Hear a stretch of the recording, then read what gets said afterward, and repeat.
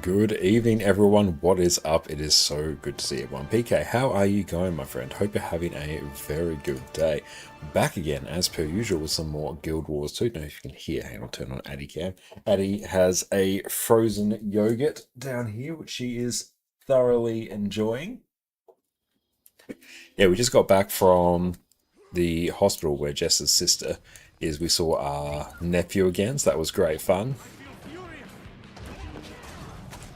We literally just walked in the door about 5 minutes before we went live today.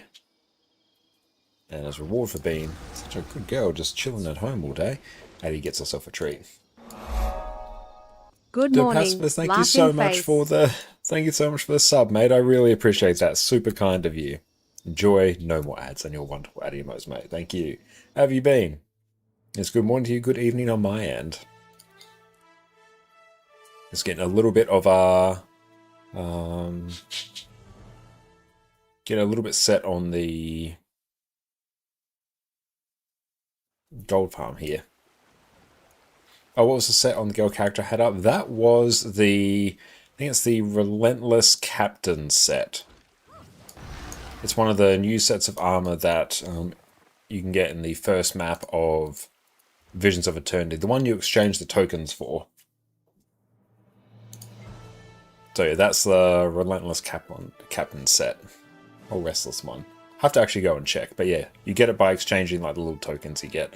Else it's like cataclysmic amounts of gold. Do the token route.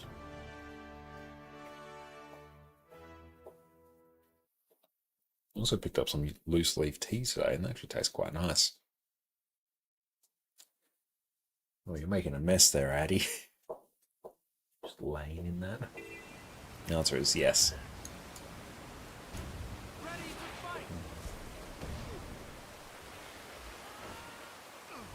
Oh. Nice. That's done.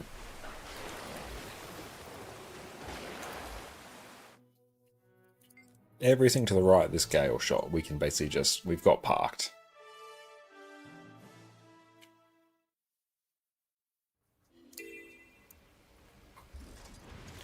So it's ticking off on a huge amount of the map currency that we need for the Aquabreather. That's nice, we got all the PvP rush achievements done yesterday. So riding high on the completion of a few reward tracks there, so that was quite handy. I pursue the bark of the bright leaf in a race against death itself. Help a young one in need. Join us. And boop. Nice. So there's definitely less people doing the mirror farm now that it's not as profitable.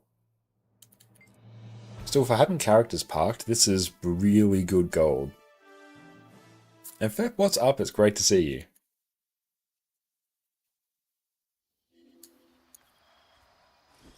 Where is it? Oh.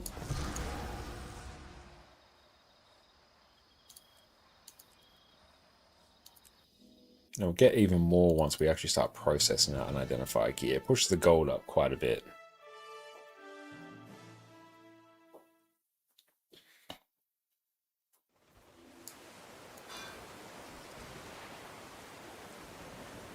Oh, perfect.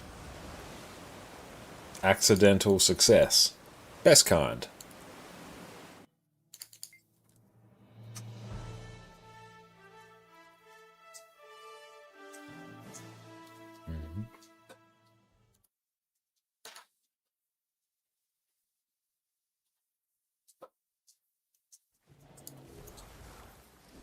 Alright, where are we at? Okay, over here.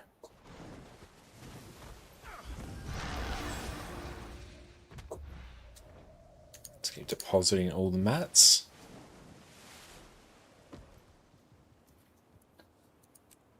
Can it be surprised you still need gold after all these times? I guess it makes sense that you have two accounts. Absolutely, and honestly, gold is something you're basically always going to need more of. Because even once you have full legendary in every slot, you have all the skins you want. There's still quality of life items you can start going for as well. You can max out your homestead which is, you know, thousands of gold. Well, why'd I do that? Oh.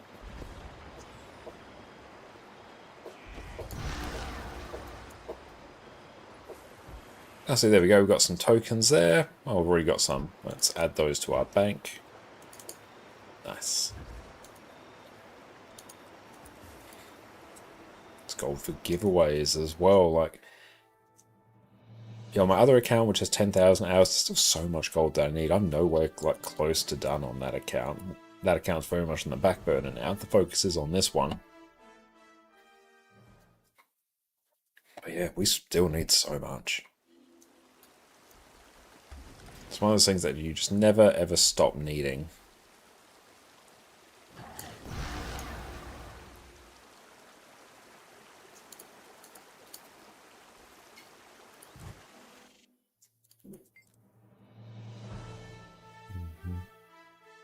Cool, we're on 8 gold, 30 silver. Since we started just doing this little farm.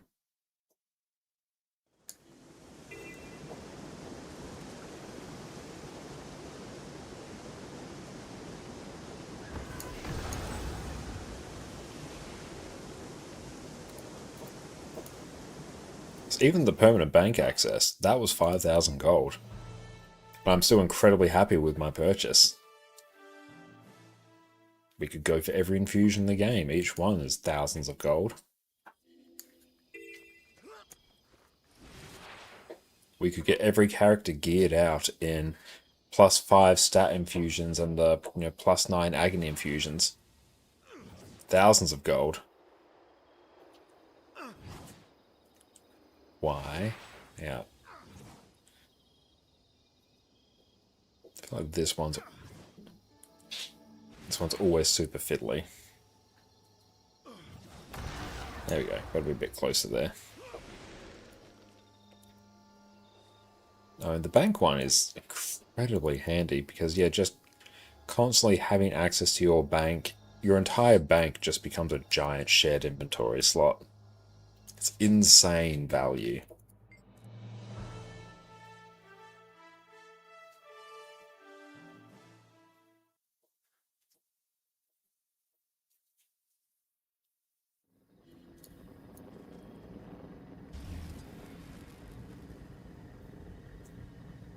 Right about there.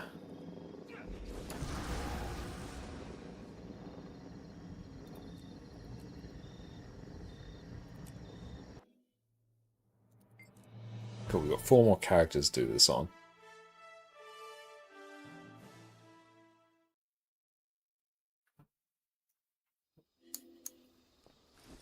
And we'll see how much gold we get once we actually process our gear.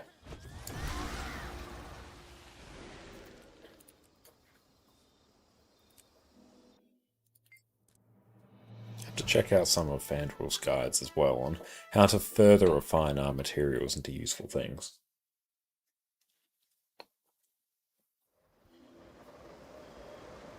Oh, we got the meta going here. Nice.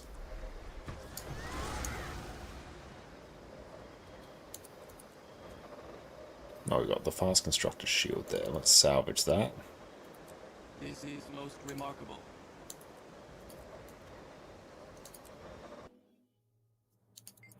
2 more.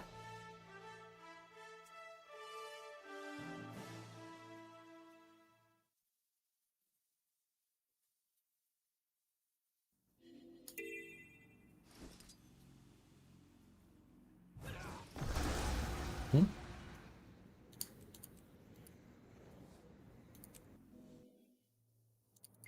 1 more now.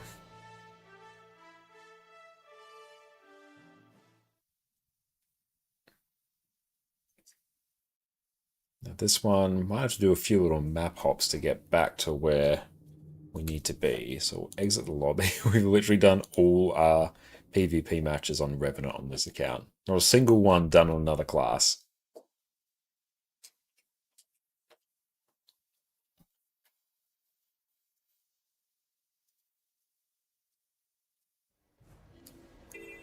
Oh, perfect. I need to do 1 little map hop.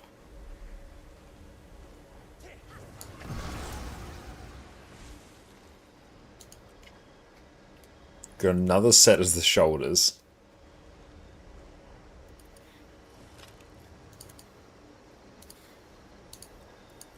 Okay, so that now has us on 15 gold profit. Let's head over to this character. The one that has our big chungus inventory. Then we should be able to refine this down purely by identifying an identify gear. Let's go Alt, go A4.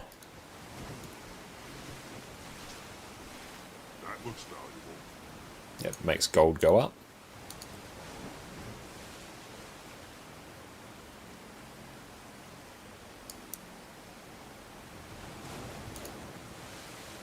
And then here, let's go 182.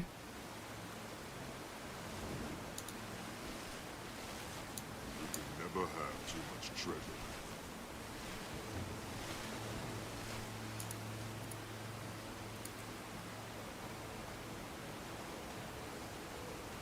Okay, it's actually making our gold go down a bit, but that for us to actually make good on all this gold that we got, we have to actually sell everything on the trading post, which would be an absolute nightmare for green gear. That just wouldn't happen. That looks valuable.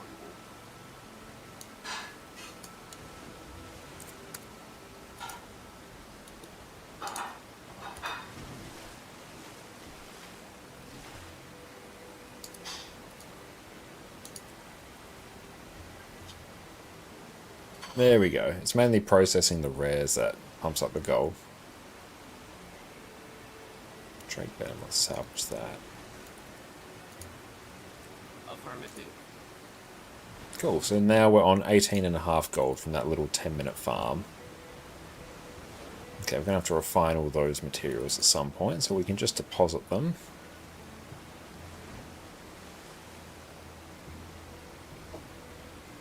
Ah, that's not the materials. Let's just drag all other materials to be refined down here.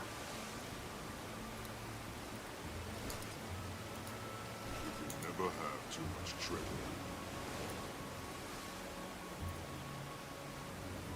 Okay. Yep, 18.6 gold.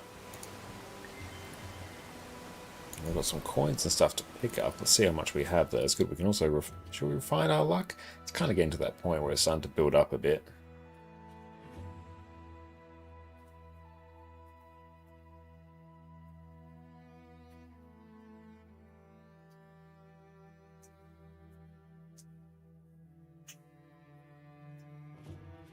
And in terms of fractals, does anyone know what are sort of the go-to Omega builds for fractals at the moment from the new specs? Like what's really popping off?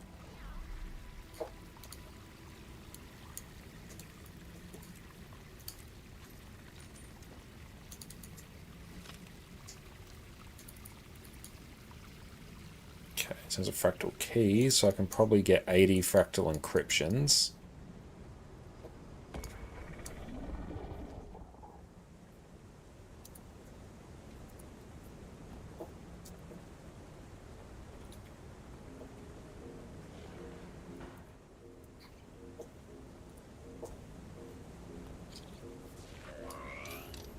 Cool, so that's taken care of. Let's go refine this stuff, because then we can actually consolidate it down.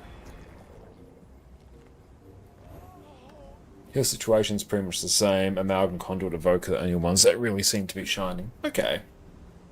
As in, like, Condi Conduit? Or is Power Conduit carving out a bit of a niche for itself? Been meaning to try some more Amalgam as well.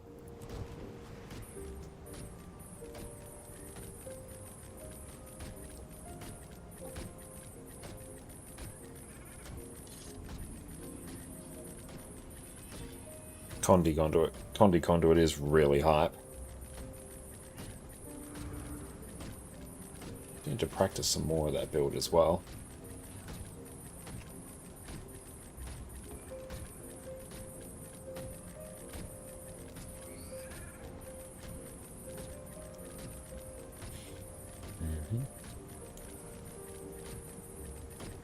So it's a stack of luck per End of Dragon's legendary. We're probably going to get to the point soon where once we have enough stacks of luck for every Ender Dragon's legendary, I can stop stockpiling it really and really start consuming it to juice this account's magic bind.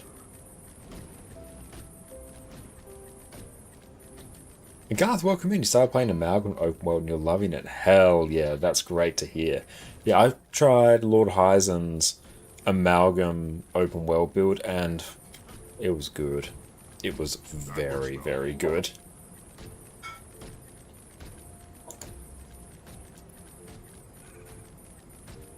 Let's finish there, Addy.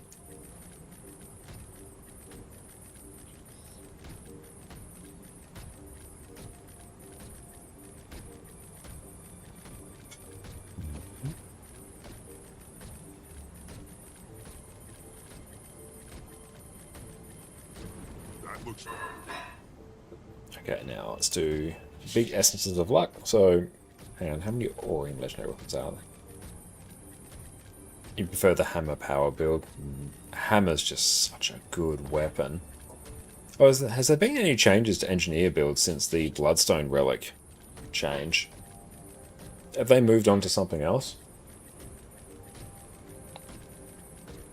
I imagine it probably makes like Fireworks or Thief much more competitive than they otherwise would be.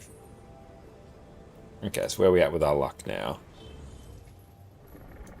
No, we'll just put that there. We are the proud owners of many luck. I should actually do some of the Grandmaster Mark shards and actually get some Ascended weapons with them at some point. Probably. Okay. Now in terms of refining other things, Bloodstone is pretty slow ramp up time, so use when things survive. Okay, that's interesting. Let's check. So I imagine for fractals, like power amalgam is going to be pretty bonkers.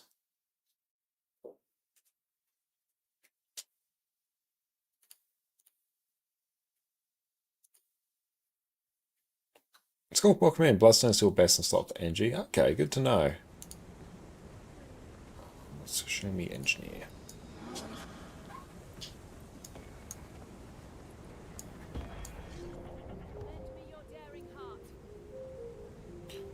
Show me refinement.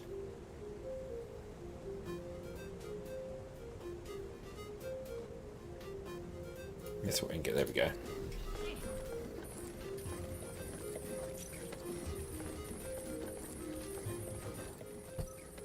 I really enjoyed using Gale Shot and Fractals as well. That was really, really fun. Oh, there's so many. Condition Amalgam, one kit. There's so many Amalgam builds out already.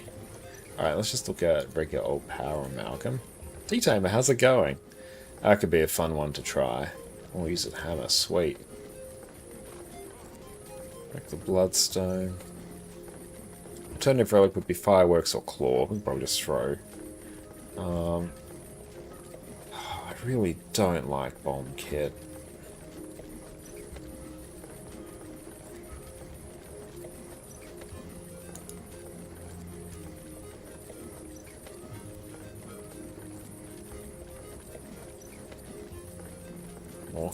So I love it how it has like a 2 out of 5 on the difficulty scale, then yeah, it's got so many extra steps here.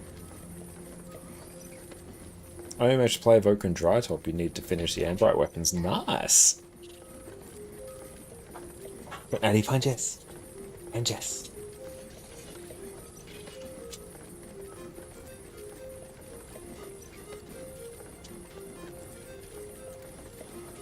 It's upping our gold. Very slightly, this is actually making us gold, just a pure act of refining here. It's making us about 2 extra copper profit every time we refine.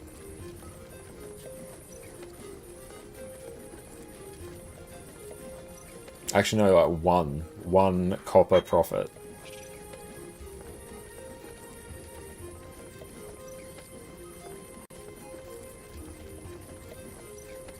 That's good. I've honestly been meaning to do this for a hot minute now. Oh, thank you so much, Jess. Jess is absolutely wonderful and has made us a beautiful dinner of penne bolognese with garlic bread. Thank you. That looks absolutely epic. I'll do my best not to spill.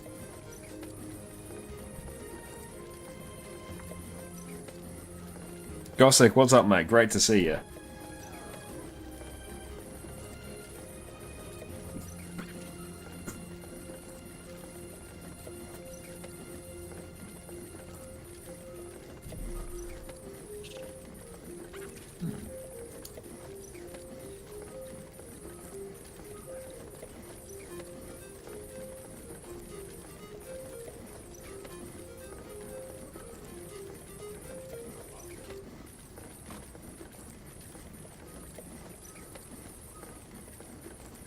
It's so much elder wood to process.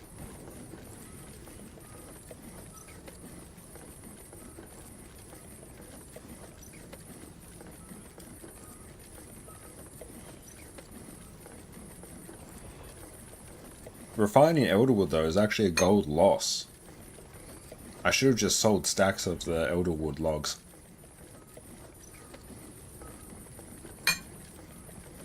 How very not professional of me.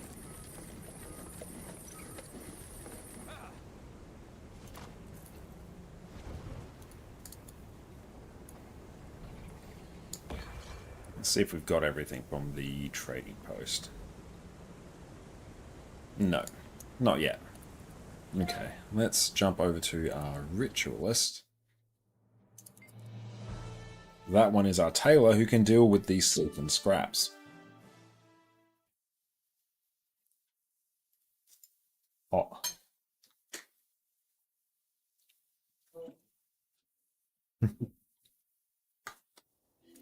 Wasn't expecting how hot that was. Okay. Ooh, should add those to the bank. Another thing we can do to actually generate a bit of gold from karma, actually. Let's combine that. Alright. Mostly taken care of.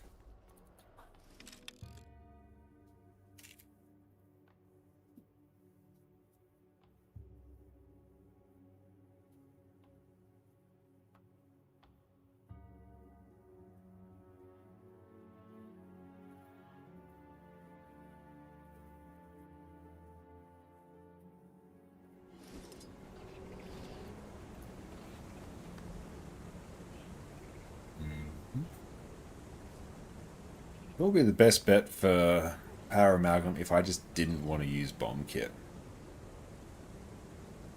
If I was just ideologically opposed to the concept of Bomb Kit.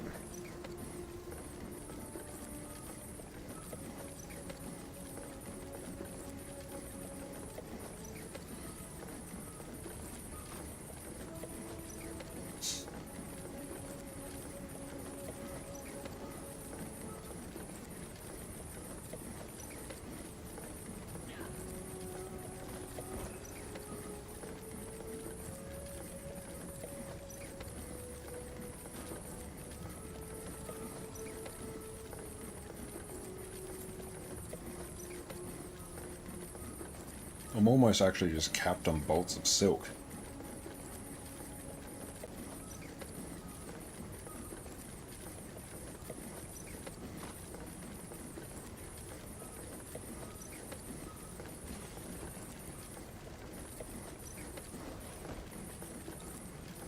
Good in the gem store. That's worth picking up.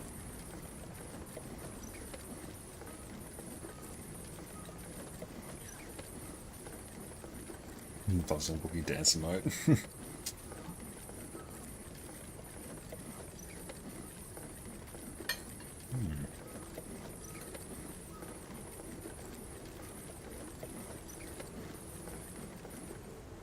Mini guardian angel blush, that's so cute. Okay. So I might even just sell a bunch of these.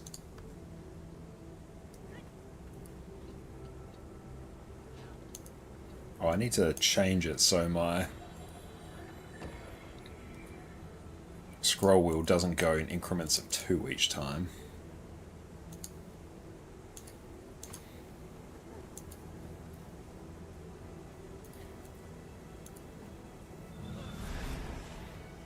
Okay, I'll actually take a look on efficiency as well.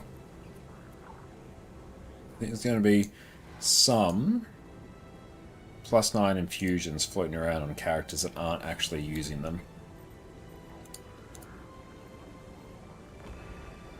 So let's see what they might be.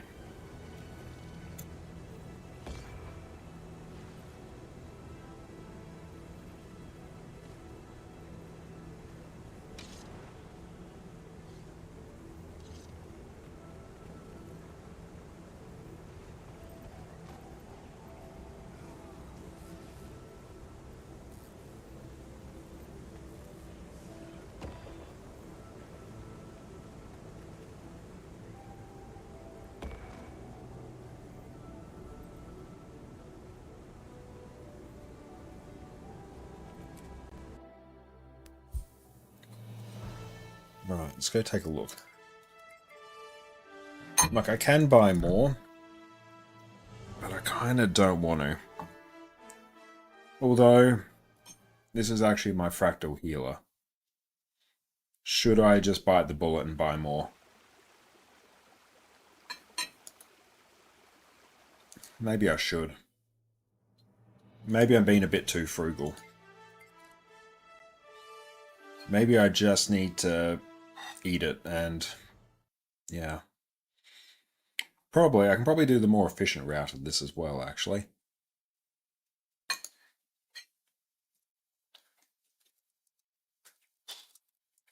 I'll just check what the most efficient gold making way is. This is maximize resistance, cost-efficient methods.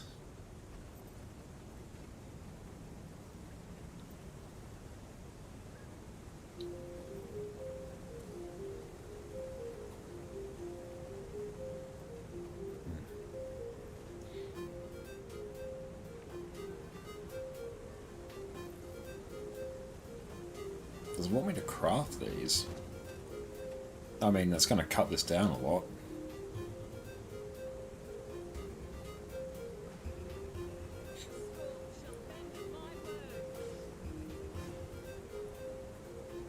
So I need 3,200 +1 agony infusions.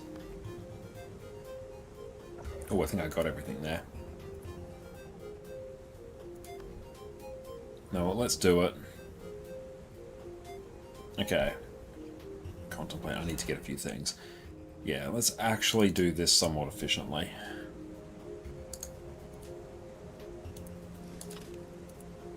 You can never have too much treasure.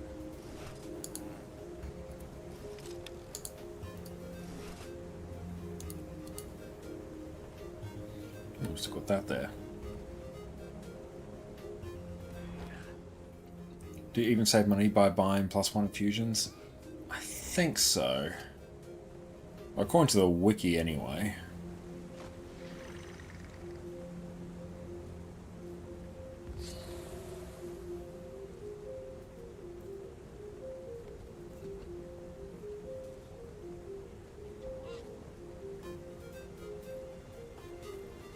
How much is it worth?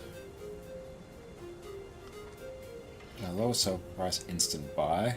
18 slots for 150. Yeah, let's go calculate. Oh, cool. Hang on.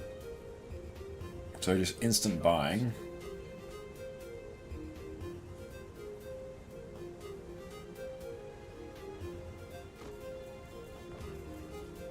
Okay.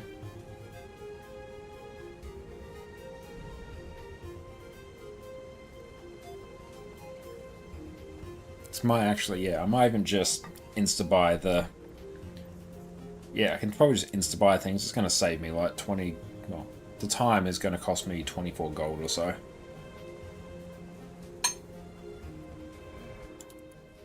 Which, hey, we'll make back doing this. Done.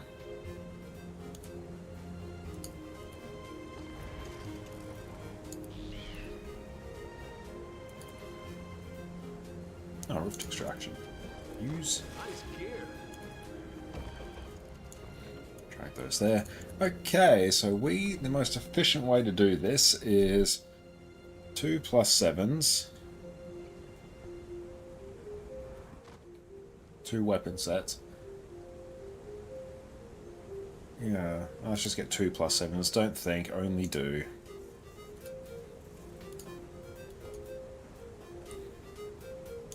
So it's on a bit over 500 gold.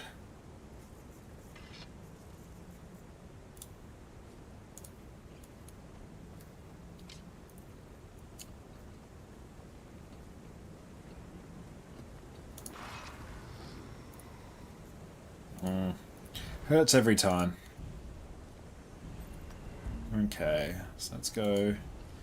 We got the... Oh, cool, we just got the Berserker set. Oh, look at you, very stylish. Okay.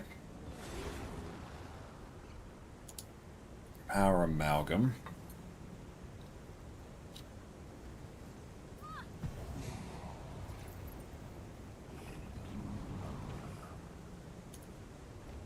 Need an Ascended Hammer.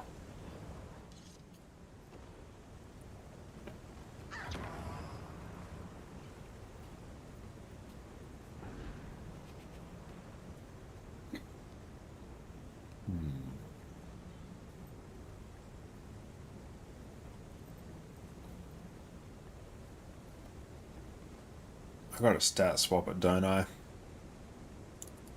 Yeah, I do.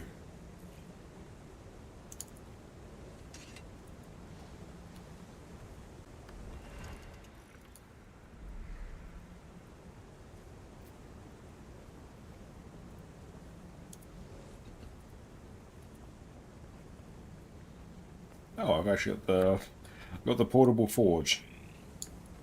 Forgot I had that. May Lissa aid you. Anthology of Heroes. The Spirit Shard cost is actually the thing that hurts the most.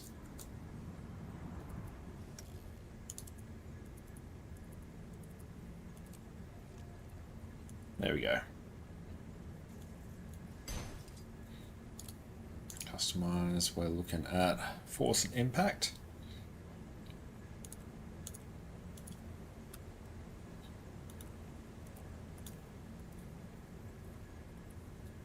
Force and Impact. And here we'll just pop the 2 plus 7s in. Yeah, just play more Guild Wars 2. Yeah, that's it. I just literally need to play more Guild Wars 2.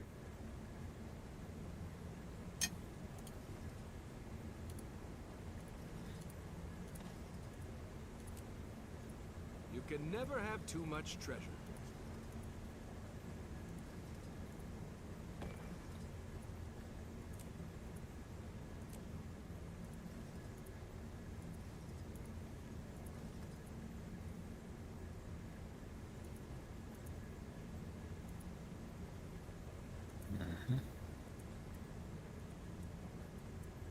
Exactly 150. Cool. Love to see it.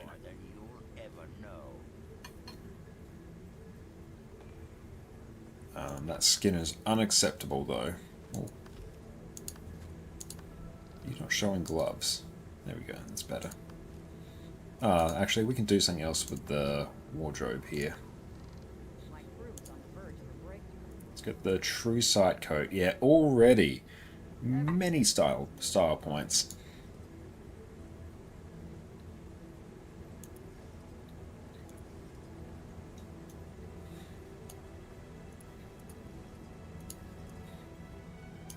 Don't know, I feel like that just looks a bit better.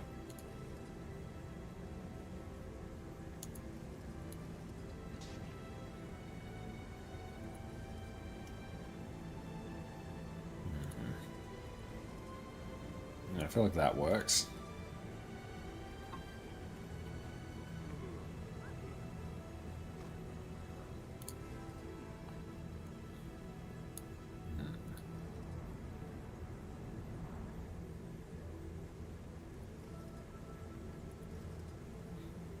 Yeah, so let's do those.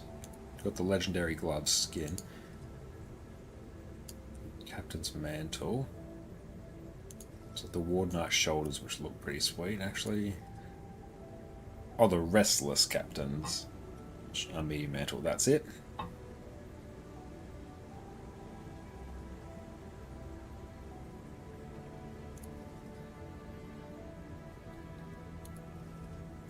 What do you require? Perfect. Outstanding. Weird little veil there.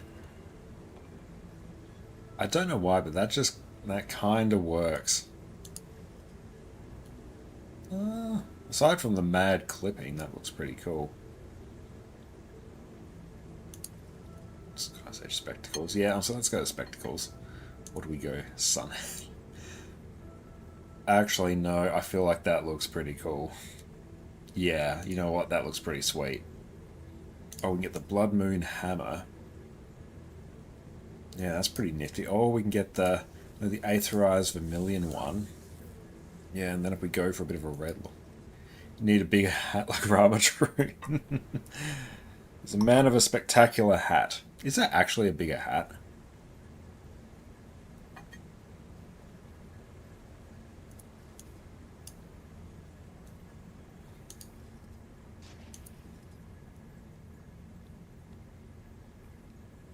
You know what?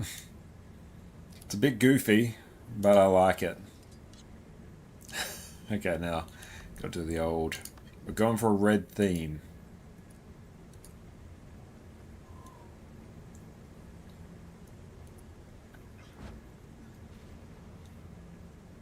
It's cooler than anything I could do myself, honestly.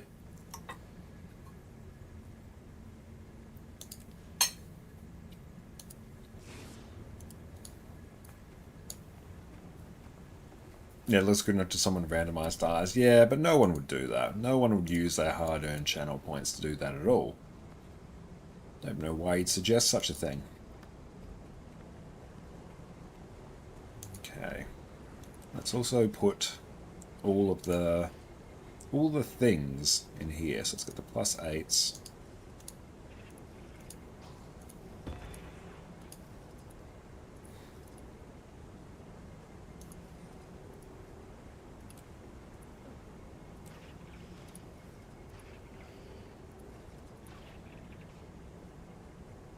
Thank you, Gotek. Good news though, I can do it on this set.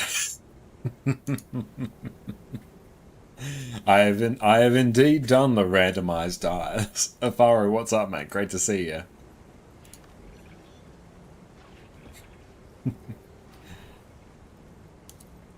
Exceptional planning on my part.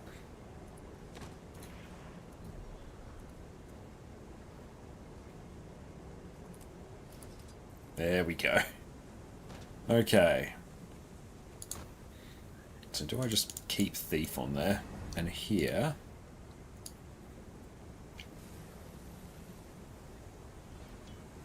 Oh, Gossett, create a custom command. Okay, well done. Yeah, Gossett, feel free to DM me on Twitch. Not Twitch. Discord. DM me on Discord and let me know what kind of command you want. What the trigger is, what the response is, let me know. Well done.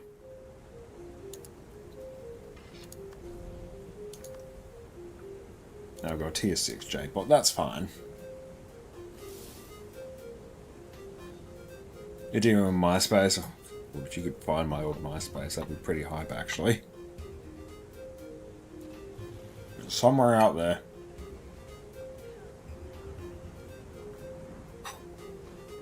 You know what, in the age of Facebook honestly turning to shit, I miss MySpace. MySpace was amazing.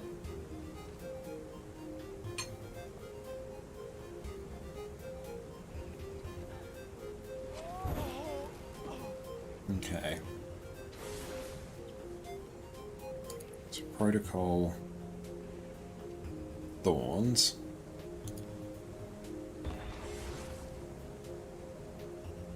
Let's check the build. Okay, no, everything else is fine. You never had Facebook, honestly. Nowadays, you're not missing out on much at all. Facebook's an utterly cursed platform now. Full of AI-generated content, conspiracy theories, and boomers.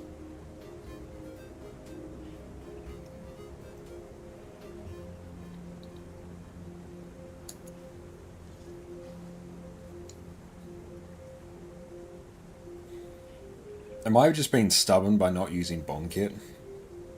I'm thinking back when it was good either. A fair assessment, honestly.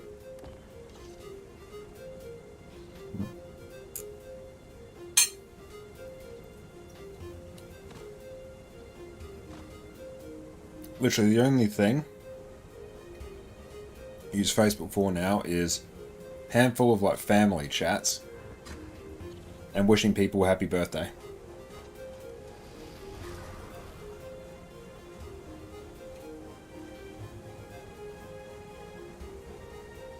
Okay, you know what? I don't want to use bomb kit. I'm going to see how do I use it. So it's 5, 4, 2, 3. Maybe I just do it. Figure out how to remember someone's birthdays. Oh yeah, it's like insanely useful for that.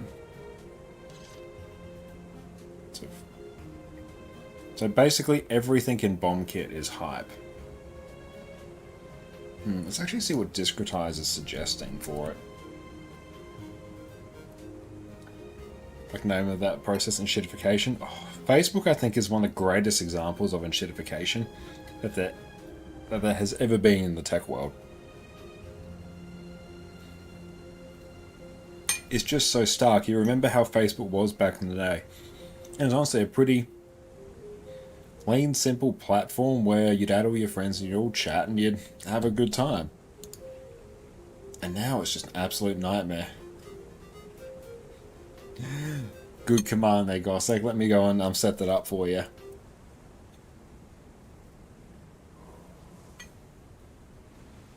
No, maybe I'm being stubborn.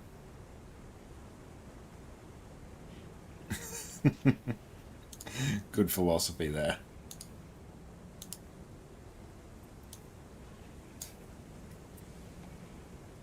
Chatbot, chat commands.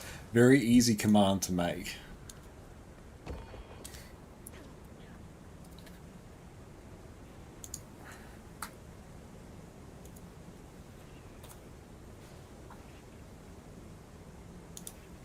There you go. It's active now, Gossek. Give it a whirl.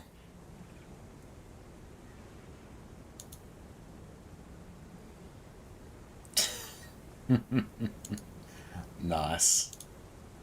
So what's Power's Quick Scrapper rocking?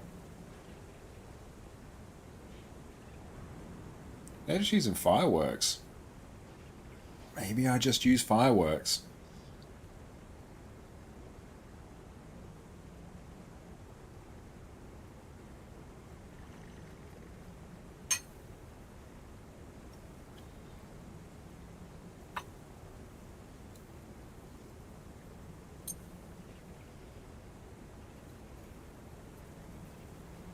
True, and Uber Eats is an absolute nightmare as well.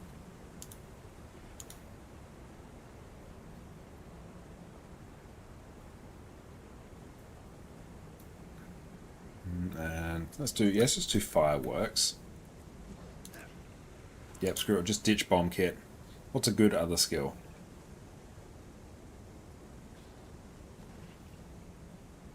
Oh, maybe just like that.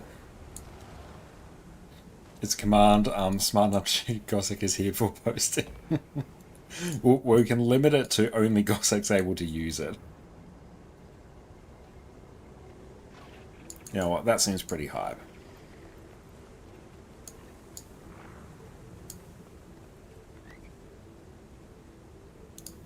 Let's just kind of see what we can hit. Yeah, Discord site hasn't been updated in a while. Yeah, I went to check it a little while ago to see, if they'd suggest any new builds, and I saw that hadn't been updated. I just wanted to see, what things they were recommending for adjacent builds. Like the Power Quick Scrapper. Similar build to Power Amalgam, so I just wanted to see what they were suggesting.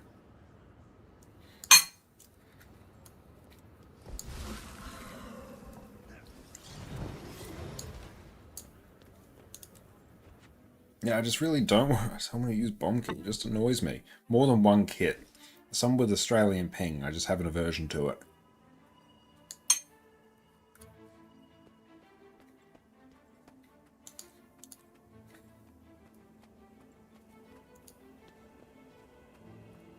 Yeah, scrap bills from full blustering release. Damn, is it that old? Nah, screw it. Well, I'm not running bomb kits, so there's no point in me running. There's no point in me running Bloodstone. Practice your skills using our state-of-the-art. Is it dependent on me like pre-casting bomb kit to ramp things up? So honestly, if it's a bit dependent on pre-casting,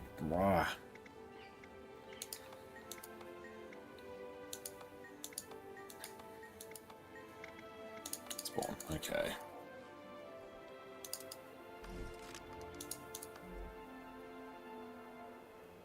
$7 months ago, so in April. Okay.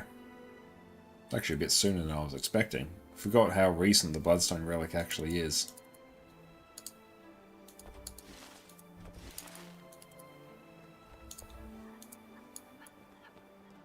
Alright, so Power Amalgam. What are you doing? Why do you exist? Thunderclap.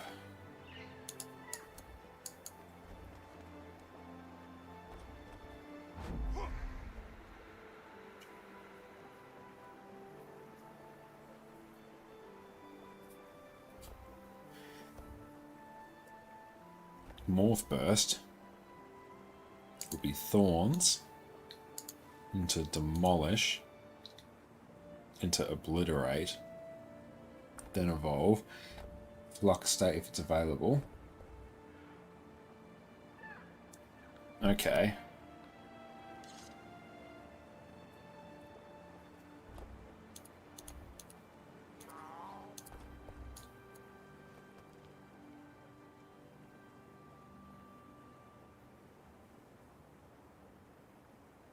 Thunderclap, Detonate, Electro Whirl.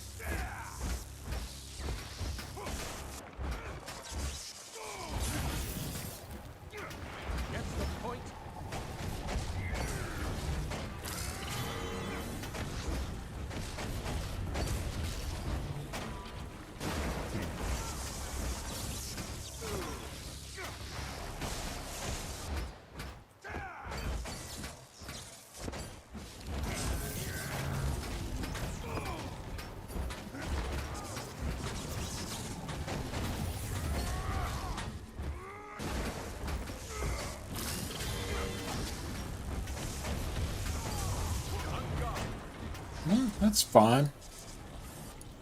It's very, very chill. That's like... It's not a great loop there I'm doing. Also, because what I'm actually struggling with is the uber long cast time of Offensive Protocol Demolish and then rolling into Obliterate. I'm just not queuing them correctly. But honestly, it's pretty chill. Just hammer 5, hammer 2 off cooldown. Do the combo of literally spamming everything along the line, Flux State if it's available, go back along the line because you've refreshed them with Evolve. Props have Prismatic or Plasmatic State up and running just for the strike damage modifier. Use Grenade Kit if you've got nothing else to do for a bit. Yeah, that'll work.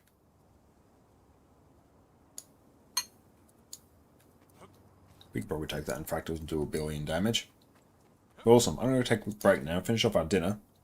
Stretch our legs, see you in a few minutes, then we'll go and blast some fractals. Welcome back, my Guild Wars 2 aficionados. Have you ever found yourself in a boss fight, happily mashing your buttons, drowning in all these flashy effects, and ever thought to yourself, oh, quickly, it's Amalgam. Thank you, we'll be right back. Why, hello there, everyone. We're currently living in a turbulent time in Guild Wars 2. We have balance patches every few months, we have a new expansion launching next month, elite specialization weapons are being made available wholesale, runes are getting turned into relics, things are changing. But amongst the chaos, something has risen.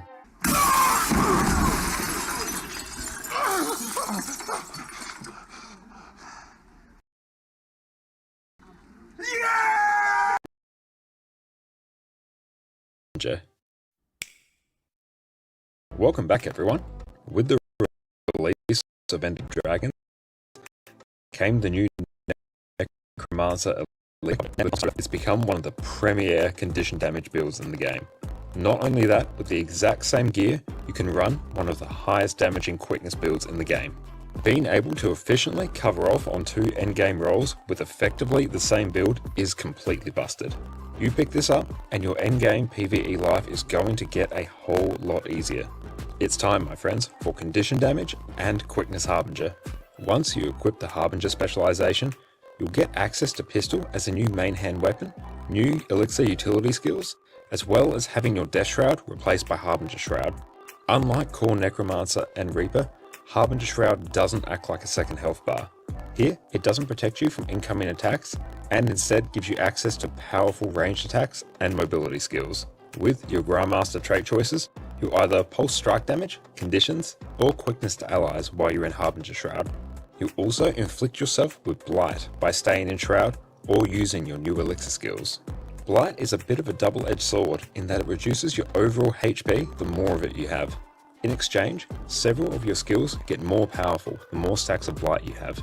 You'll regenerate health based on your total Blight, and various traits will increase your overall damage. So, one focus of your rotation is going to be building up Blight, consuming it to juice up your skills, and then building up your stacks again. In terms of your Harbinger Shroud skills, you have access to Tainted Bolts, which will simply fire bolts of energy that explode on impact and will inflict torment on enemies near your target.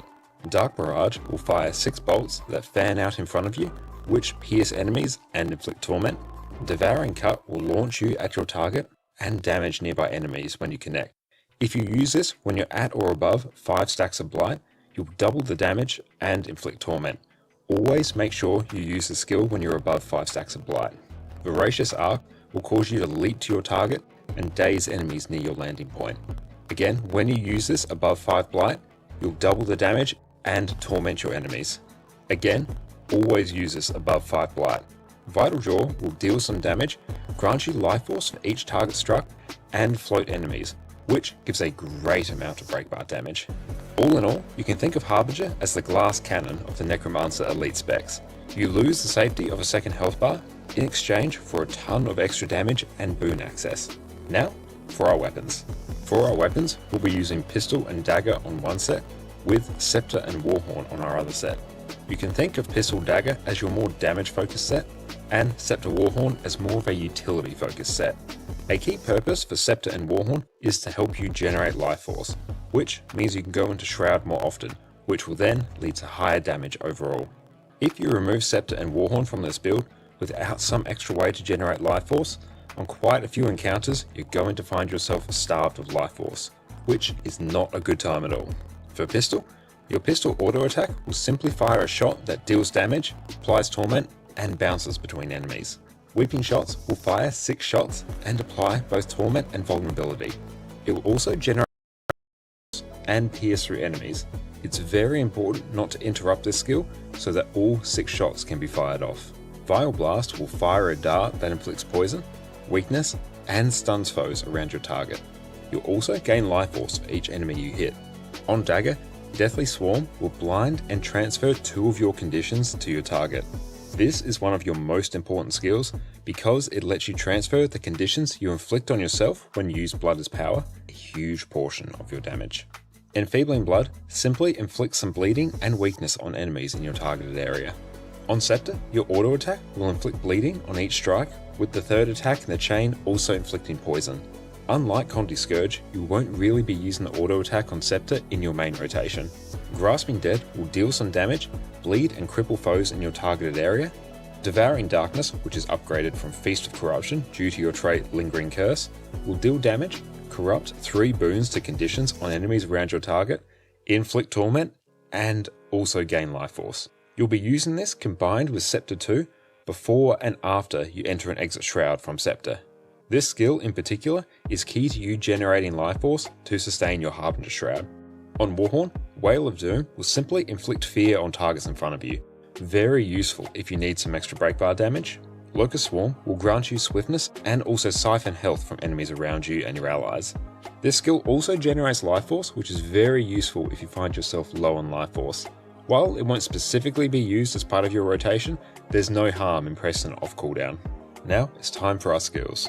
The core skills for both the condition damage and quickness Harbinger builds are the same, with the Condi damage build having a bit more flexibility in terms of what skills can be swapped out. For your heal skill, take Elixir of Promise, which will heal you and grant you regeneration. It will also poison enemies in the targeted area and inflict 10 stacks of Blight on yourself. This skill is important to maintain Blight stacks on you, which enhances your condition damage and health regeneration. When you're above 5 stacks of blight, it will deal extra damage to enemies and the poison will last twice as long. Blood's power finds its way onto basically any condition damage necromancer build. Here, you will inflict exceptionally long duration bleeding on your target, grant might to nearby allies, and apply torment and bleeding. And we're back. Welcome back, everyone. Sorry, there seems to be some audio issues with the YouTube video that was playing there. It's a bit weird because they are streaming locally. Maybe I have to go through and re-encode them, I think. So I might do that at some point. But yeah, let me know if there's any residual audio issues now that we're back, because sometimes that can happen, which I know how to fix that. So hopefully it's good.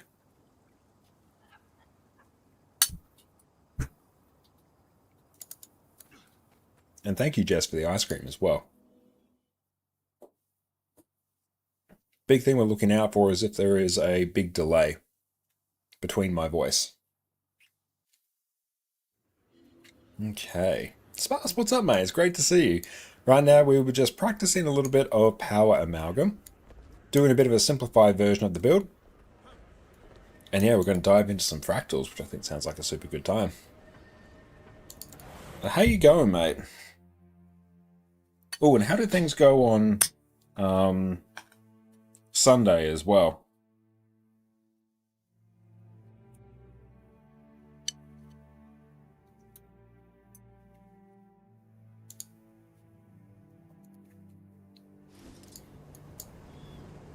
Okay.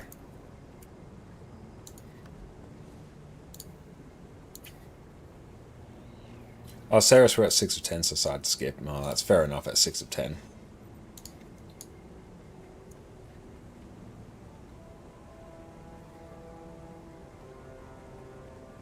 Okay, so let's go DPS /D /P DPS. There we go. Here I might actually start off on Conduit.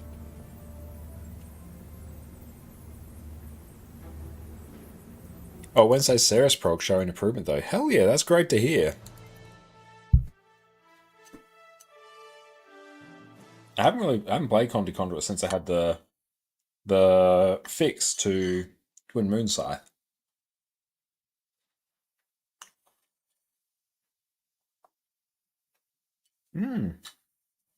How are you finding Scourge compared to Chrono?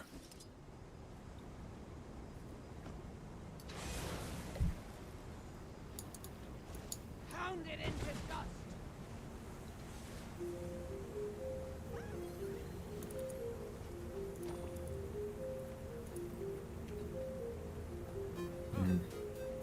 Should probably update killproof.me.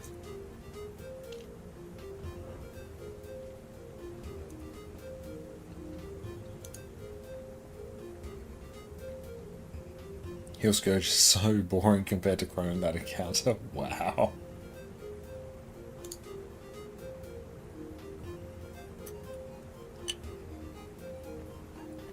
So it will get you on DPS, then you really don't need to do anything.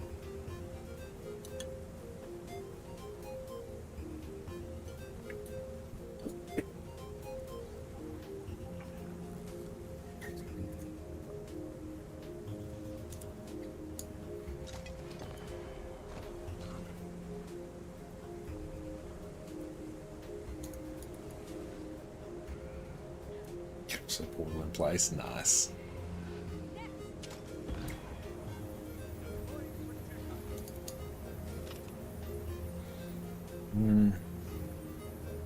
Do I just be lazy and use regular torment food? It'll be fine. I can't be bothered using the actual proper Conti food, so we just won't worry about it.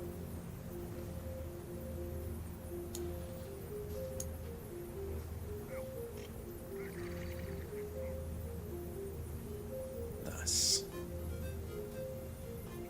Oh, I should actually refine. Now I'm actually on this character. I should refine my Lucent Motes.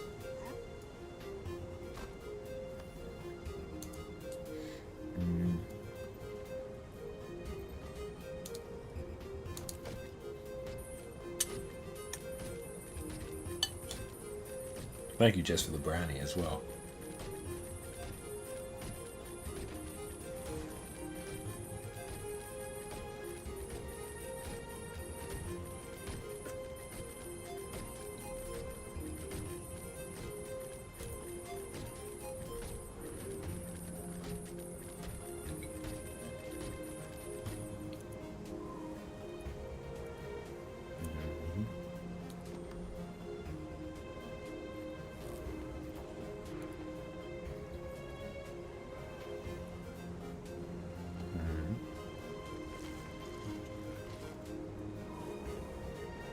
Oh, nice, we got peeps.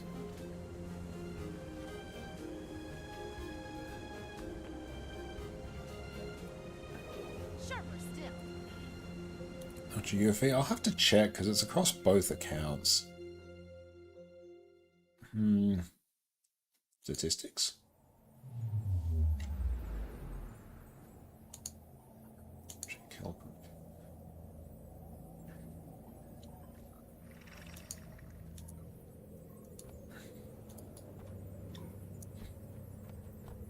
Now, what is my...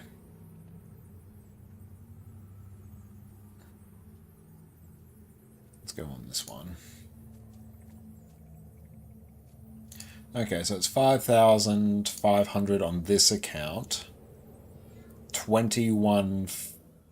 Basically 22,000 on my NA account. 800 on another account. So we're almost at 30k. Let's follow the Miss Badger, how's it going? No beans spilled today. We've been good.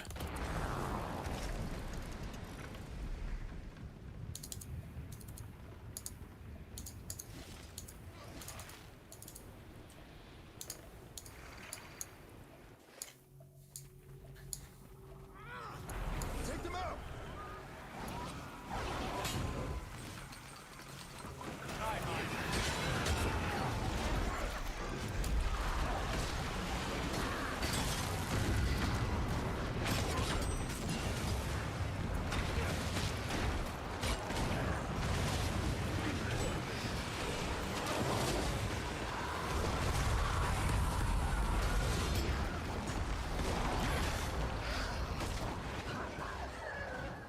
What happened to them? I'll be over here. I didn't realize that I'm close to 30k UFE. I see. Something in the dark. Arya? How?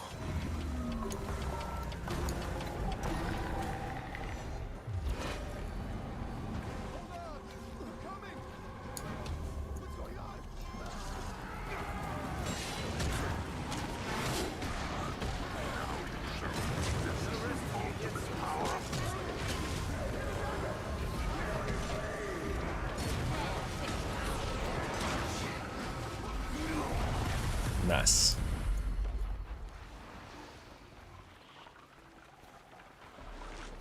Down we go.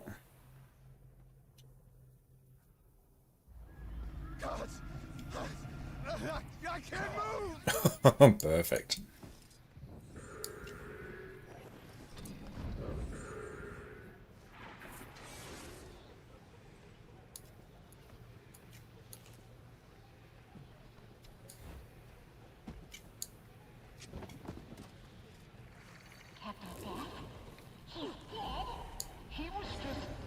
We can begin. Oh, I think I'm on Celestial.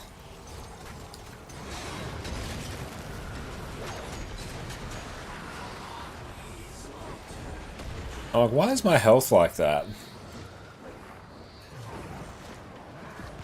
Oh, Jokes doesn't answer that.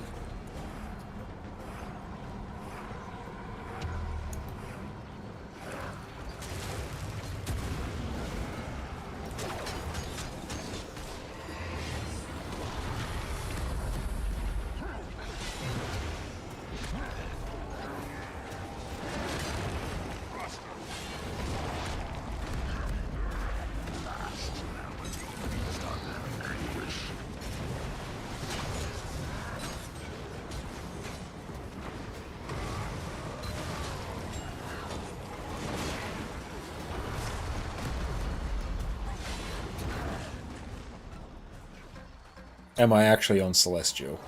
Shit, I am. Do I have AR? I just have enough AR.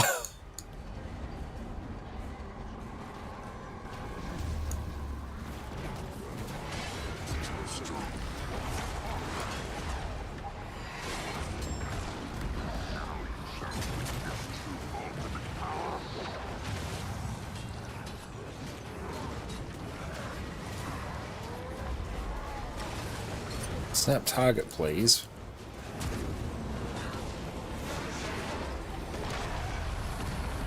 Is this an A? No, this is a U.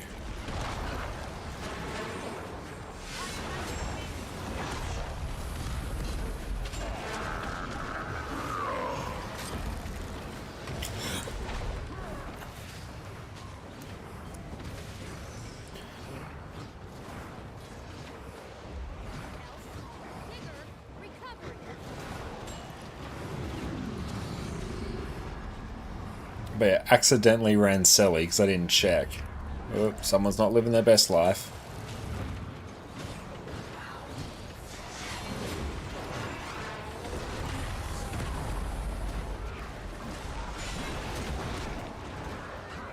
Yeah.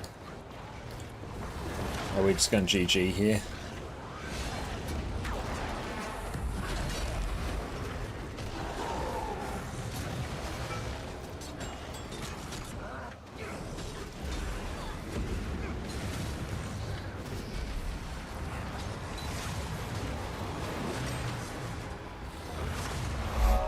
Ladies and thank you for the follow. Yeah, honestly, like, DPS is how it is because I wasn't bothering to revive the person and everyone else was. So you can see the DPS gap is starting to fill a bit now.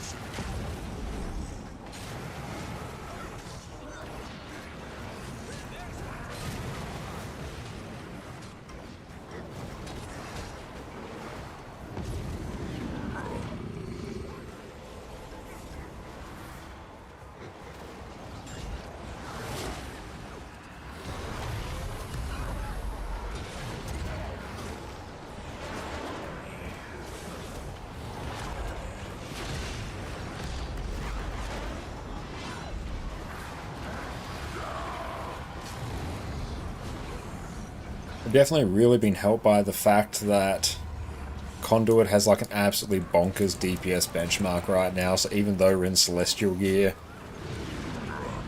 this isn't like the worst thing I've ever done.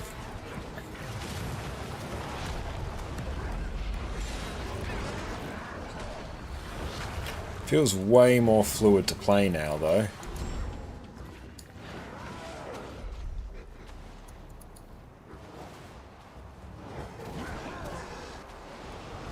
Ah.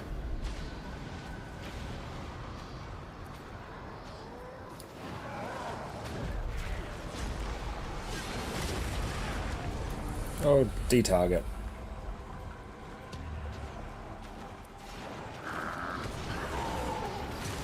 Amir, what's up? How's it going?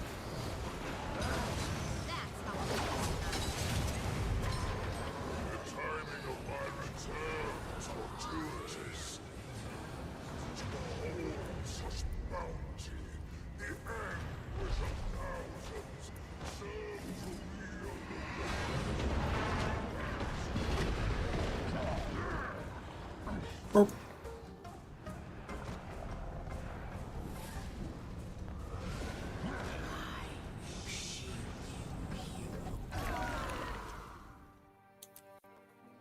Well, means I actually get to run the right gear.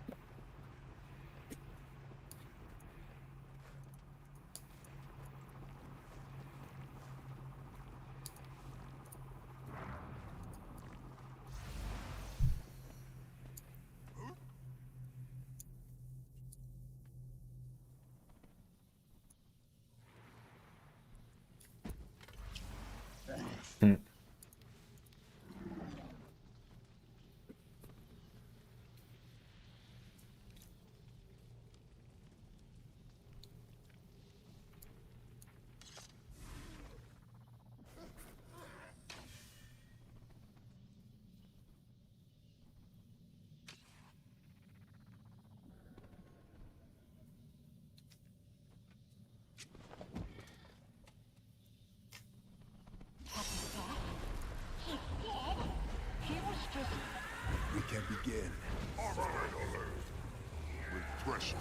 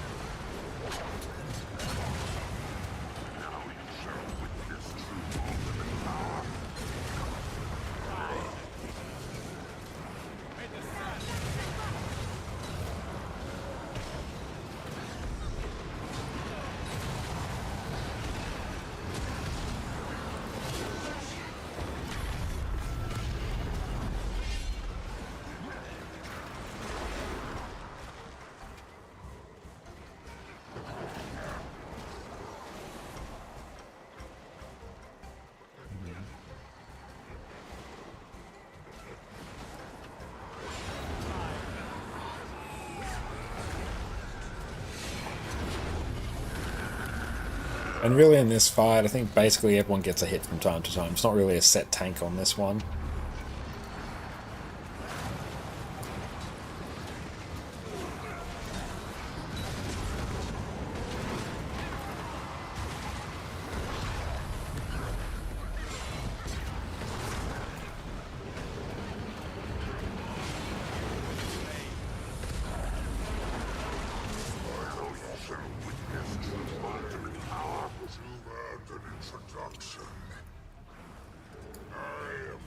Nope, someone else has that.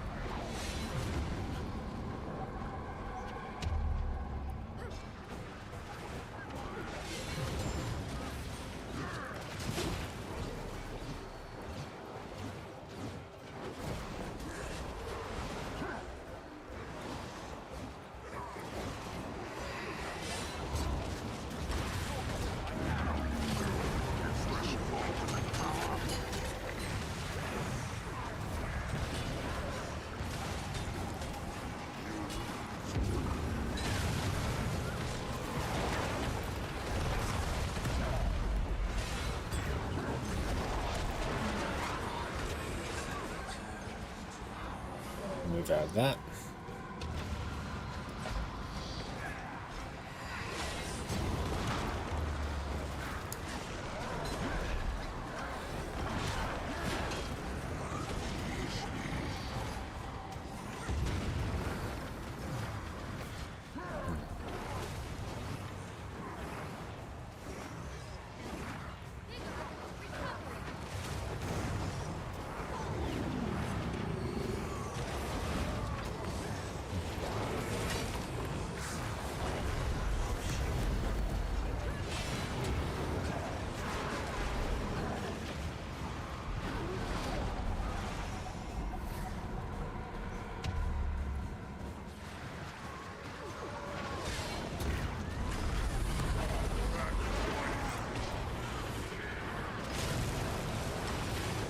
Oh, get out of that.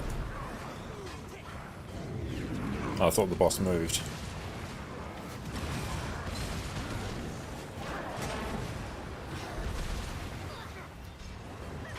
Oh boy, that was terrifying.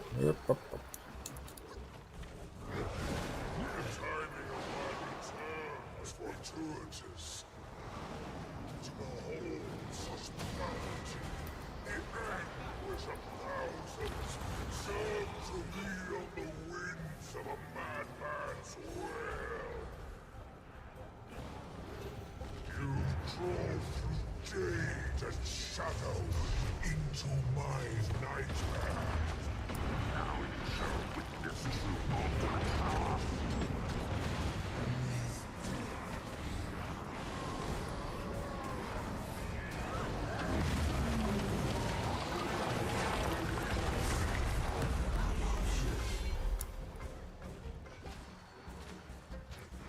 This attack is always terrifying.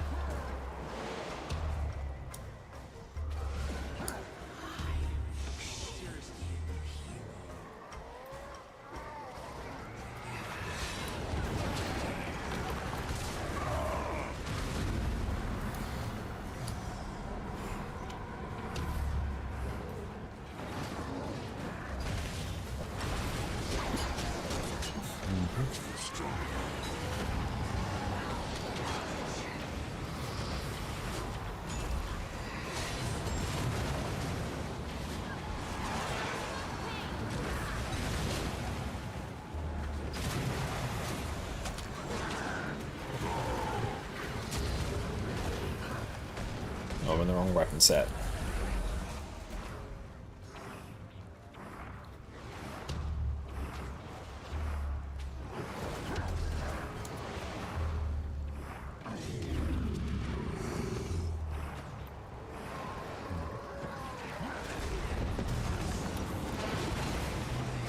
Wrong weapon.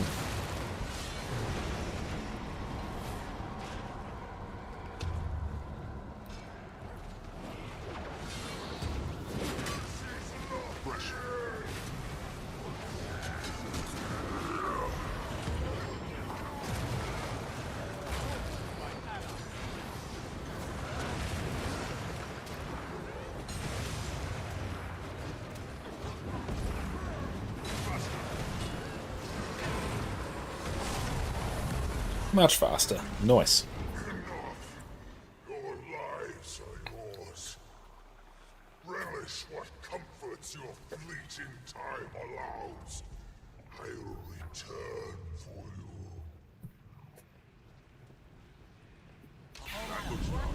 Almost corpse. At least you sent him back to...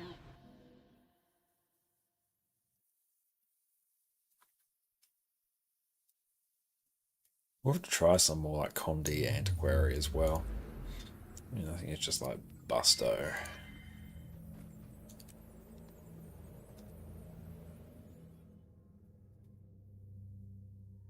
What's my agony here?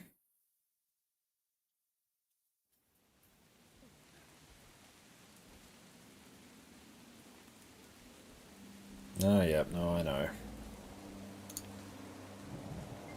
Oh, you know what? Screw it. Can't bother fixing it.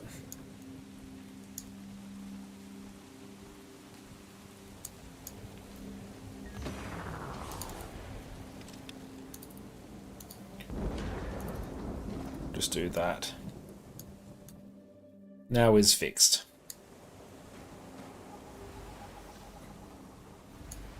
I don't want to hurt you. Alright. You need to leave. I can't. I said leave! I trust you.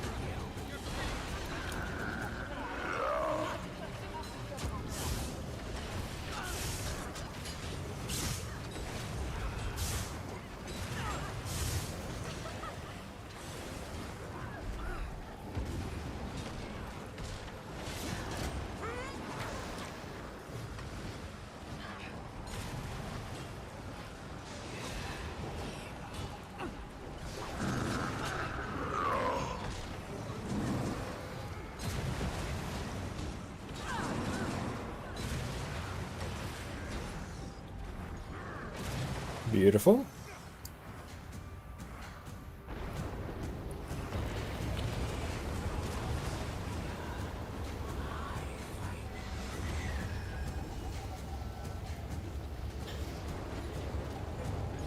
DPS were pumping pretty well. Okay, this actually feels like way smoother to play, I think.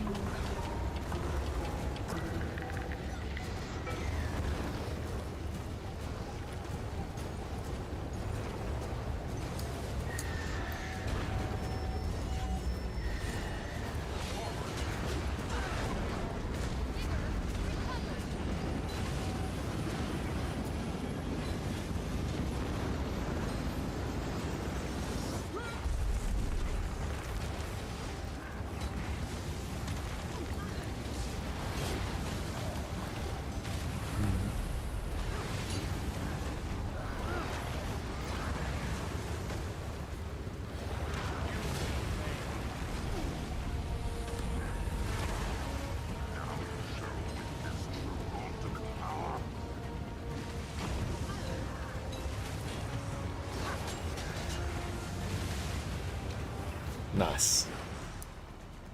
Some of your say tag 38 gives a battle. That's not like too unreasonable. If you're doing like an absolute ton of world versus world, those things will just build up. It's just purely time spent in world versus world.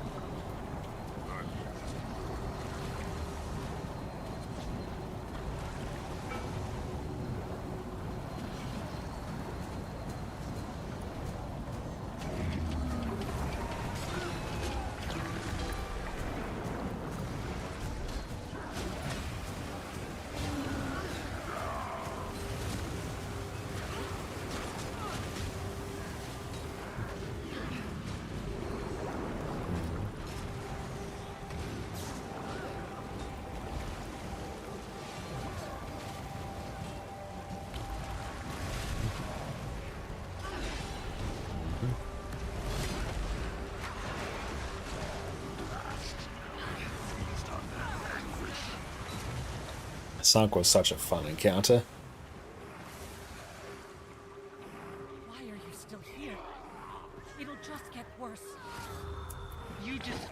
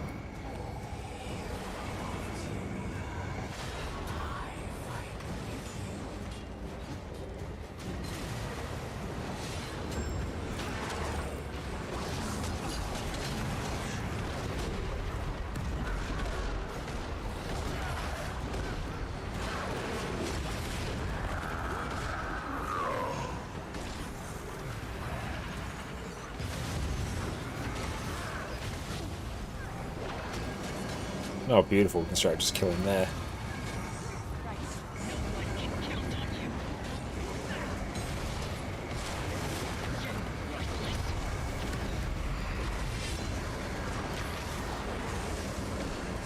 Grover, welcome in. I'm going very well. How about yourself? Right now, it's not so much testing. We are just playing Conduit. But in a little bit, we're going to be going over to play some Power Amalgam after this Fractal.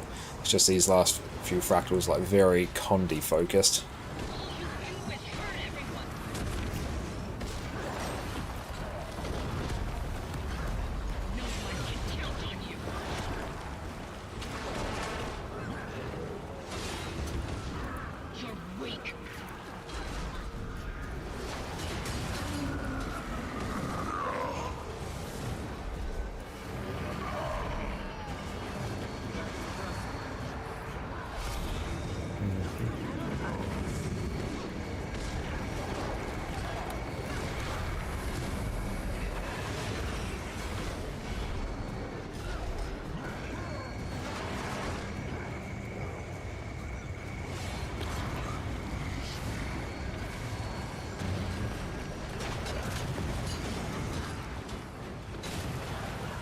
Rebel boss just opted to stay there. This for so long. Get out of here. Go. You heard me. Out. Never have too much treasure. I'm glad we could be here for her. Losing someone. Okay, now on to Power Amalgam.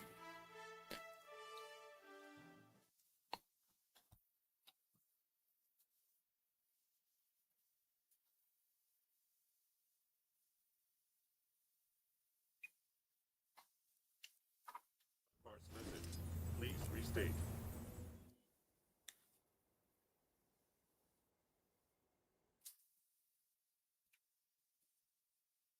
Oh, it's 95 next. Oh, is it? You're carrying some kind of natural energy. I can't determine its origin. Can't play but Power it 95. Yeah, I might as well. Well, it could be enough to protect you from the ice magic here. Can I use AED to protect me from getting nuked by whatever mechanics I have to deal with in this fractal?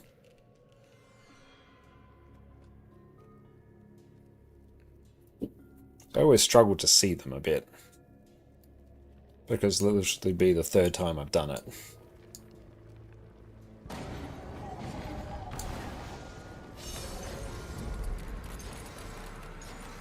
I'm picking up a massive Elder Dragon energy signature.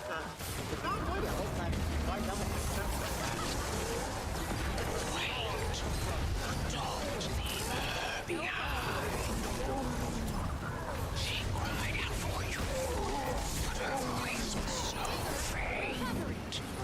Even I could barely hear down in the dark.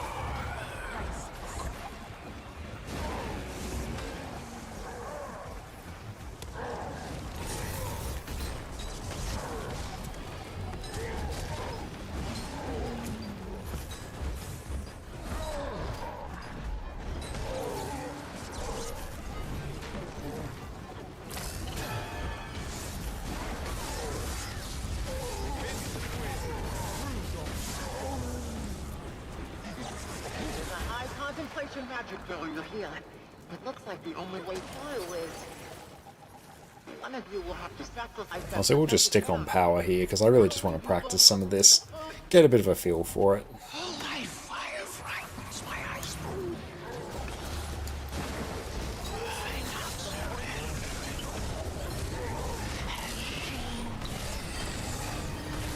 Find peace with us. This fractal should represent a real place, but it's not quite right. Classified Rebel, thank you so much for the sub, mate. I really appreciate that. That's it. There's a simple echo of someone here, and this is their perspective. You must be the bare wolf. So try to let them speak through you. You might get some contact clues.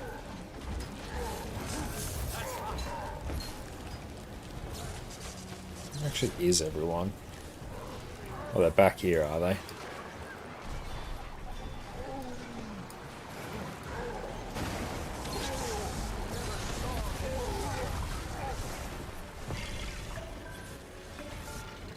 Do we CC those?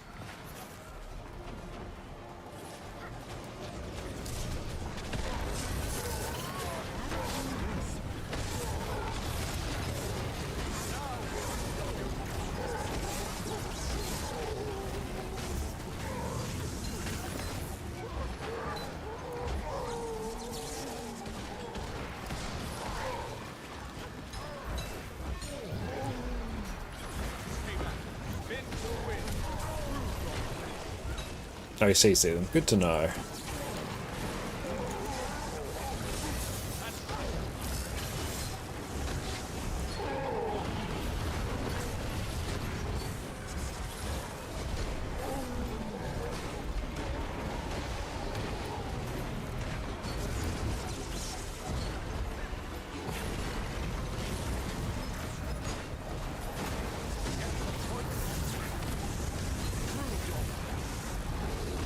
This is doing just fine.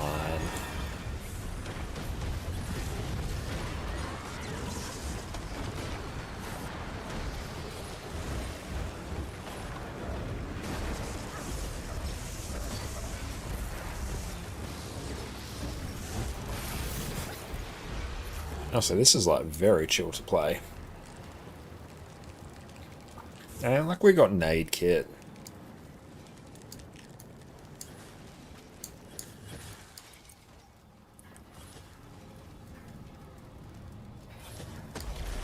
So, make for the pass. If only one reaches the others, enough it will be. Don't poison your bearkin against me. Ouch. Oh, it's painful chill. And your rage, your fear, Ouch. Brady, thank you so much for the follow. family, my brother, all lost.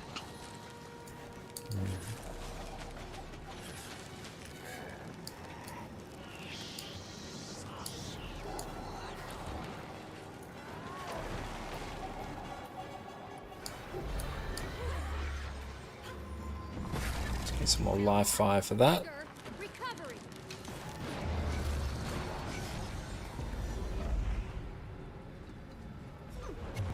Nice. Okay, must not instantly wipe. Instead of driving them away, we can build a world without loss, without grief. Know that peace is also erupted. Up. Don't say her name. Hey, are you still with me? Cool, I didn't wipe the first one.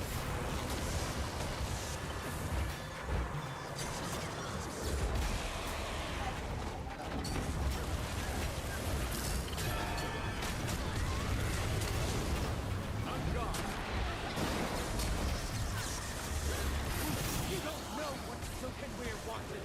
Keep her name off your lying tongue.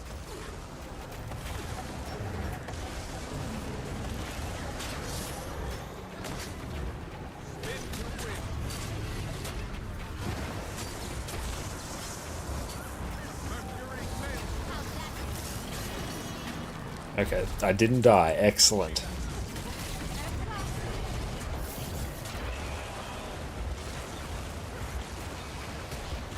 Neuro, what's up, mate? Great to see you. She wanted to go home to her family. She wanted to feel the sun again.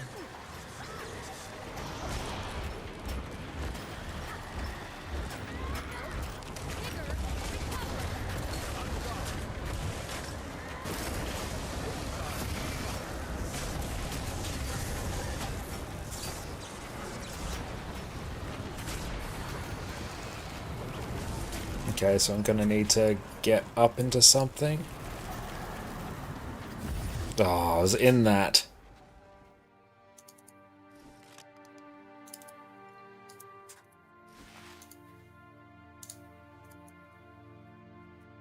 Okay, so I'm gonna have to be in them well in advance.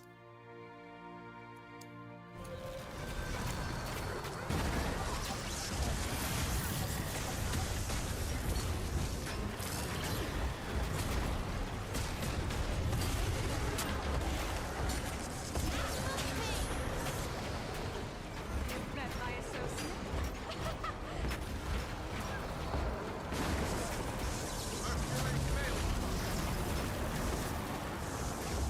Nice. Raka, thank you for the follow. Sacrifice. You feel no warmth and have none to give. Empty you are. Empty. One up, one down, repeat. Okay. See, that one I think, moved to that one too late. Even though it looked like I was in it, due to the joys of Australian ping, I might technically not have been.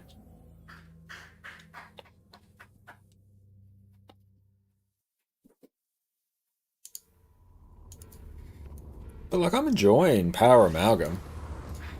This is feeling, like, real solid.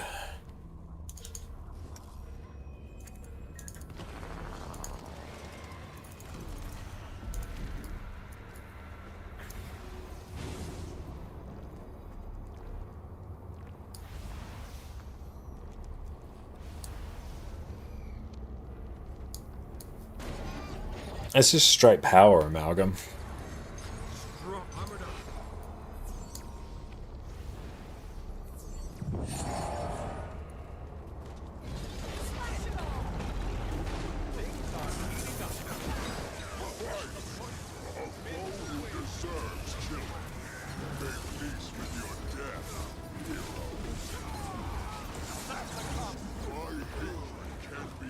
Nordenheim, how's it going, mate? It's great to see you. Hope you're having a wonderful day. Yes, everyone, make sure you head over and check out the amazing Nordenheim over on Twitch. How much ping do we get? We're on like 260 right now.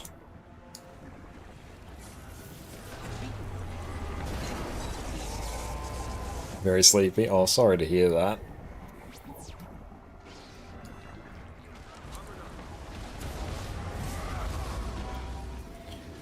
Don't know if Reaper's any good. Yeah, Reaper's fantastic. It's been fantastic for a very long time.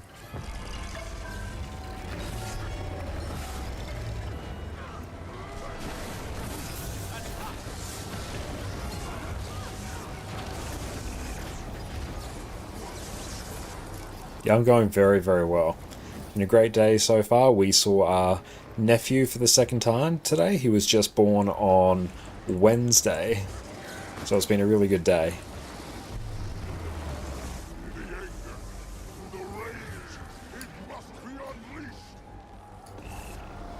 No, that's right. Feel free to ask any questions you want, but no, it's a good question. Yeah, Reaper is very, very good. It has been for quite a while. It's not going to be as, like, overpoweredly strong as some of the new specs that were just released in the, you know, most recent patch. Most recent expansion. But that's entirely because, you know, it hasn't had the, well, the other builds haven't had, like, the random balance yet to bring them back down. Whereas Reaper's been around for, like, yonks now.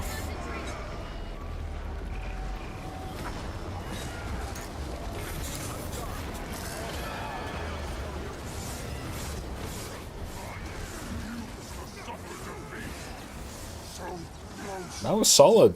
Dodge that. What's this damage meter you have? That is Arc DPS, which I have a guide on how to install it there. Need to get some expansion or to get Reaper? Yeah, you need to get the Heart of Thorns expansion, which was the first expansion. Nowadays, you'll only be able to buy, like, Heart of Thorns, Path of Fire come bundled together. So you'll buy those two expansions, or you can buy, like, all of them if you're so inclined and you want to get everything. But Reaper is an elite specialization tied to the Heart of Thorns expansion. Alert. Alert.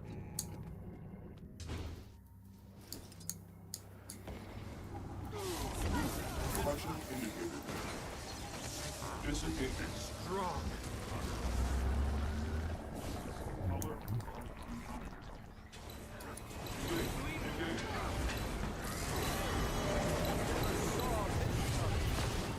Task failed. Remain here.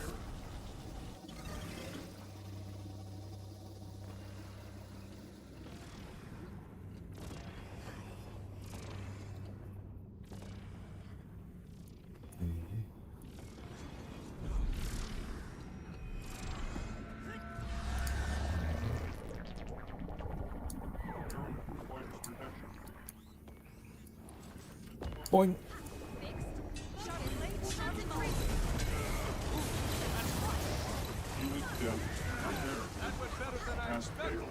Nice.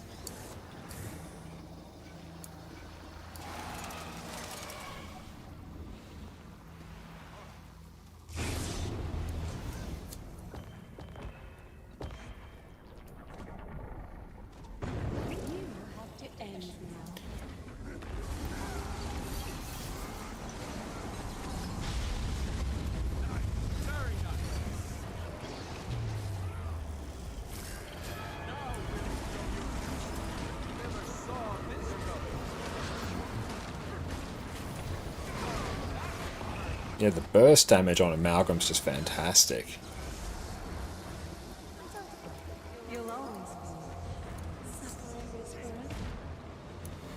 Does this do CC? No, does that do it? Do I have a lot of CC in this build? I don't think I do. And that stuns.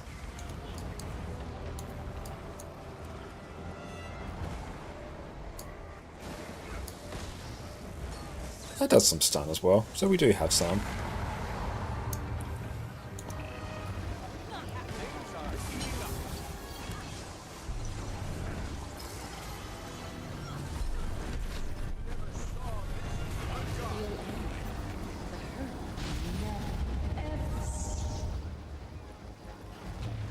Fixed, focused, concentrated. That went better than I expected. Stay back. Don't fight a little. Hold on to the hook. Squeeze it tight. Spin to win. No CC. There we go. Get rid of that. This is just straight power DPS amalgam.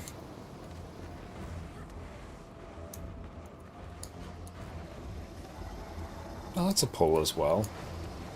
Refreshing. I've seen it. It all ends, but it never stops. Another.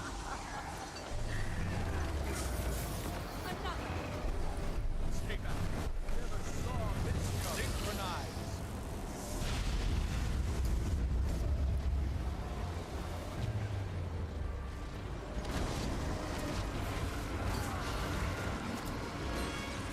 Yes. I'm making it help. There we go. Recovery.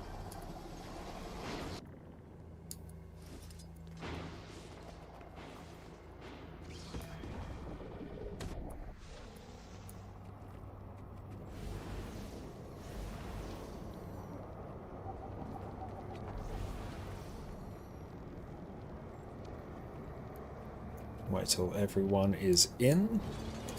Be my will and fury.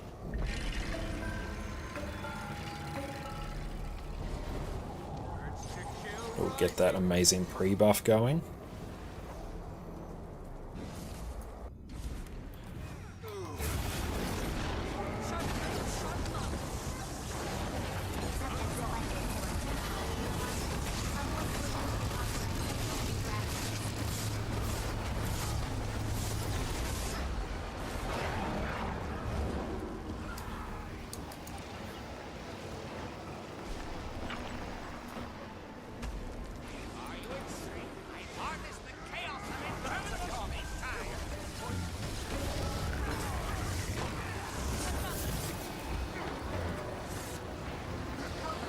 Reactor initialization program.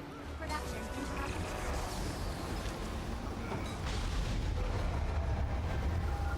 Reactor initialization program override. No alternative. Subject selected for temporal meeting must deliver 80% fractions.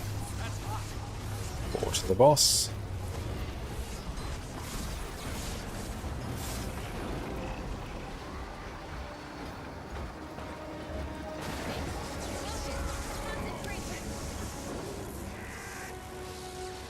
We'll just chill here.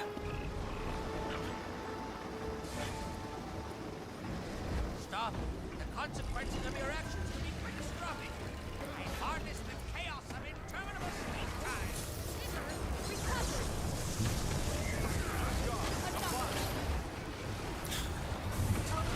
Reactor initialization program. Production. It's just phasing so quickly.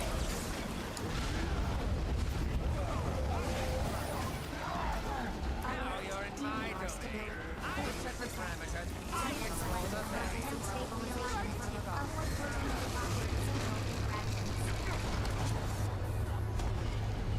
Do we have stability? Don't bank on it.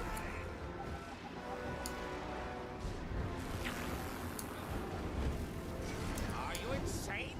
This system is inherently unstable. It will annihilate us all. I harness the chaos of interminable space-time.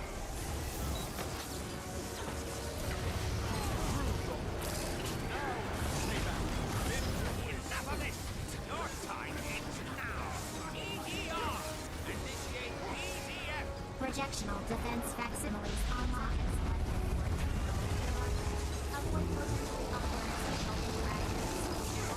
Nice. Chaos of interminable space-time. Yep, Amalgam can do boons as well. It's got a heal lack, it's got a power lack. Not sure what its quantity like. I assume it probably would. It will function exactly the same. But yeah, I like amalgam's a thing.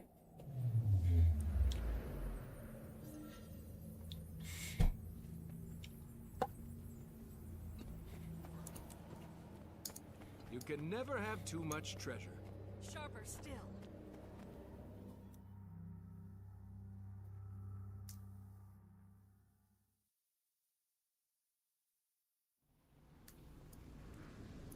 Are those tree people? They look angry. Be careful.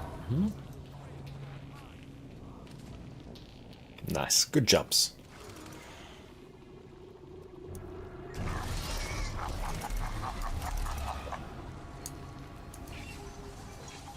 Things are heating up.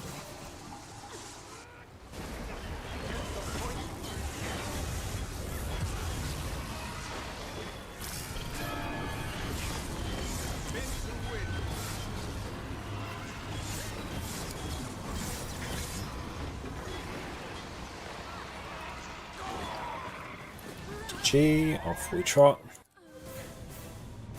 Leap to me. Be my will and fury. Now we'll watch as this thing just kind of get instantly deleted.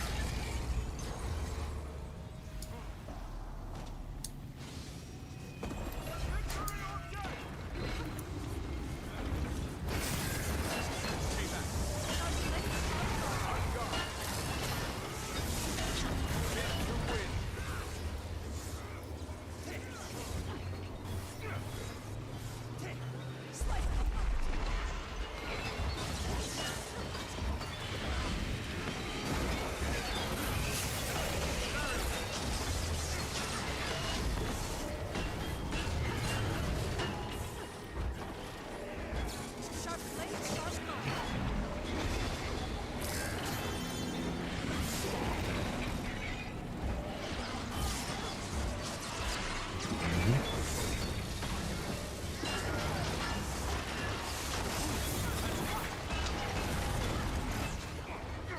Can't see anything. Why won't anyone help me?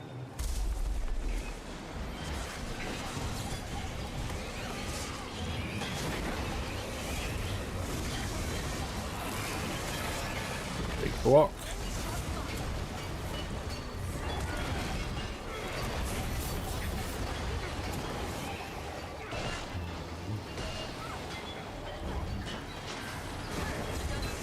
We need to not stand in that. Oh, someone just DC'd, unfortunately.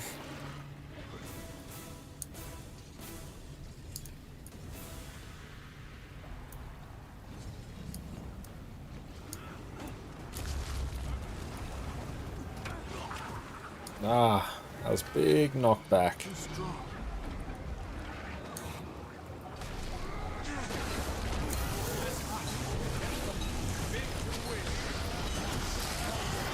Many damages. Hopefully our friend's able to come back before the next boss. They're also our healer, I presume. Looking, oh, it could be an Alack healer, I guess. Like a heal mech.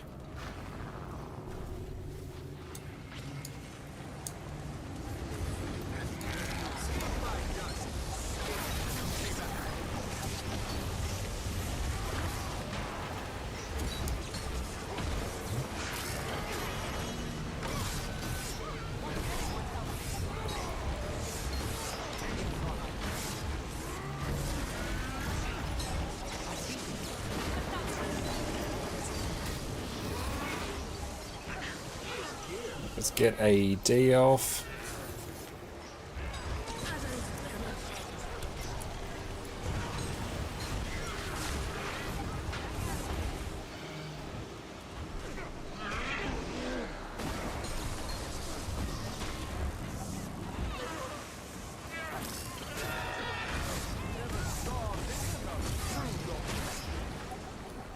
This may just turn to a no healer run.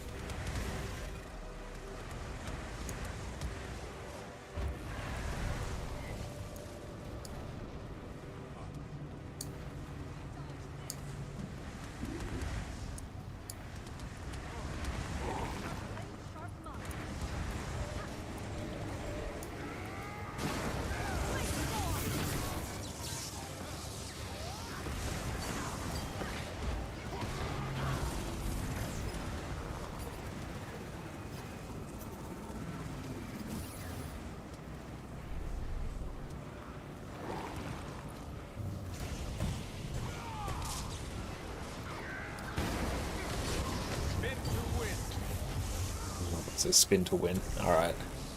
Let's go in and try and not die here.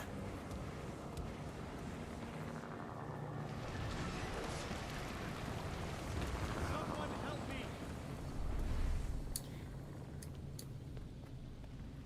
Healer, friend.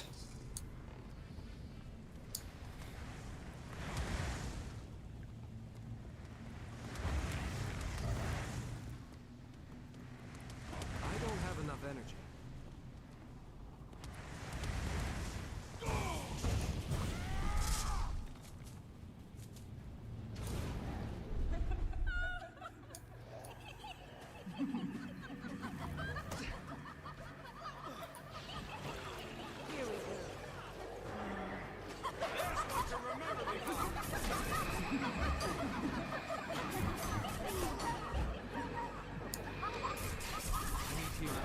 Seriously.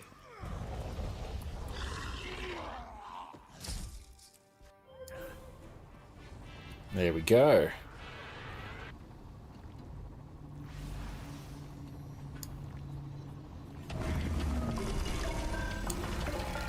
Gale rising. Refreshing.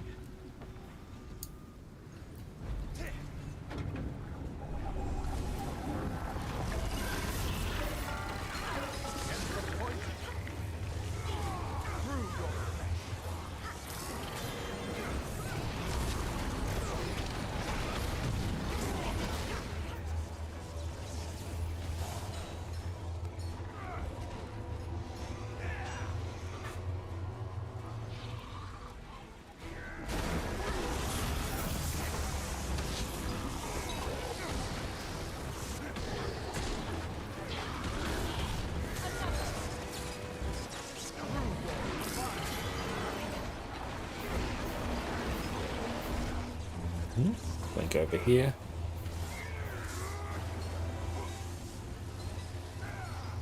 Save some of our burst for the boss.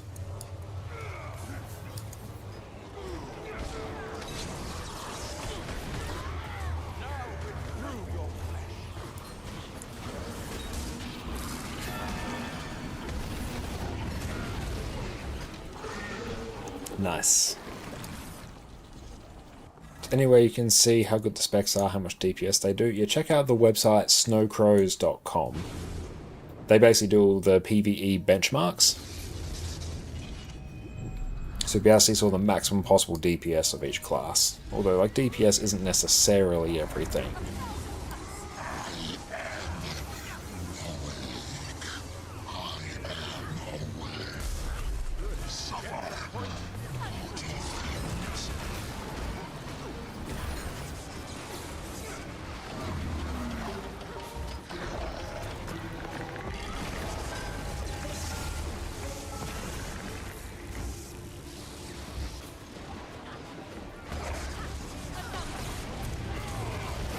In terms of the Guild Wars Reforged update, even if you already have everything, it just means you're going to get like all the updates for free.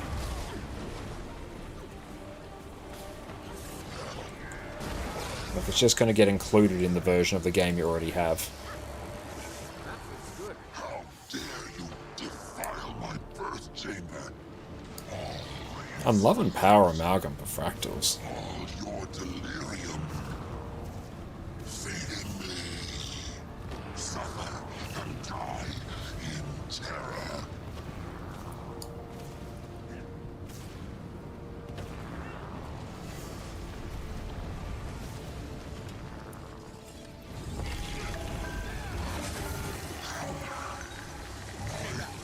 Awareness grows by the moment. I am made hidden, or made manifest.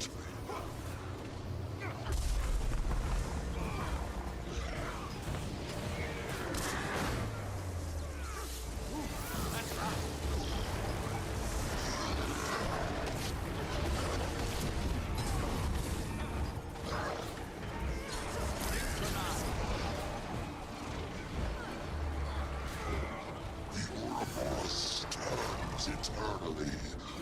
Vine and serpent entwined in me. Well, thank you, Tess, for the follow. They die now.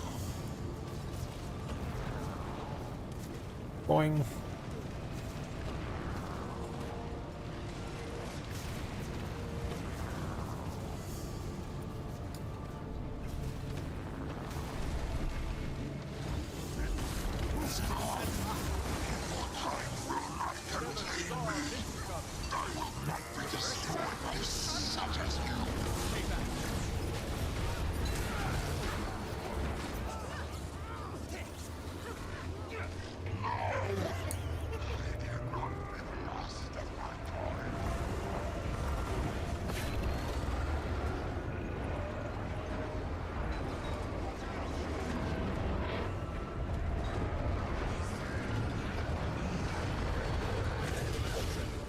Yeah, DPS that's really solid. And honestly, it's quite easy to play. Just try and spam all your morph skills when you want to burst. Use your evolve to refresh them. Use them again. Try and keep up some damage modifiers. It's pretty sweet.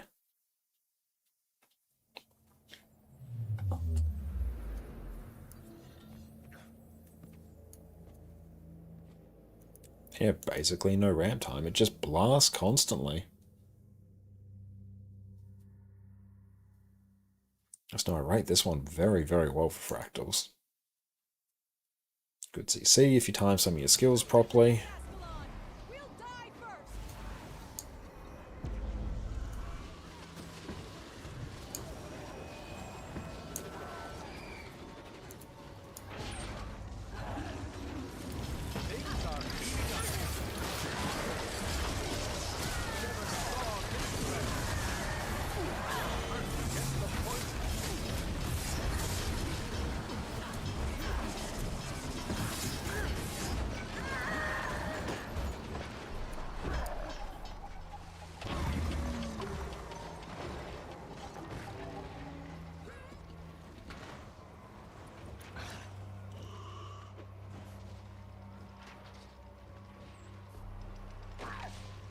Nope.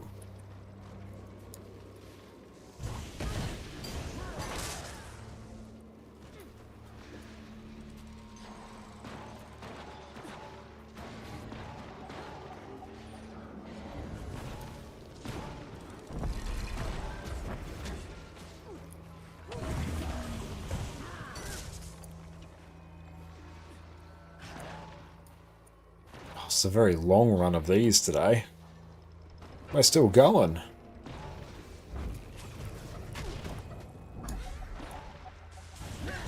Oh, sometimes rocket charge launches you in the wrong direction.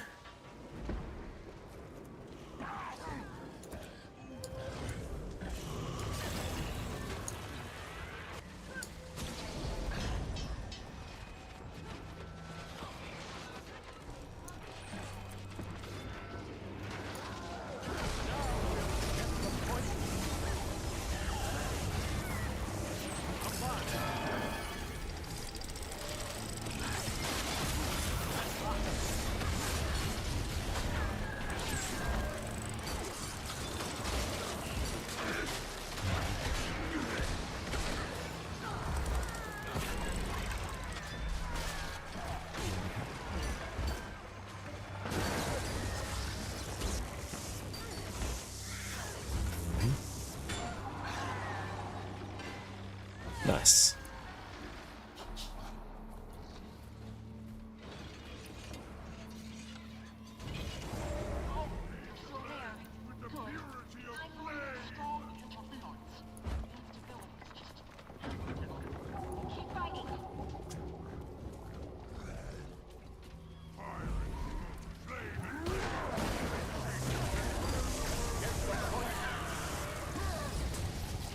That's always fun.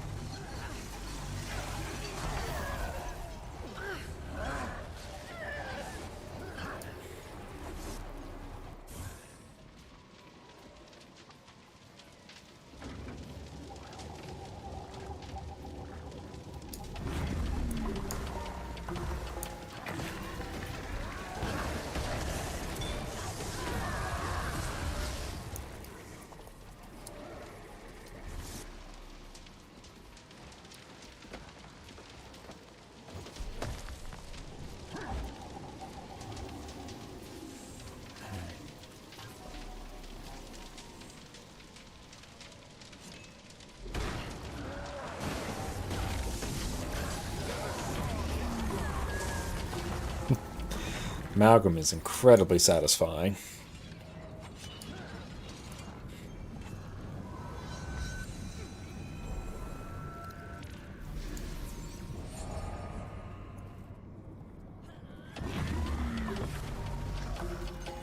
Is there a way to increase the size of the enemy health bar? Not really, unfortunately.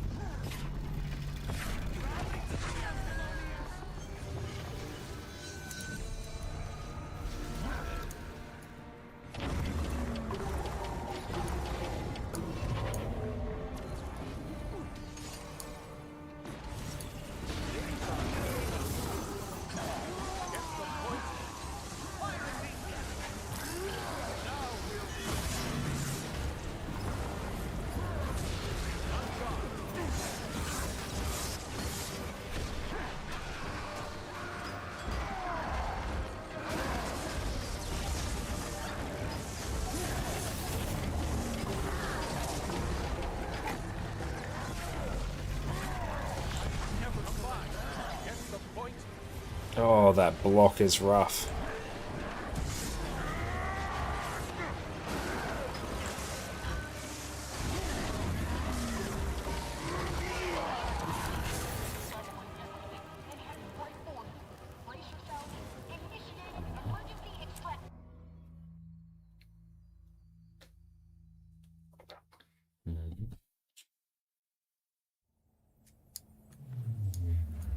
I'm writing Amalgam super well. Monograph facility, nice. Good one, lots of AoE.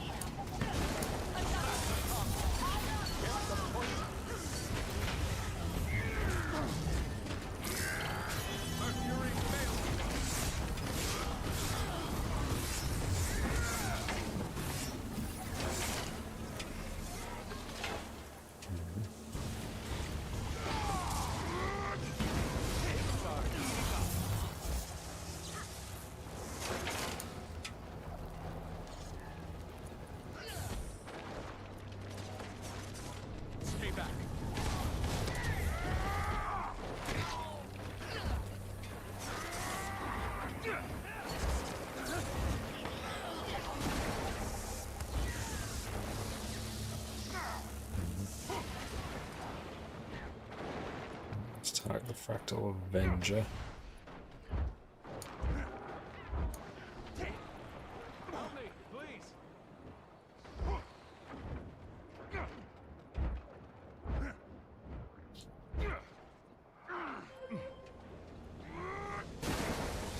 Cool, we successfully did that.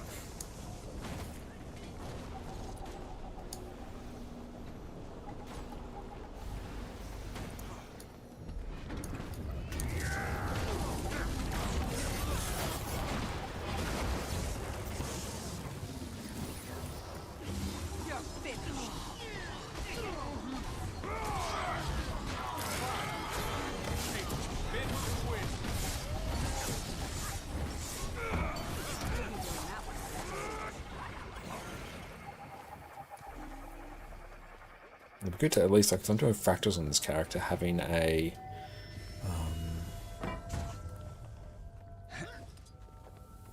like having a scrapper build set up.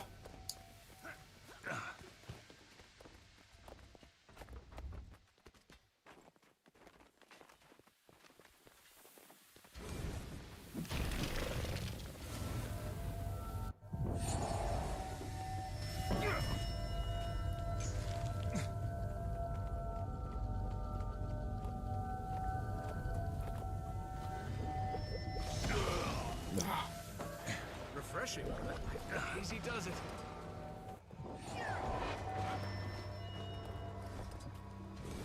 Low on endurance. 8 of 9.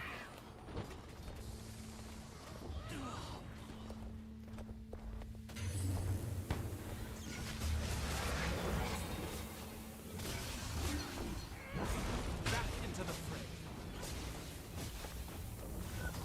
Just gonna go try and do one more.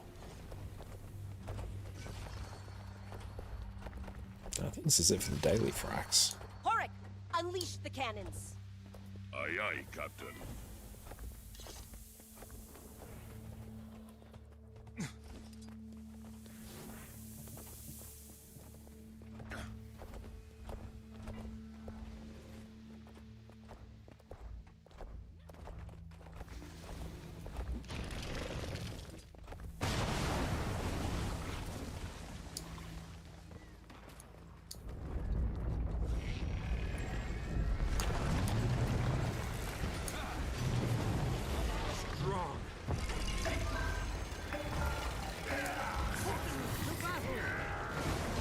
Oh, instant block.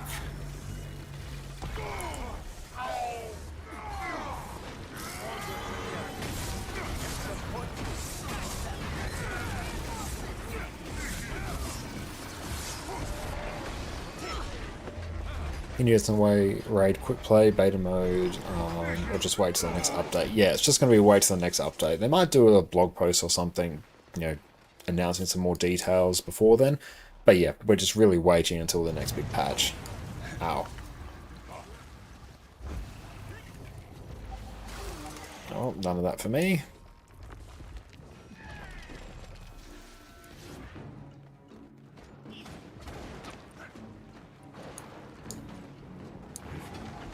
Strong.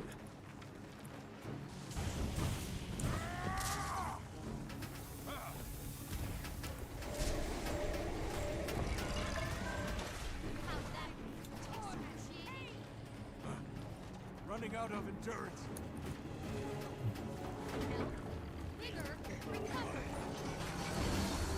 Things are heating up.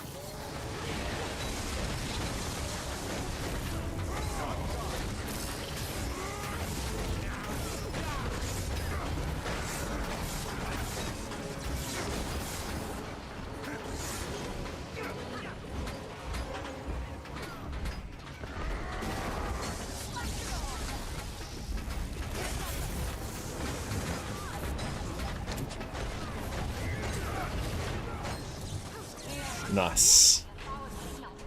Everything looks stable too. Depart when you're ready. Did I miss anything? I achieve things. I'm an achiever. I do know if there's any guide for the payments that want you to affiliate on Twitch. I recommend getting professional advice for setting it up.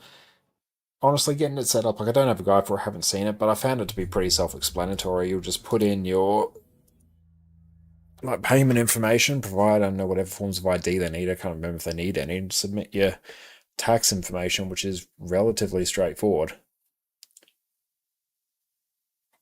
It's honestly a pretty streamlined experience. And Mark, how's it going? It's great to see you. I'm going very well. How about yourself? Just better go take a quick break, go stretch our legs. We'll just finish up those fractals, but we'll catch everyone in a few minutes. We'll be right back. Secrets of the Obscure has brought us the Wizard's Vault, and with it, one of the best ways to make sure you are perpetually flush with gold. So today, we're going to work out how to extract as much gold as possible from your vault. I just peed on gold. And really jumpstart your wallet, which is especially useful if you're a new player.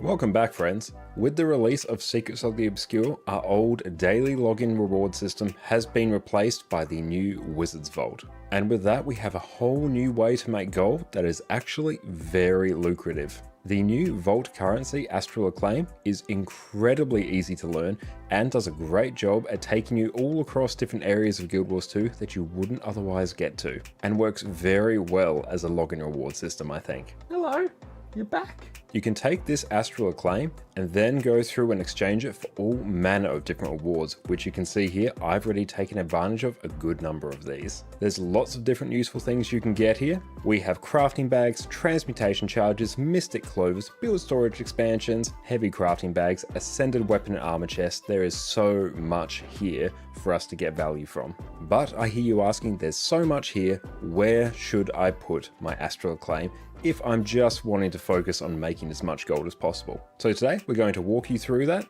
so your Astral Acclaim purchases can be perfectly well informed.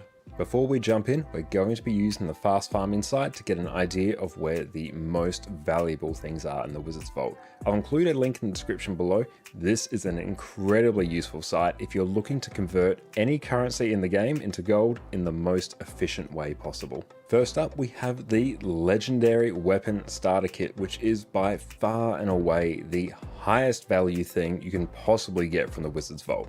Here in your starter kit, you're going to gain a precursor specific to your weapon, either a gift of magic or a gift of might at random, as well as the gift specific to your legendary. At this stage, there are just 4 of them to choose from. However, it's expected when the Wizard's Vault refreshes in a couple weeks, we'll get a new choice of legendary chest to pick from. For only 1000 Astral Clay, which I believe I earned within a few days of the expansion launching, that is 580 gold profit right there. Even if you don't choose to keep this legendary for yourself, you can just go and sell it on the trading post and pocket that extra gold for yourself. For almost every player, this is probably the first thing you should be purchasing from the Wizard's Vault if you're wanting to maximize your gold. From there, we simply have a list of things that we can work down in order to try and maximize our gold. First up, we have the bags of coins, which will give you 1 gold and will cost you 6 Astral Claim. The caveat is this is limited to 90 purchases per account, and this will likely reset when the Wizard's Vault is refreshed in a few weeks. There is a bit of a trick here. There is another bag of coins available on the Wizard's Vault for 30 Astral Claim instead of 6, which will still give you 1 gold, but this is far less profitable. Don't get caught out by this. Buy the one for 6 Astral Claim. That is where your money is. From there, we have Mystic Coins that at the time of recording will give you about 12 silver profit per Astral Claim. These will cost you 9 Astral Claim each, which you can then promptly go and sell on the trading post or use them in whatever legendary or recipe you want. Mystic Coins have been one of the core pillars of the Guild Wars 2 economy. These are fantastic value. Again, like the discounted bag of coins that we spoke about before, you can only purchase 60 of these Mystic Coins per account before the Wizard's Vault resets in a few weeks. So just keep that in mind. Just keep working your way down the list and profit will be yours. The Bag of Laurels is up next, and you can purchase 150 of these per Wizard's Vault cycle. Now you then have to go through and do the extra step of figuring out how to convert your laurels into gold, but hey, fast farming is here, it has you covered. Here you can see you can simply purchase a medium, light or heavy crafting bag. I go medium if you're wanting to convert it directly into gold, or potentially heavy if you're wanting to use these materials in some legendaries. Really up to you, but this will give you the ideal way to make profit for each of your laurels. So once you are done with your legendary starter kit, your bag of gold, your mystic coins, then start looking at laurels. You can also use these to buy very cheap infusions in World vs. World, which I really like doing. For the cost of a few laurels and some badges of honor, you can go through and get some +5 stat infusions, which are very nice if you want to try and min-max your damage as much as possible, which we are definitely taking advantage of in our Harvest Temple Challenge mode progression right now. Come check us out on Twitch if you want to watch that. From here, we simply have the heavy crafting bag, which you can purchase for 8 Astral Acclaim. This has a much steeper limit where you can only purchase 30 of these per account, but you can either use or sell these materials and will give you a profit of around about 10 silver, 30 copper per Astral Acclaim. Still not bad. Next up, we have a little bit of an odd one, the Black Lion Mastery Coffer. Here, this will cost you 15 Astral Acclaim, and you can only purchase 20 of these per account for every Wizard's Vault cycle. Now, the Black Lion Mastery Coffer is a bit of an odd item in that it will give you a consumable that will give you some experience for different areas of the game, be it Heart of Thorns, End of Dragons, Icebrood Saga, areas like that. The trick is you don't actually want to consume these items, you want to instead sell them for 1 gold to a merchant. A bit of a roundabout way to make some gold, but hey, when you've exhausted all your other means of making gold, the Black Lion Mastery Coffers are there for you. Once you've exhausted all of these, there are some other ways you can go through and make gold. If you need some extra build template expansions, you can go through and purchase them here for Astral Clay, which will save you having to buy them from the gem store, so that is either real world money saved or gold saved. For new players as well, there are also Ascended Weapon and Armor chests available here, which will be very useful when it comes to kickstarting your characters and getting you that best in slot gear. Any gold that you don't have to spend on Ascended Armor because you purchased it through here is gold saved. There are Mystic Clovers available for purchase here, although I wouldn't really consider it to be the best way to go through and obtain Mystic Clovers. That will be one for another video, but put these down a bit lower on your list. And not only that, there are all manner of skins. There are griffin skins, there are moats, there's armor skins, there's all sorts of cool things here. But if you're looking through to maximize your gold, just work your way down the list of things that we have covered today. And that, everyone, is how you maximize gold from the Wizard's Vault. Make sure you check out the Fast Farming website. They do fantastic work, and the prices of some of these items will likely update over time. But with that, go forth, make some of the easiest gold you are going to come across in Guild Wars 2. I really like the Wizard's Vault system, and I am very, very excited to see what happens when this refreshes in a few weeks. Thank you all so much for watching. If you want to chat about anything else related to making gold in Guild Wars 2, come hang out in our Discord or pop into our Twitch stream. I am more than happy to answer any and all questions that you may have. In the meantime, I hope you all have a fantastic rest of your day, and cheers. Secrets of the Obscure has brought us the Wizard's Vault, and with it, one of the best ways to make sure you are perpetually flush with gold. So today, we're going to work out how to extract as much gold as possible from your vault. I just peed on gold. And really jumpstart your wallet, which is especially useful if you're a new player.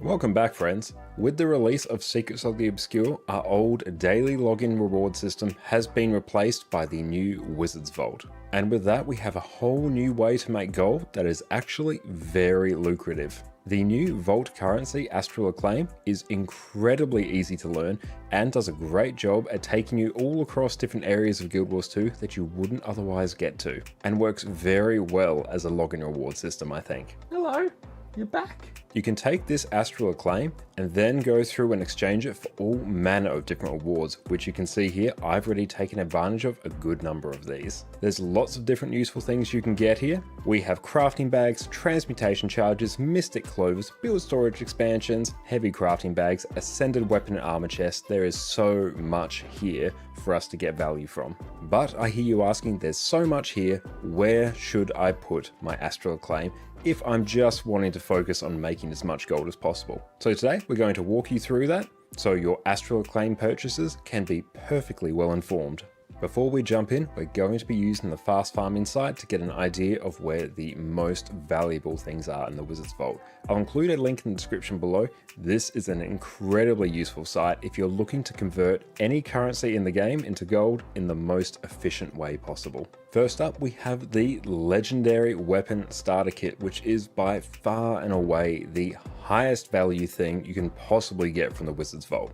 Here in your starter kit, you're going to gain a precursor specific to your weapon, either a gift of magic or a gift of might at random, as well as the gift specific to your legendary. At this stage, there are just... And we are back. Welcome back, everyone. Okay, let's see if the cam desync issue has been resolved. I think it seems to be happening every time we go to a Be Right Back screen and we play those videos, so it's probably the case if I need to re-encode those. It seems like prob's what it is. Let's go and take a look at everything we got from that, actually. But yeah, let us know if any issues continue, then I'll do what I can to fix them.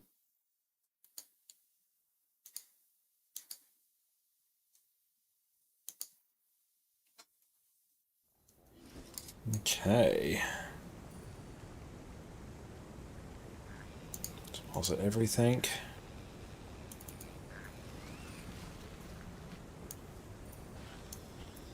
I'm going to need to get some more sweet and spicy butternut squash.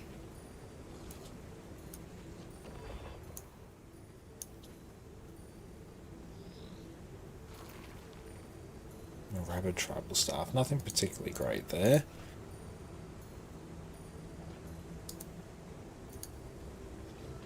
Audio still delayed? Okay, cool. Let me...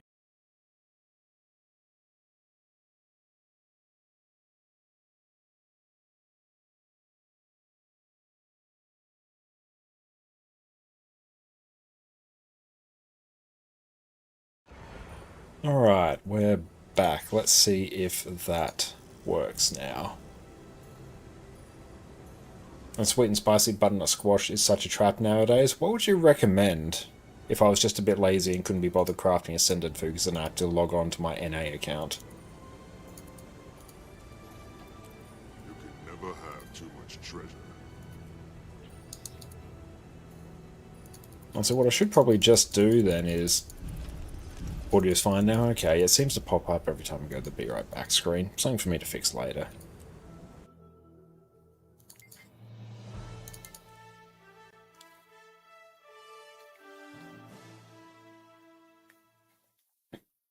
That's right, I can just batch encode all the videos and just run it probably overnight or something.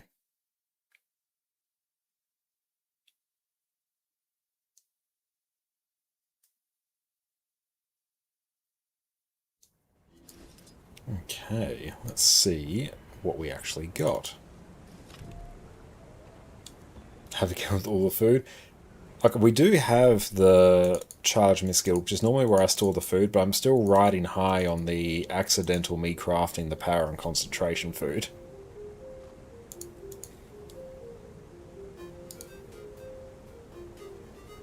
Can you get the ascended food if you don't have cooking leveled? I mean, if other people put it down for you, yes. But you're going to rely on other people putting it down for you. I mean, I can just kind of use the avocado smoothies in a pinch.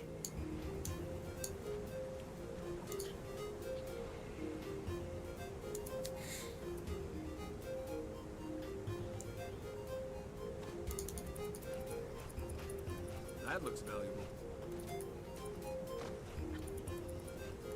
I do need to max out cooking as well on this account.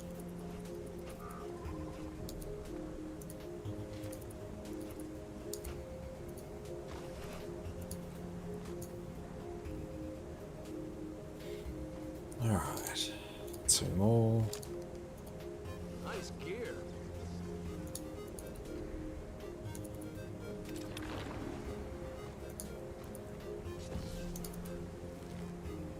And let's sell off everything.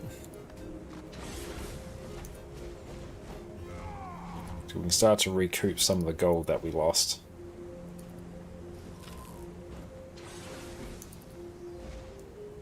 That I'll prob's just vendor.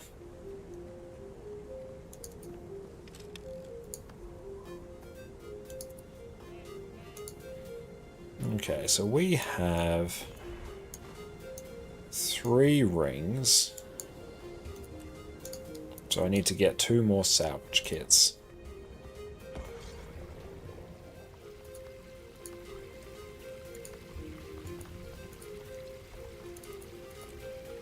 Oh, was it 2 more salvage kits?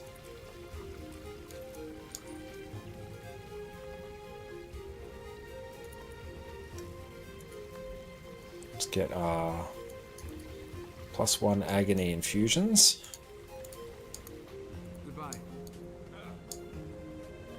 Oh, I need to attune these rings, so I need to get 3 agonized essence.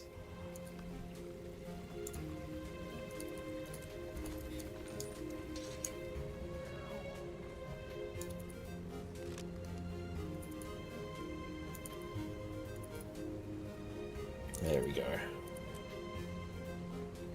Refill the ring.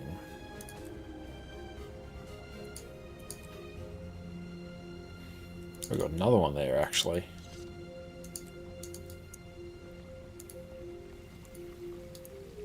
Which means I need to buy another one of these.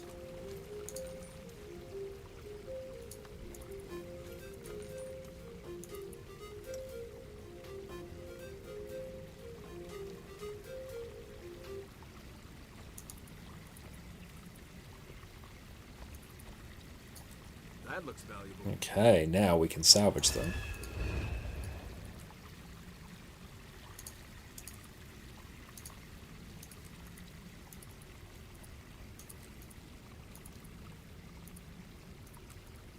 Not the best run of matrices, but it is passable.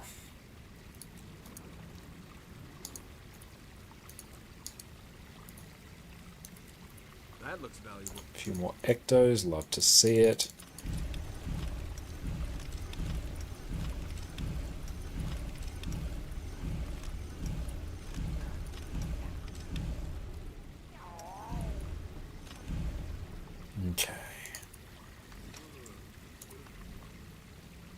So they can just get added to our ever-increasing pile. They can go down there. These go in there.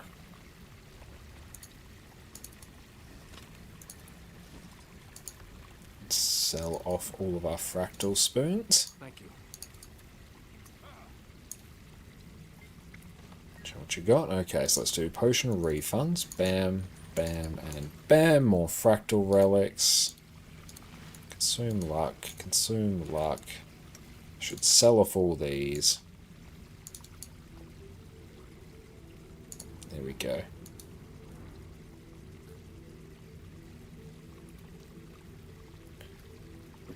And you know the best way to get the Viper's amulet? If you check out my gearing guide there, I'm going to go through the best ways to generally get, any sort of useful ascended gear you want. Amulets being one of them.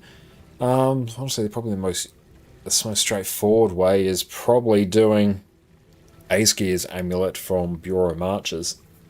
It's just, I think you basically have to complete part of the story, I'm pretty sure, and then you have the option to buy stat-selectable ascended amulets for Karma and Eternal Eye Shards. That's probably the easiest way. Other than that, there's also using Living World Season 4 currencies in various maps. That will also work pretty well. There's a quick strike going on. Okay, so we might actually just have to restart our client. Sometimes that happens. Oh well, back in we go.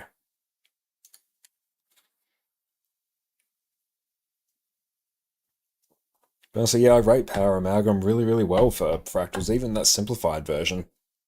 It just made it really, really chill to pump out, entirely acceptable damage. It was a good time.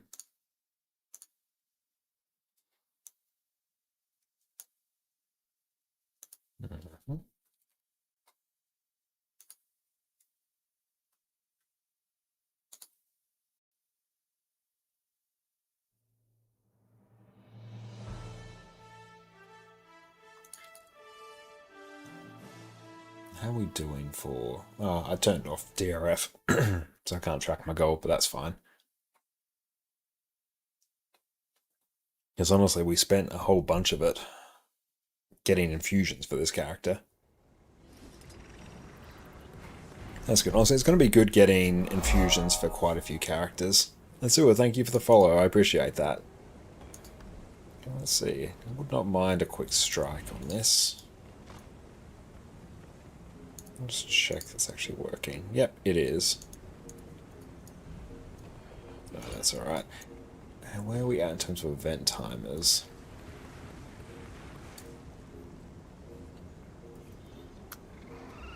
How are we doing, Dave? Doing very, very well. And thank you for the Happy Friday. Happy Friday to you as well.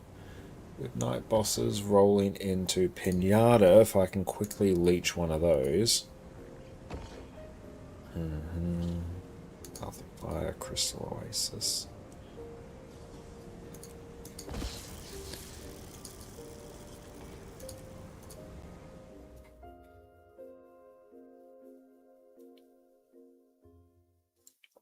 But we were testing out some Power Amalgam for Fractals, had a really good time with that, did CMs, tier 4s, it was great. Very simple to play, incredible burst damage. I like it. Vagabond, how's it going, mate? Great to see you.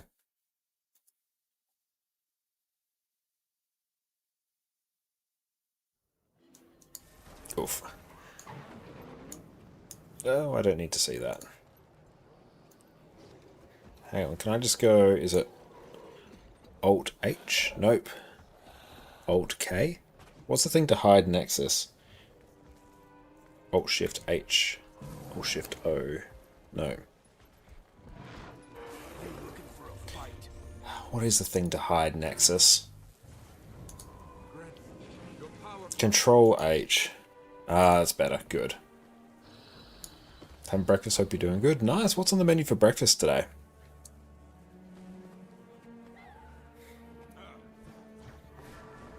But I'm going very well. It's been a great day so far. Yeah, for me it was Control H. I presume I probably rebound that at some point. Oh, hang on. Control H, or is it Shift O? Nah, not for me. I'll finish Eternity yesterday. Congratulations, that's massive.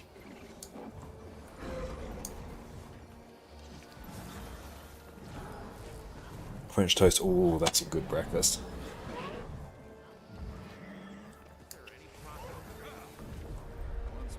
Ah, that's all good, Score.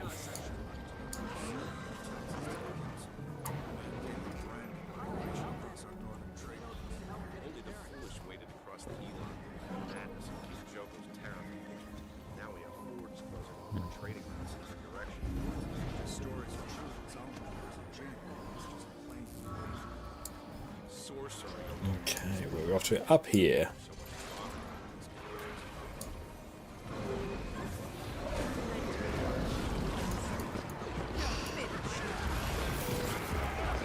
Can I even get my goop skills off? Not really.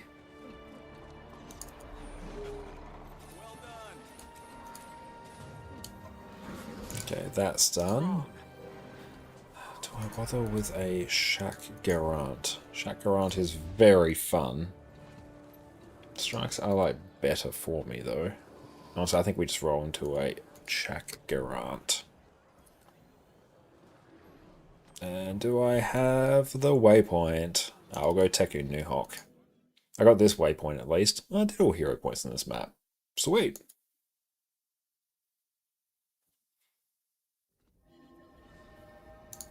Okay. Heart of Thorns, Tangled Depths.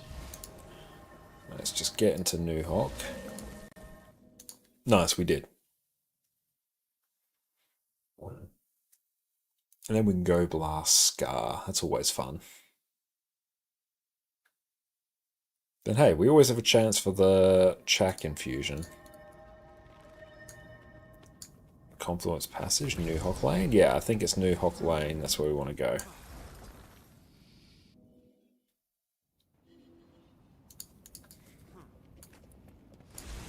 How are we going on keys? Not that great. Pretty good on currency though. I don't think I'm really going to need it for anything in the near future.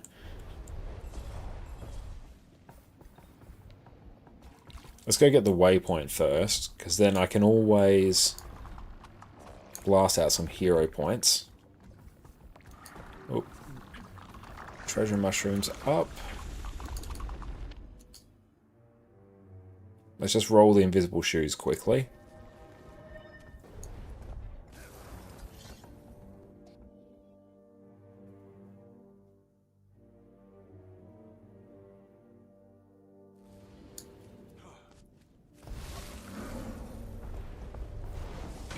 Oh, I presume that died.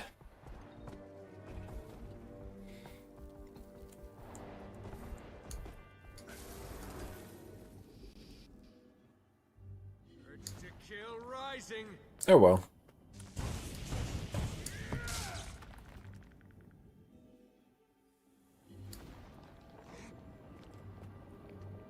So I'm going to go back out that way.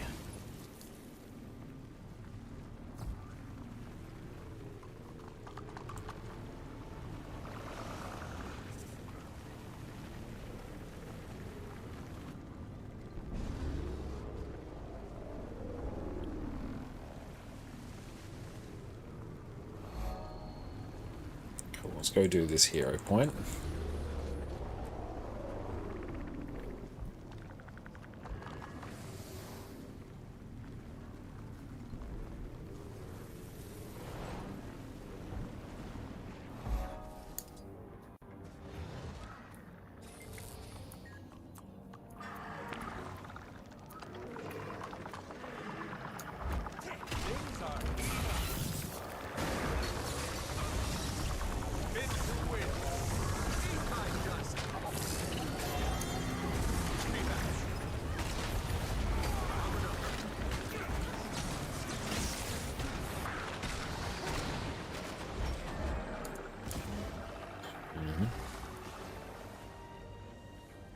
Okay, so here might change this to, I think, what's the one that does Life Siphon? Steel. What is the new Lifesteal one. What's it called?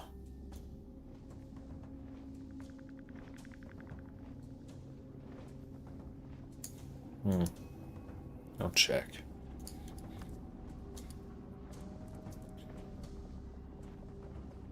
Miss Stranger, thank you. Siphon, that's it. Siphon health maybe hit a foe, yes. Thank you. Saves me having to go into the achievement points panel.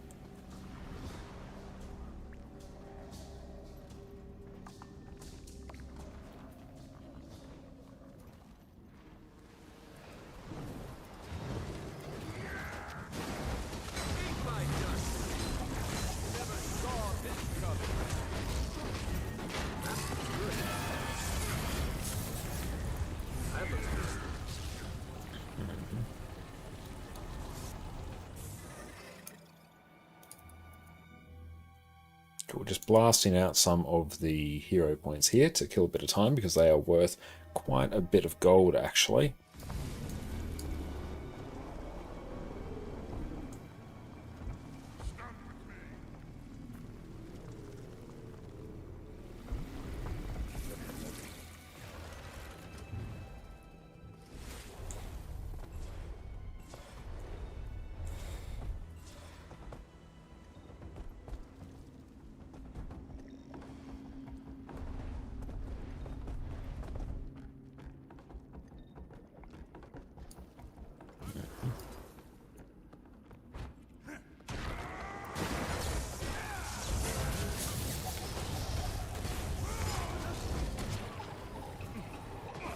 Oof.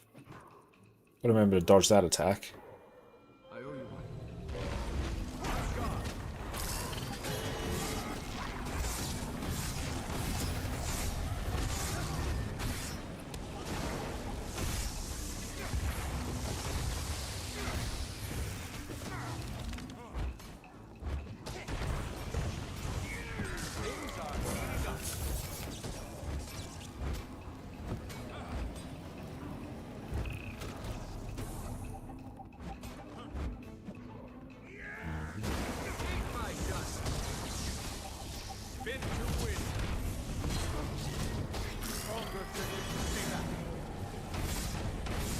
Dodge that.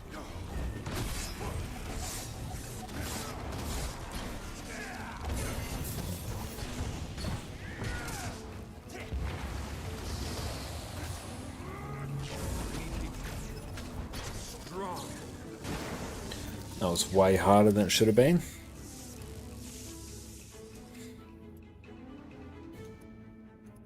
But we got there.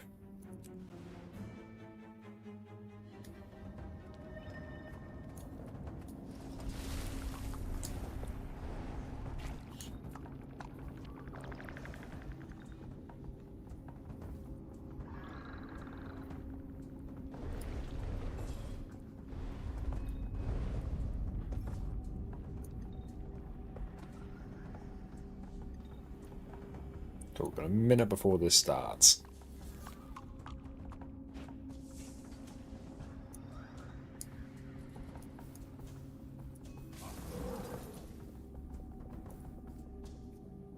Lilia, how's it going? It's great to see you.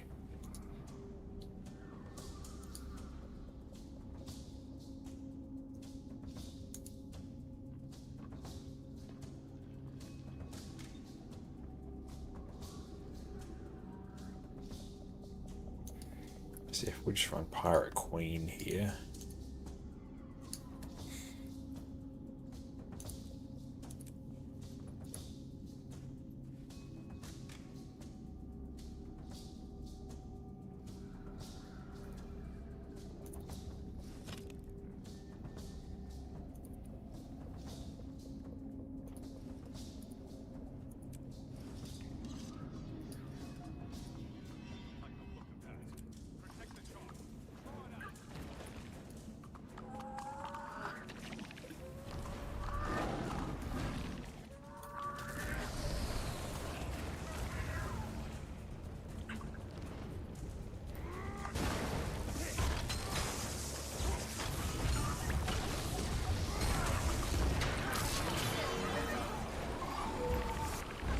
When Japan's new maglev can go 310 k's an hour, that is wild. Absolutely amazing.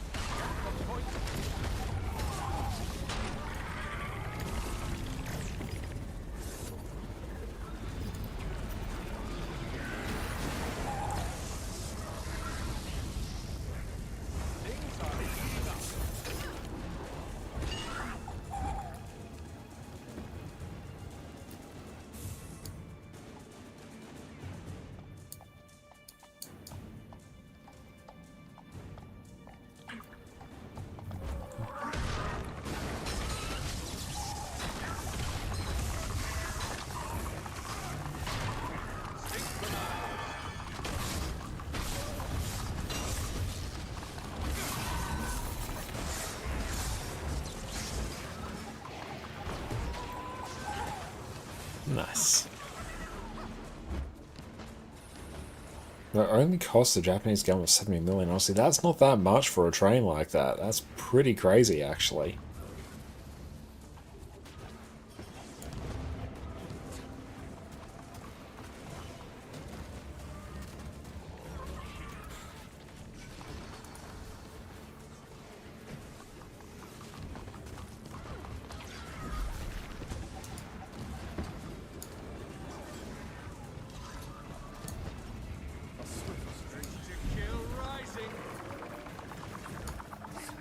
Take him down.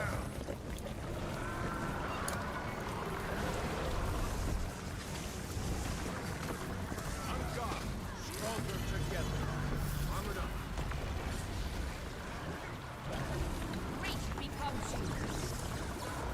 It's going to be interesting to see how quickly Jack Garrett just dies, given the sheer amount of power creep in the game right now.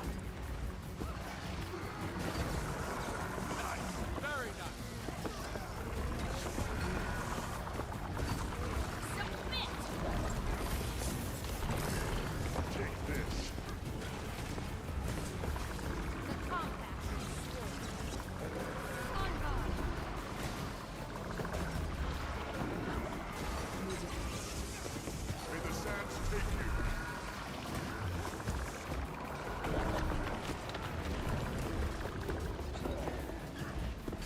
Mercury will.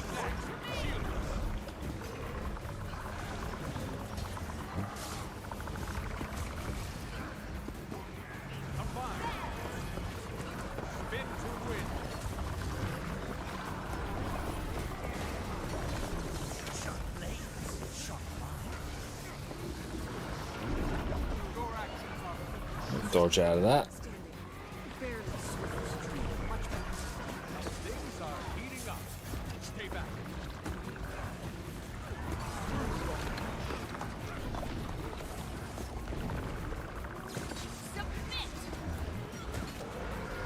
Big block. Stronger together. Refreshing.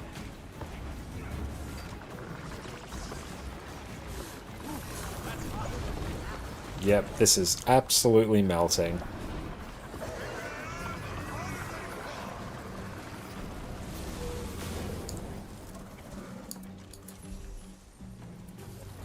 They're wild just how quick that melts now.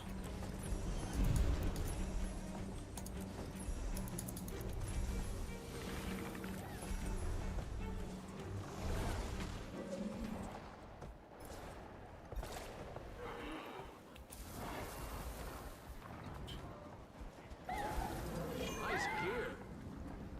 No track egg sack. Alright, let's make a few changes to this. Okay, so basically we just shift all our traits down one to turn this into the open world version. It's basically going to be the Alack version to build, more or less. Morphs, so what's this one? Heal every second while you have barrier, heal when you evolve. I mean, honestly, I feel like you could just do that to give yourself protection. Looks fun though, Elite Spec. It is really, really fun. It's incredibly satisfying to play, and the amount of boons we're going to be able to give ourselves is going to be pretty wild momentarily. Evolve no longer inherits bonuses from strains. More skills grant their strain bonuses. Okay.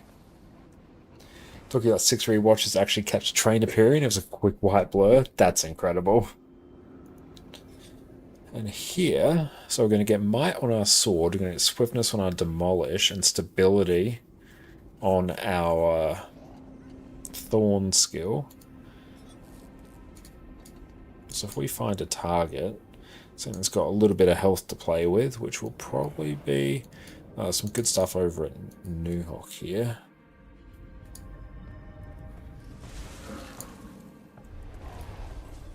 You can find the hero point.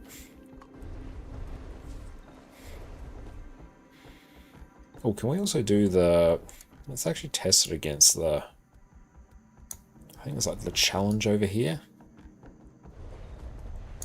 What other classes do you play? My main class is Revenant, but I really play a little bit of everything. It depends on my mood on the day.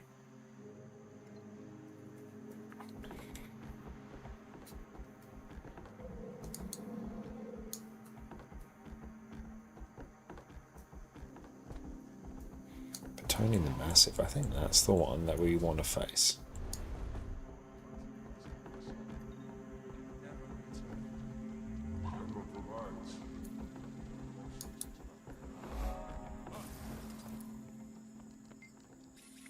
Oh, I have to come back once the beard's fully grown. Eventually I'll do that. Oh, what I was originally coming over here for was this hero point.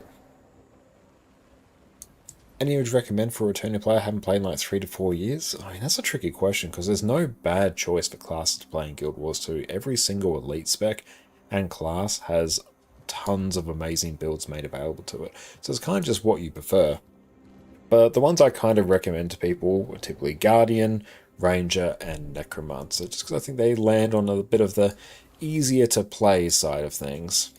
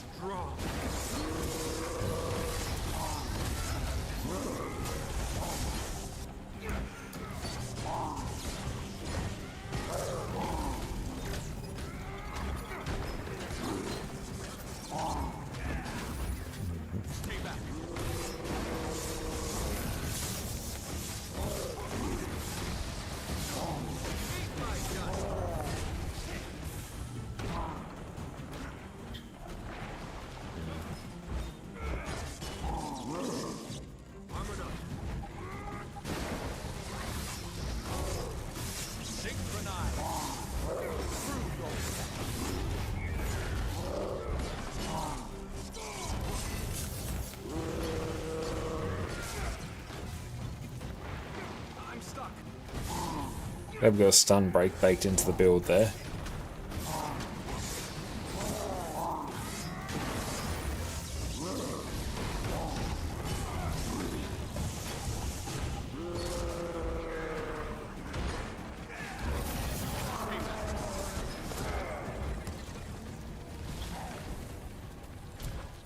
Just play Guardian, now that's perfect. I'm saying that's going to be a good one to come back in. And Luminary is quite a fun new build to play as well. So I think you're in pretty good hands on that.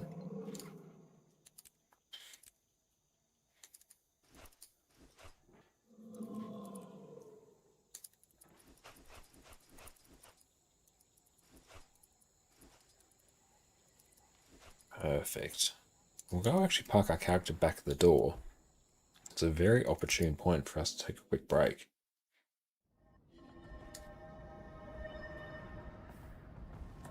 Because normally I wouldn't bother waiting around for the door, because honestly it takes too long.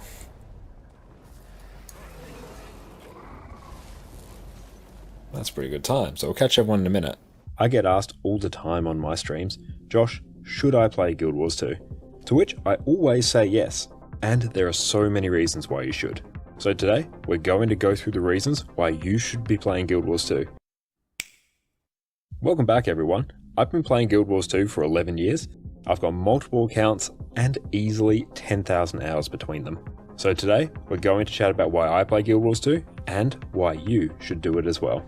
Number 1, the combat system. The combat system in Guild Wars 2 is easily the main reason I played this game for 11 years. It's fast, fluid, and each class feels unique and has their own rewarding playstyle. So if you ever get bored of one class, you can just swap to another for an entirely different experience. Unlike a lot of other MMOs, which show you dozens of skills at any point, Guild Wars 2 typically only shows you 5 weapon skills and 5 utility skills at a time, with the ability to swap weapons for an entirely new set of skills at the click of a button. This lets you focus more on the actual combat in front of you, rather than having to read the UI or tooltips. Almost everything about the combat system in this game gives you the chance to react to avoid damage or regain control of your character. All classes have access to stun breaks, so you don't have to worry about your character being stun locked from every attack. You'll always have access to dodges and skills with evade frames, so with perfect timing, you can simply avoid damage entirely. This leads to each class in the game being fun by itself and not needing to rely on a healer or tank to take care of them. Movement is insanely important in Guild Wars 2 as well. Positioning your character correctly can let you avoid attacks entirely. High damaging attacks are telegraphed, so you have time to either dodge or sidestep them. You can even use specific skills to move or teleport around the battlefield, so you can be standing exactly where you should be. Not only that, but the build system of the game gives you the flexibility to change how your class plays at any point. Your traits, which give you a whole range of passive and active effects while you're in combat, can be changed at any point while you're not in combat.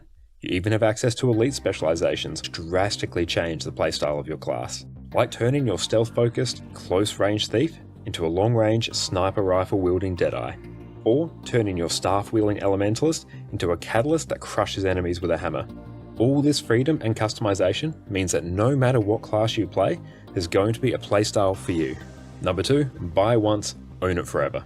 So many apps, streaming services, or programs all have a monthly sub fee these days. These systems either force you to keep using them so you don't feel like you're wasting your money, or just hope that you forget to cancel your sub and still get charged each month for the content that you're not using. The Guild Wars 2 though has what is objectively the best monetization model out there. You buy it, you own it. Outside of your initial purchase and any expansions that come out, there is no need for you to spend a single cent on the game. Even the premium in-game currency gems, which can be bought for real money, can also be converted from in-game gold at what is honestly a fairly reasonable price. Anything you can buy from the gem store in no way gives you an advantage over other players. So no pay to win woes here. Everything in the gem store is either cosmetic or useful in terms of quality of life, like extra character slots, bank expansions, bag slots, and persistent items you can buy from vendors like salvage kits. The fact that this game has one of the fairest monetization models out there is another reason that I've stuck with this game for so long. Number 3, no gear grind. Ascended gear was gradually introduced into the game back in 2012 and 2013, and it has been the best in slot gear ever since. I've taken multiple breaks from the game over the years, and each time I come back, I don't need to worry about needing to grind out the latest and greatest best in slot gear. There are so many different ways to obtain Ascended gear, all across the different game modes, so you can get it by playing the content that you enjoy the most. But this doesn't mean that there aren't any long-term goals to work toward. Most of the long-term goals in the game involve unlocking different weapons and armor skins so you can customize your characters to your heart's content. Or you can unlock quality of life items that make your life just a little bit easier, like permanent gathering tools and salvage kits, account-wide upgrades like extra bank space and material storage, or legendary weapons and armor. Even the long-term goal that is legendary gear still has the same total stats as Ascended gear, so you never have to worry about having a lower power level than someone who has played this game since launch. The only difference is that you can swap the stats on your legendary gear whenever you want and swap out upgrades whenever you please. Combine this with the legendary armory that was released 2 years ago, and any piece of legendary gear you make, you can use it on any of your characters at the same time. With enough pieces of legendary equipment, you will eventually reach a point where you never have to think about getting gear for new characters ever again. This, however, will take you years to complete and will take you across all areas of the game.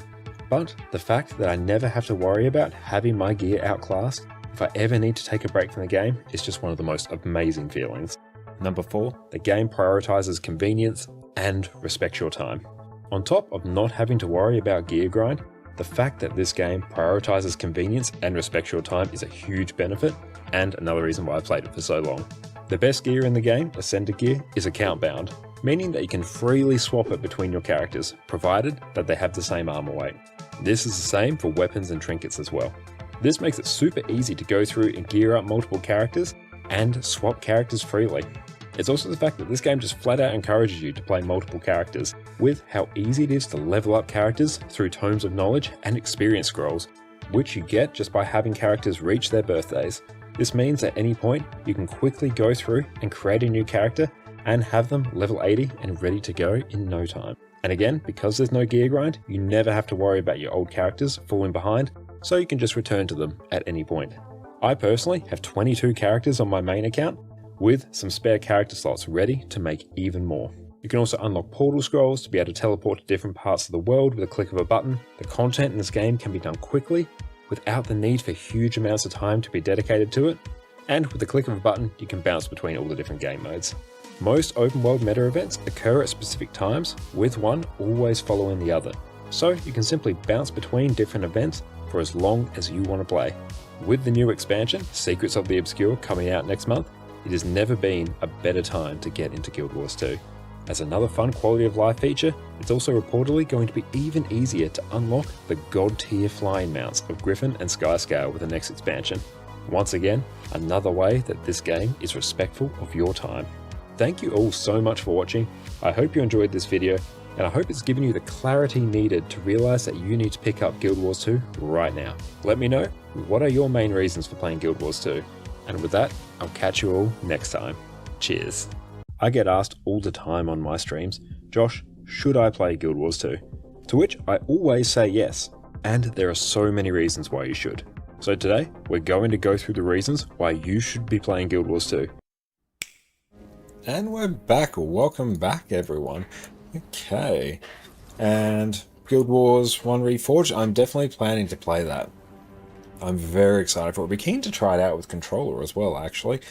That'd be a nice change. Actually, I haven't played something with controller for quite some time. That looks valuable. Keen to see the graphical updates, and also the fact that Guild Wars 1 is like still getting love after 20 years is wild.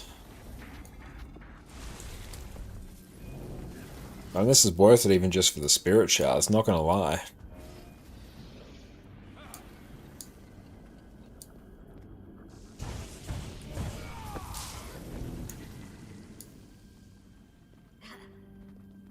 Nice gear.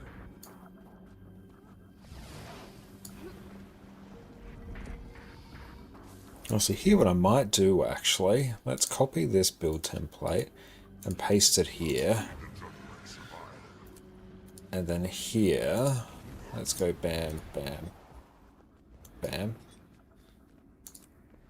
Cool, yeah, so now we've got open world amalgams. This is Condi amalgam.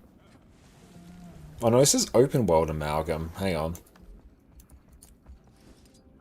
Yeah, that's just open world amalgam. It's like tanky amalgam. This is more just general open world. You have a bunch of boons amalgam. That looks valuable.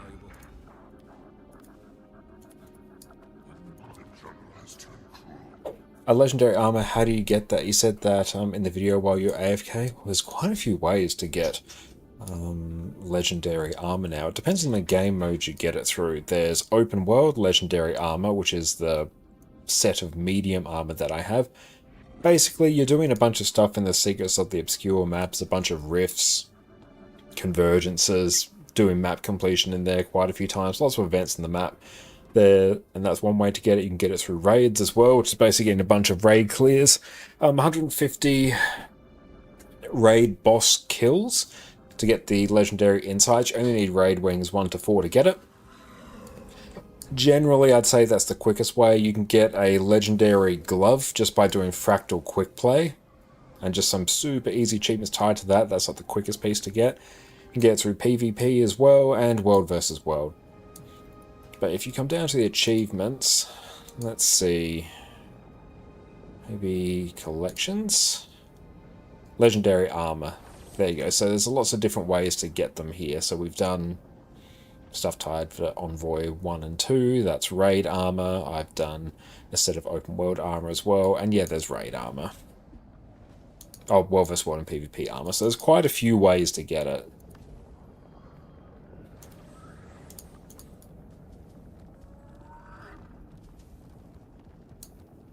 Daily Aether Blade Hideout, Temple of Phoebe.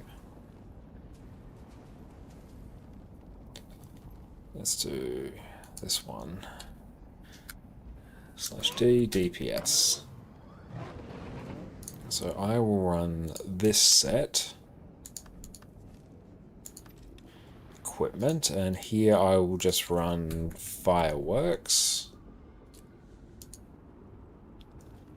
This one's actually a contender for another equipment template. Oh yeah, Legendary Gear, you can swap stats as well. So good. They are in Arborstone. Lenore, thank you for the follow. Now, I kind of think on this character we might use up one of the equipment template boosters.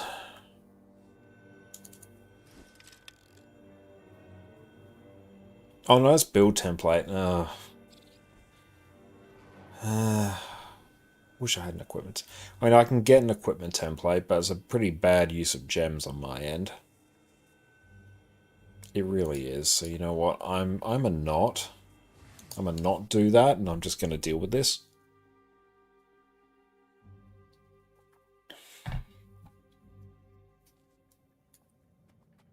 But I'm really liking Amalgam.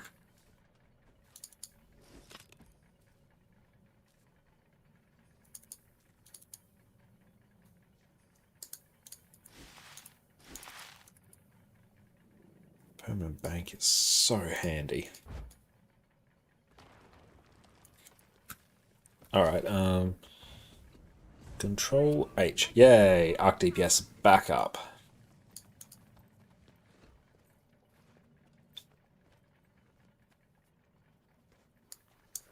If you're wanting Gen 1 or 3 legendary weapons, you can just buy them from TP.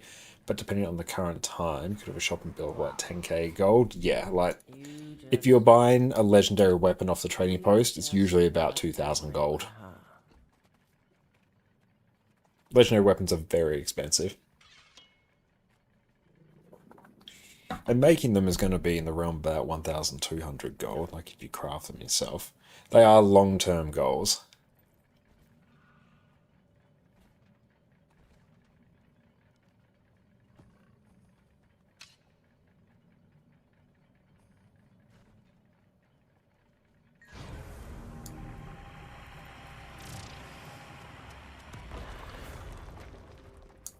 We should finish this now.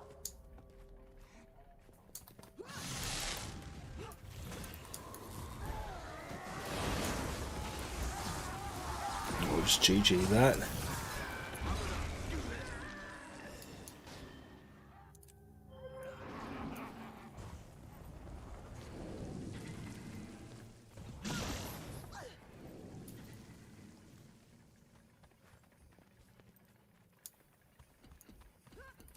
There we go. Yeah, just wait. We have to do a ready check.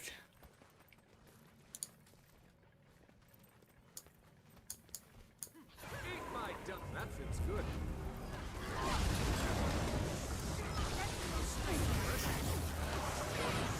Where'd she go?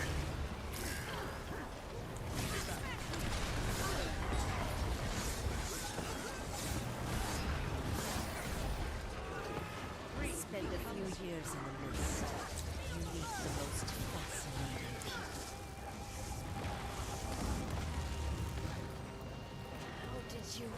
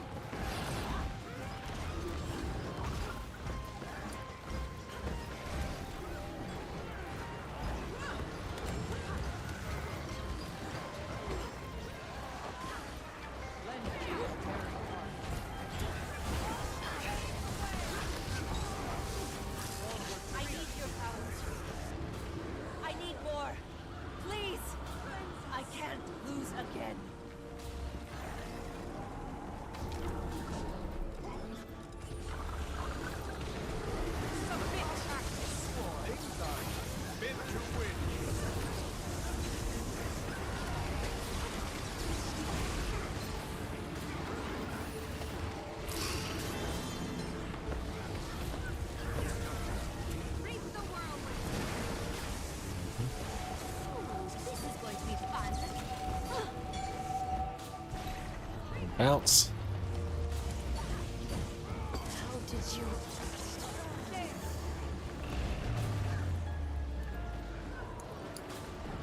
Keep that just off the group.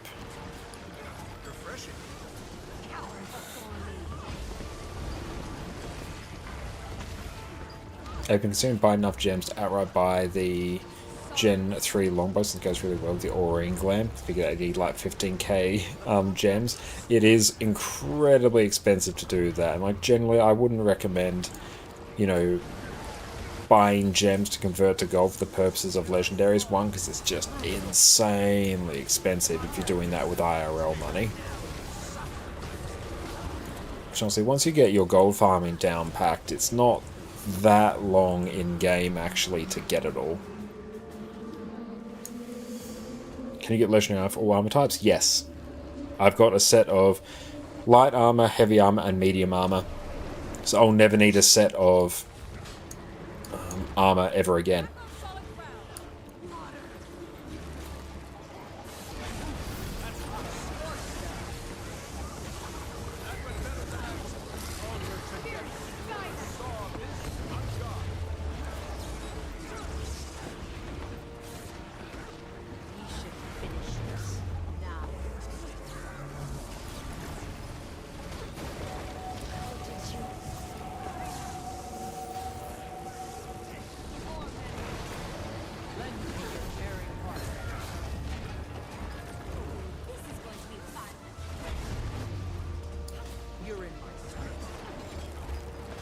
It's the same way to get them, but there are different ways to get.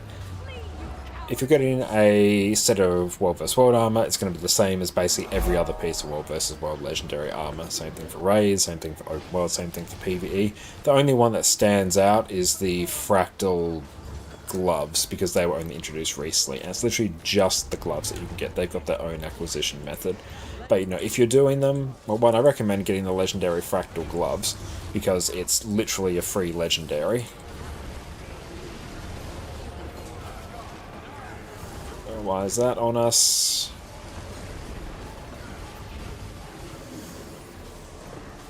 Bruh. But yeah, like there's really no difference between getting, say, a set of raid heavy, you know, chest armor or shoulder armor or glove armor. They're basically the same recipe. It's just you have a different precursor piece. What's the best way of getting another equipment tab outside of buying it with the gems? Converting gold to buy it with gems. I wish there was an easier way to get more of them. Or, well, actually, technically, the best way is buy another character slot, because that's the more cost-effective way than buying equipment templates. But that's probably not the answer you're looking for. You're looking for the, you know, how do I get them on this character that I play, not make me make a new character. Yeah, Legendary God's super easy. Did it in 2 days. Yeah, I ended up doing mine like a few hours. It was ridiculous.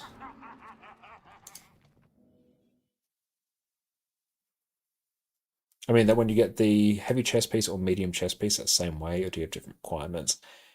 If you're getting, say, the raid armor, heavy and medium, basically the same. Except that the second set of raid armor takes twice the amount of legendary insight, so twice the amount of boss kills to get. The first one's more cost effective, but that's sort of an outlier. World versus World, the heavy and medium, exactly the same. Same as light. Open world armor, exactly the same. Yeah, there's no real difference at all.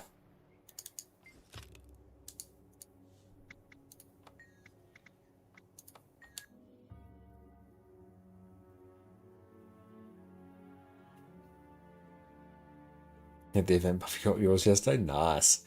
It was welcome in. You haven't played since IOJ relaunch, and you logged in for the first time in ages. Nice to see you still going strong. Love to hear that. Can't remember how to play it all, surprisingly. All your buy-ins. It's going to take a little bit to get used to. That's always something. It's not just a Guild Wars 2 thing. It's whenever you come back to any game after an extended period of time.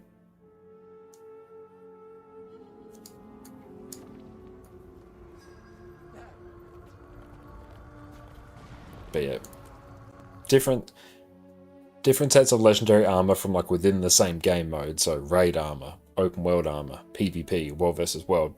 Functionally, they're exactly the same, the different armor weights. Does it have to be done separated? No, you can do 3 sets of raid armor. You can do 2 sets of open world armor, 1 set of world vs. world armor. What I did on this account was I did 2 sets of raid armor, light and heavy, and I did the medium from open world because I don't like how the raid medium armor looks. On my NA account, I did 3 sets of raid armor. But you could mix and match them. You could do the gloves from world vs. world, the shoulders from raids, chest piece from open world if you wanted. Nothing's stopping you from doing that. Armor sets won't look particularly coherent, but you could do it.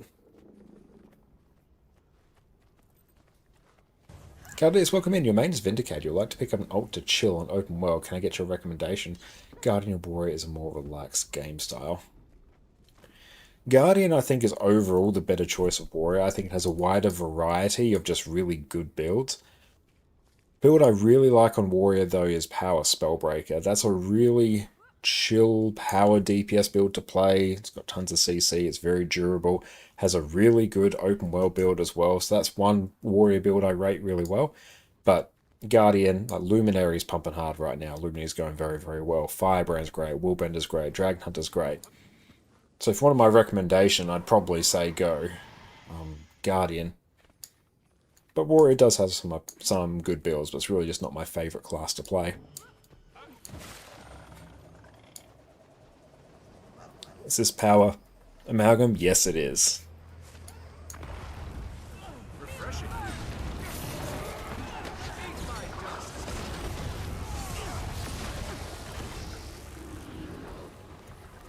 Oh, we're just about to DC.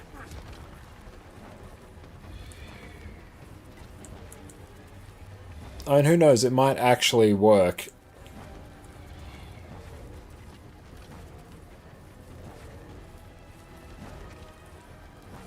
Let's make everything light up. Every button.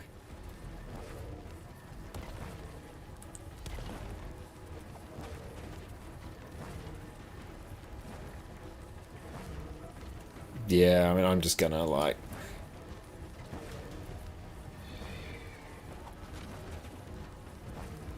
Hang on. Gonna have to actually force close the game. There we go.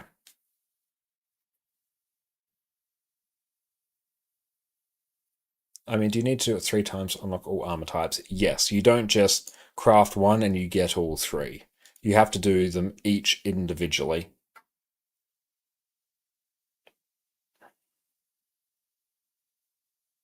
It's always difficult to pick a profession. It is, yeah. That's why I bounce around between them all the time.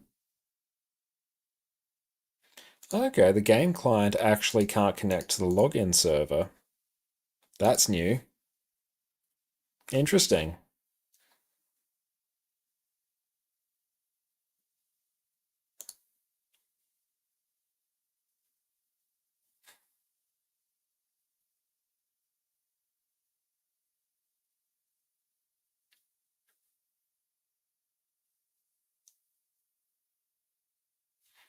Yeah, I think the server is actually having an issue there, or at least our internet. Interesting. You know what, let's exit out of that. Let's exit out of Lutris and let's go back in. Try again. Oh, we can go over to just chatting then. I actually don't use this one that often. Okay, let's keep going.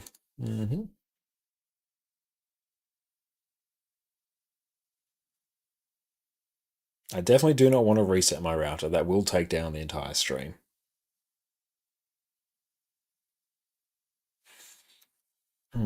Okay, actually, let's try...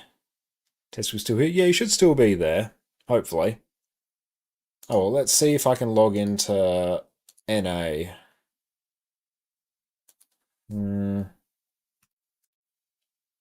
I don't need that. Hang on.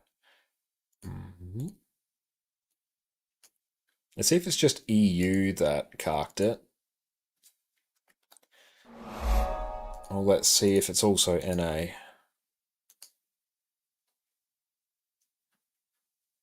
Oh, Blackmouse, thank you for the follow. Okay, no, it looks like NA is having issues as well. Anyone else having any issues with the Guild Wars 2 server at the moment? Or is that just me?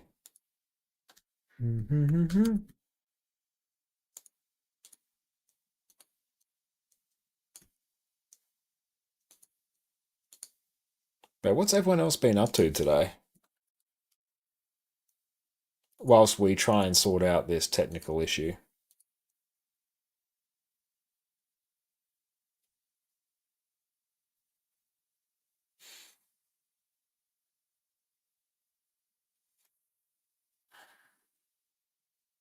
A little bit of PvP. Oh, nice.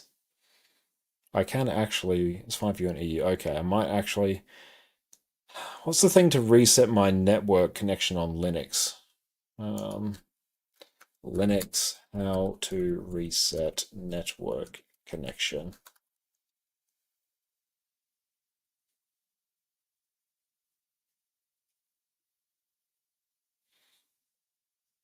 Yeah, slash that could be it.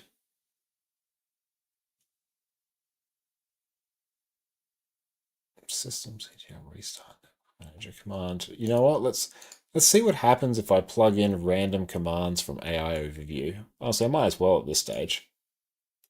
Control Alt T. Yeah. Okay. It's asking for stuff.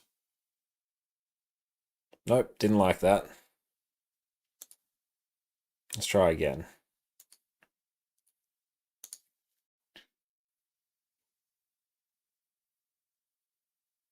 Oh, Blood Bunkers Coach. That sounds very fun.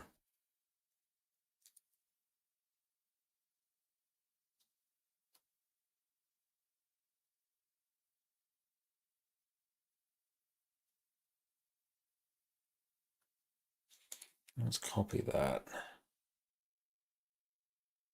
Please restart my client. I have done such a thing. Okay. Control Alt T. Let's try pasting this command again.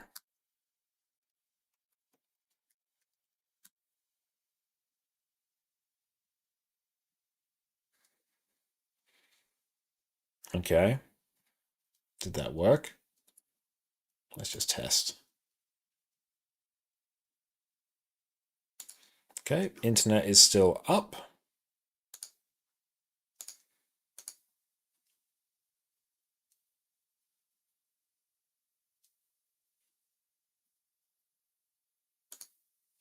So hashtag feels Australian man story can tell us.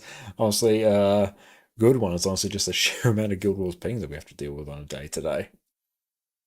It's a nice little handicap. Hey, thank you. I'm glad you appreciate the bookshelf. Yeah, we've got a whole bunch of Brandon Sanderson over the shoulder. My right shoulder, which is Jess and mine's favorite author. And just yesterday, we went out for my birthday and we picked up a copy of Yumi and the Nightmare Painter, another book in his Cosmere universe, standalone one, so I'm looking forward to reading that. What's the best way? Hang on. There's another trick. Is this a my computer or is this a Jess's, not just computer, or is this an internet issue? Oh, I'm trying to patch Guild Wars 2 on her computer now. Hey, thank you, I appreciate that.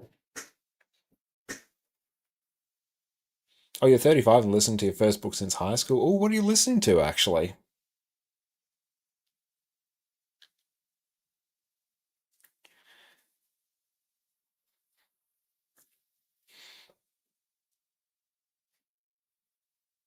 Okay.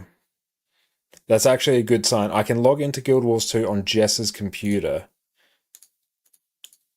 So that's good. That means it could be a this computer issue. Which that's good. Yeah, random commands is always good. It is, yeah. 5 a.m. Club by Robin Sharma. Ah, nice. How are you finding it so far?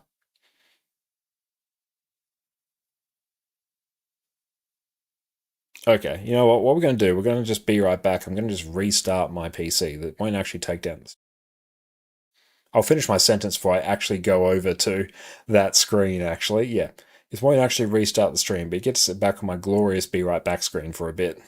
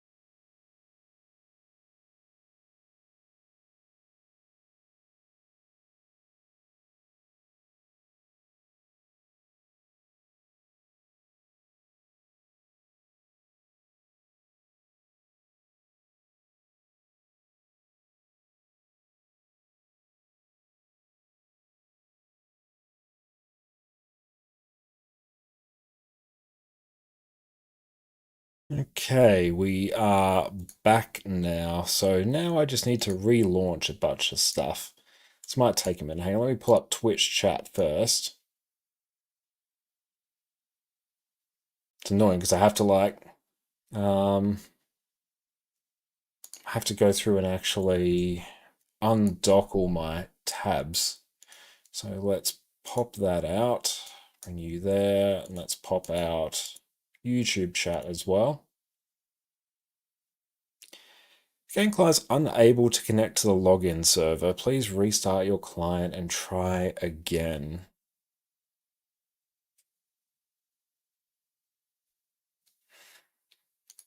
How do I disable the Linux firewall? Let's just search for firewall. Yeah, firewall.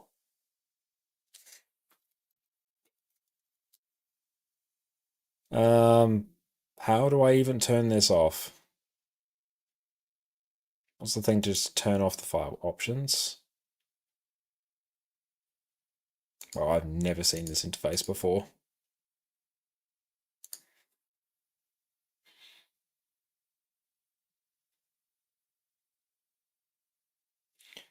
Next step, troubleshooting step. We're gonna see if we can. Yeah, we're gonna see if we can cheekily install Guild Wars 2 through Steam.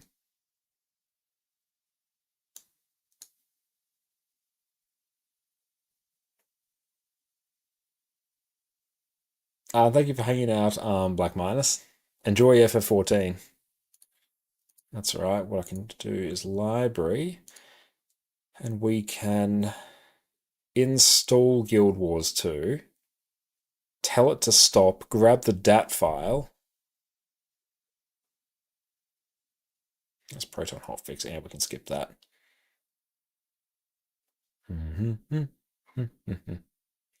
Let's also grab live. We should be. Yeah, we can get into this one. What distro are you on? I am on Nobara. Yeah, so I can pop out that chat. All right. Let's do that. Pop that chat there. That chat there. Really nice if I could get it to remember.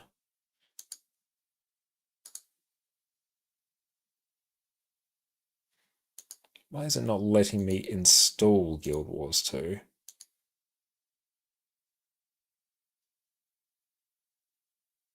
Yeah, you can play your ArenaNet on Steam. That's how you play in controller. Just got to go onto game properties and type in provider portal. Yes, that is my plan. If it would actually give me the option to install Guild Wars 2. Hang on. Because, yeah, we're in Steam right now, and we're trying to get it to install Guild Wars 2. Like, I could do it with Hades, and that would be fine. It just doesn't want to do it here. Maybe I have to... Yeah, let's go remove from this account. All right, let's go back here. It says available for Windows. I've done this before, though. Like, I've done this before on Linux without any issue whatsoever. Let's go add to library. Library.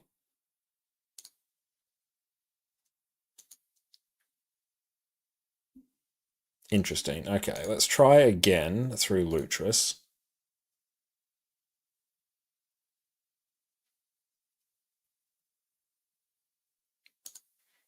The game just really decided that it didn't want us to play Amalgam.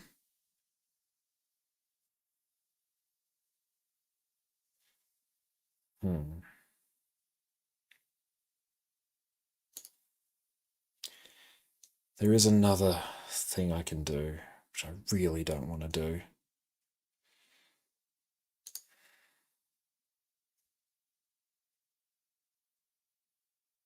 We're gonna have to do it. We'll be right back in a moment.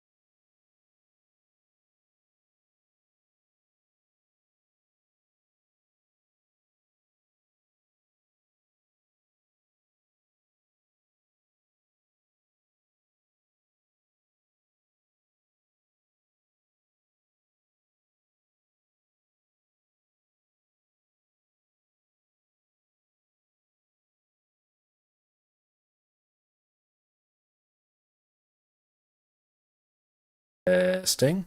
There we go. Okay, yep, figured out what the issue was there. When we logged back into Windows, we actually didn't reactivate our microphone. There we go. Okay, yeah, so it turns out this issue is actually going across multiple accounts, but just from my computer, actually. So that is interesting. Let's try again.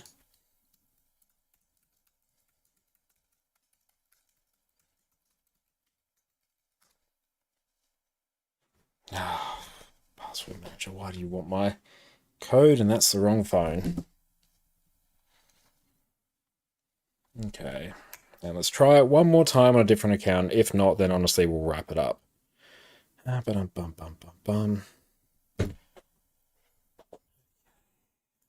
that computer. We could do, this is the biggest round of tech support we've done actually. 82010. It's good to know this isn't actually a Linux issue. Hey, thank you for that. I appreciate that.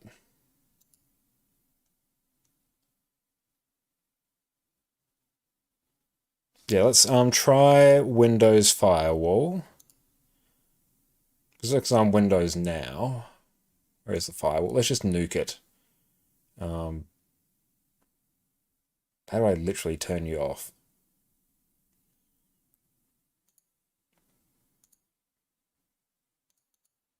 Let's try that.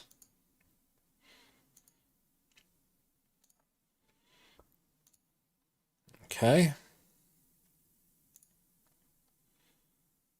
Domain network. Yeah, I'm just literally turning it all off. Everything off. That's right. Windows notoriously safe. It's going to be fine.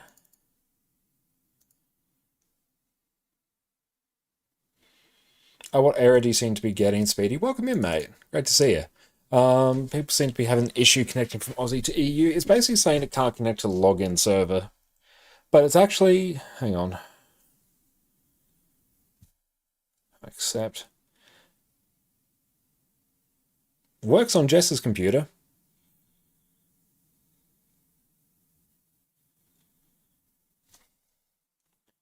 And where is Guild Wars? Yes, yes, yes. Okay, let's try a different account. Main. Edit.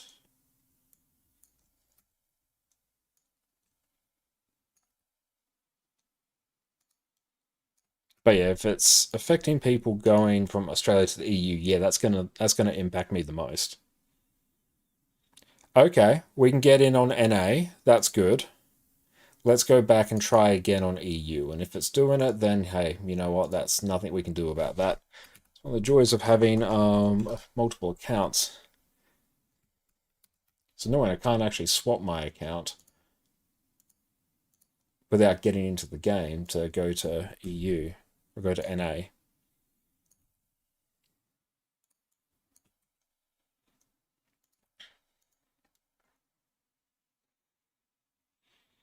Give that a minute.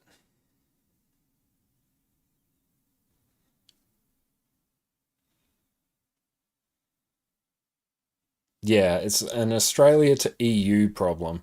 All right, in that case.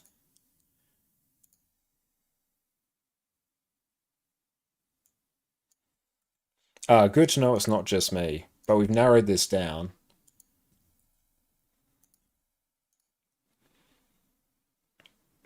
Okay, so let's try this. We're literally rebuilding our OBS setup as we go. Will this bring up Guild Wars 2? Guild Wars 2 game capture. Okay. You should have game audio. Cool, that's up. Let's restart now.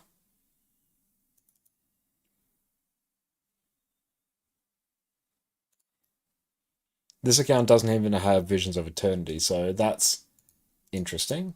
And let's go back to YouTube as well. There we go. Apologies if I missed any chat on YouTube.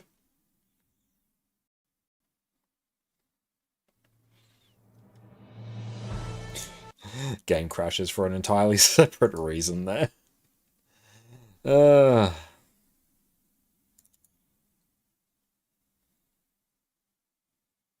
It's honestly probably because the game isn't actually fully patched yet. It's Probably not a bad time for me to actually set up.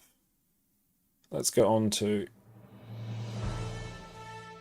Hang on. Update automatically.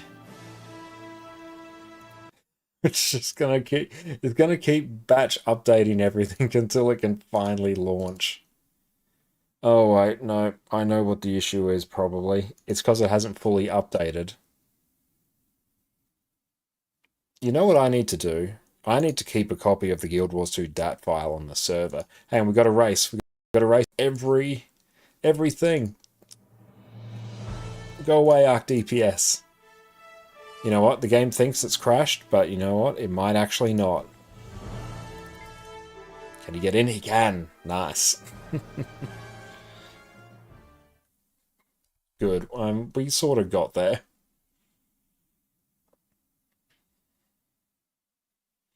As long as you can hear my voice, I think. Where is it? There it is. Cool. I can see bar moving up and down now. That's good.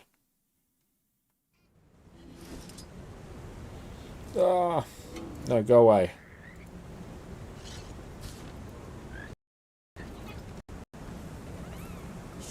Okay. Weird. Nice and cool. We got a bunch of gold there. Rightio. Okay, you know what? We can probably actually ransack... No, do I ransack this account? That's actually the question. Or is that just a really bad idea? No, probably.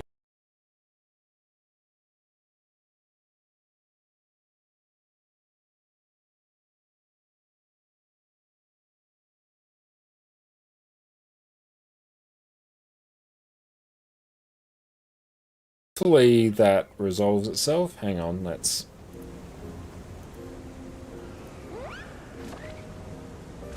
There we go, we've reset our mic. Hopefully that does it. Might as well correctly. Welcome in, Dante. It's great to see you. We wonder if that will fix it. Hang on. Let me know if it's still... Oh, better? Good.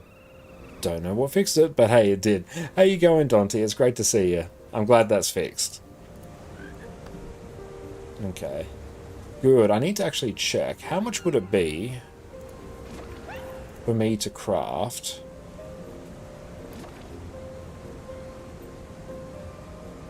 100 of the... Things did seem to lag a bit for the mic went all crackly. It's honestly probably because we've gone into Windows, and it's the first time we've gone into Windows in, I'm gonna say, months. So it's probably running a whole bunch of updates in the background, which is breaking everything. How's married life treating you? It's going very, very well. We've just come to the end of probably the busiest we've been in quite some time. Because, yeah, Jess and I, we got married over in the UK back in September. We came back, then we basically rolled straight into organising her sister's baby shower, which that went really, really well. Then after that, we rolled into organising a sort of post-wedding afternoon tea, which we just had this last Sunday for, you know, friends and family, IRL. So we had about 30 people over at our place, which is by far the most people we've hosted. The only time Jess and I have actually hosted something at whichever place we're staying at was Christmas a few years ago, and we only had 12 people. So this was like a big jump, and we were super nervous about it, and we're like, oh, we've undercated, it's going to be a disaster. No, not at all. We massively overcated. And it was also tricky as well because, you know, a lot of people in Jess's family are celiac, so we had to do gluten-free. Sister is onion and garlic free as well, so trying to find anything that sort of ticks those boxes was very tricky. But we got there and that went great. And just this last Wednesday, Jess's sister had their baby, so Jess and I are now aunt and uncle as well. So we went and saw them on Wednesday. Their baby's absolutely adorable, and we're especially relieved because it was a bit of a high-risk pregnancy. But both Mum and Bub are doing really, really well, which is great. We're so happy to hear that. Yeah, we went and saw them again today in the hospital. They're going home on Sunday. So yeah, we're just sort of coming out of like an incredibly busy period. So we're sort of taking a little bit of a breather right now. Oh yeah, and as well, yeah, I forgot to mention, but yeah, Jess's hypothyroidism has come back with a vengeance as well that happened on our trips. That's the other thing we've been dealing with. So that's going to have to be a thyroidectomy in the new year. So we're in the process of dealing with everything around that as well. So it's been a really busy period. Unfortunately, Jess is feeling quite a lot better right now than what she was, but that's entirely down to the medication. It's not actually fixing the underlying issue.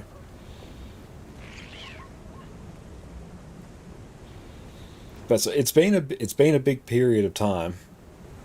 Okay, let's check over here. Streaming display. Display thing is gone. Kind of hang on. Let's just chat overlay. What is that? Hang on. No, we're just going to bounce around OBS here. Just bear with me. What has become of the Empire in my absence?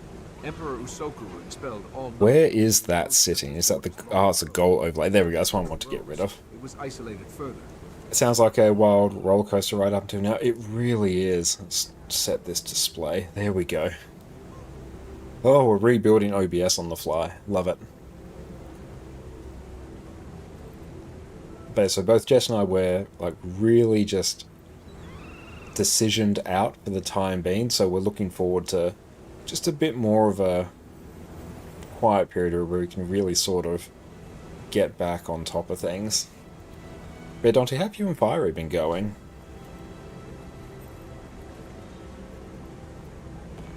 So I want... No, I don't want peppercorn. I want cilantro. Lime sous vide steaks, that's what I want. Oh, is the audio now out of sync? Be back in a moment.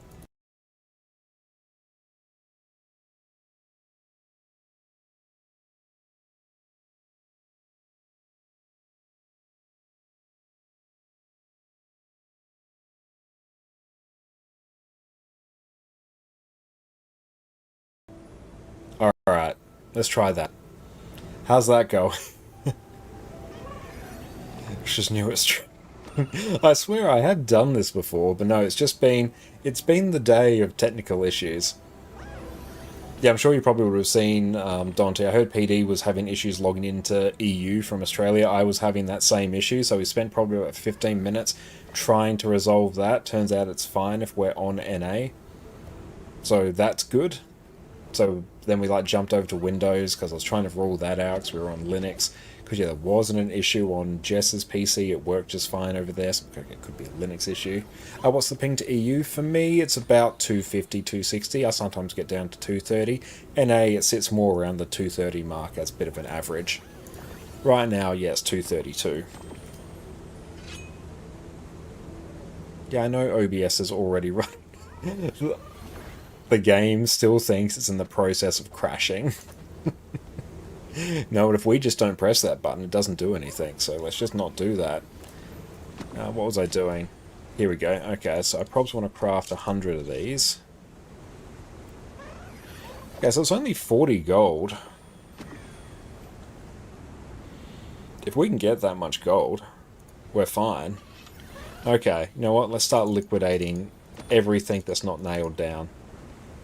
If it's worth some gold, we're going to send it. Yeah, these are all actually worth a surprising amount of gold. Let's go! Will I finally have the correct power food on EU? Although, watch as I craft the wrong power food again. I will do it, and it will be absolutely hilarious.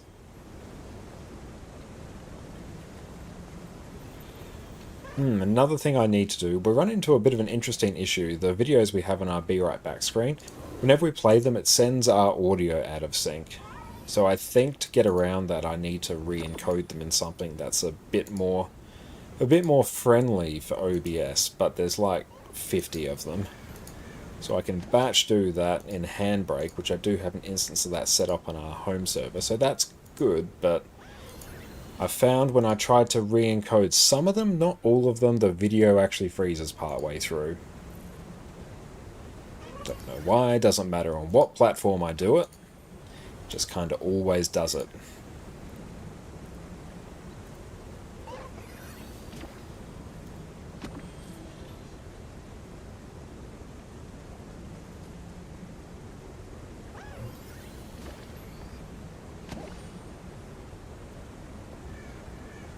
Oh, you can put on an audio or video delay filter and put on what's needed for it to be in sync.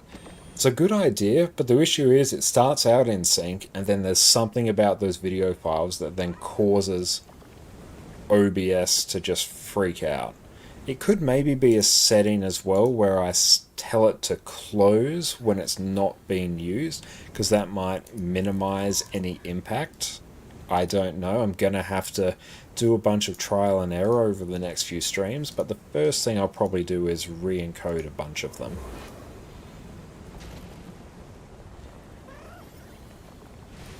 Because the issue is, I use all my YouTube videos for that, but because I had a hard drive fail, I actually lost all of the DaVinci projects. And thank you so much for the follow, Extra Mediums. I appreciate that. I lost all my DaVinci Resolve projects for basically every video that I've ever made, so I can't re-export them. So what I did was I downloaded them from within YouTube. But for some reason, whenever I re-encode them to something that's just a bit more amenable to OBS, it freaks out. Don't know why. And I don't want to encode them on the Mac, because it's just going to make the Mac run exceptionally hot for a while.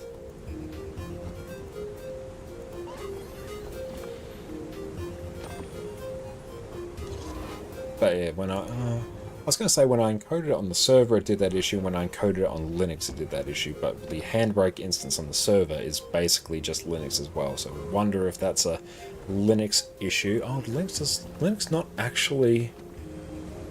Linux tends to have issues with AAC from memory. Maybe it does need to be re-encoded on something else.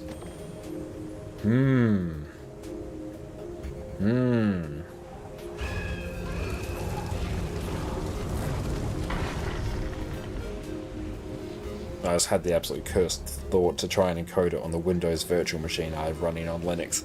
I could. It would be really, really slow, but I could.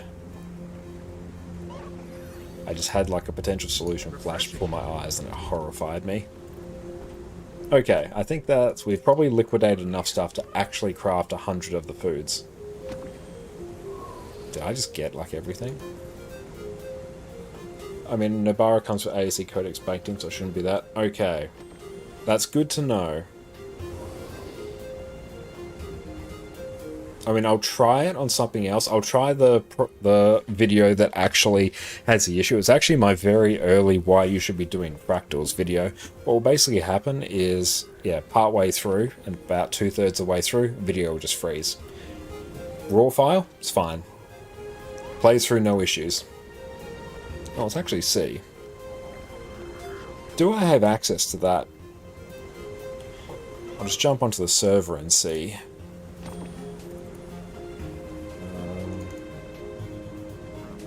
Video production, Handbrake, to encode. Okay.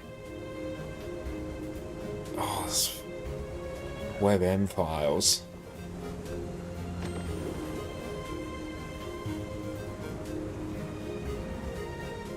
How do I play a WebM file on Windows? Will it just play? VLC?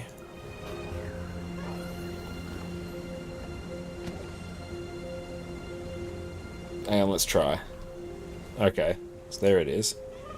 Right, so base file actually works.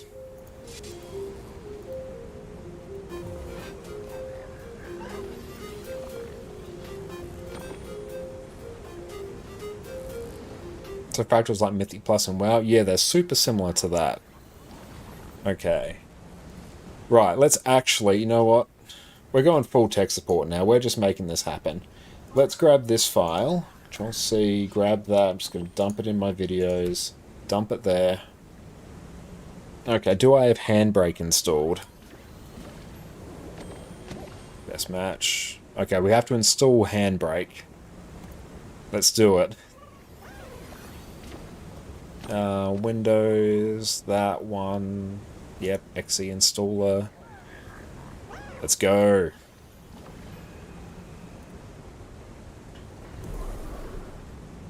Next, next, next. I don't need a desktop shortcut. I don't use the desktop shortcuts. Right, let's see if you get launched. Are you gonna? Or are you gonna make me do it? I think you're gonna make me do it.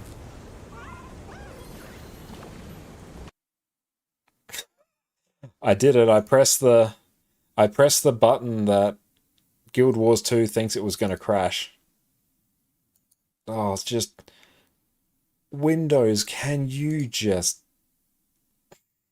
It just brought up like every window. It's like, sign into this, sign into this, sign into this. How about no? Tech support stream? Yeah, screw it. We're just full tech support stream. Okay, let's bring up Windows in the back. Not Windows. Guild Wars 2 in the background. In you get, you little goblin.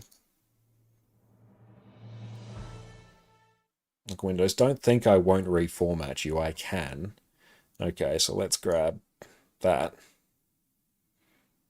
And that can just go into videos. Let's save that as... let's go -re-encode. Alright. Display, let's go. So we've got that in there. MP4's fine. Align AV start. Yeah, MP4's good. Dimensions. Set that to no limit, so I will just retain that. Filters video, we don't care. Yeah, I want H.264, but I want H.264. Let's go AMD VCE, just so I can use the GPU for that. Go same as source, constant frame rate, balanced. Set that to 20. Audio, yep. Store it. Good lord, that's not even the long video. Will that actually... Does that break anything? I look jittery.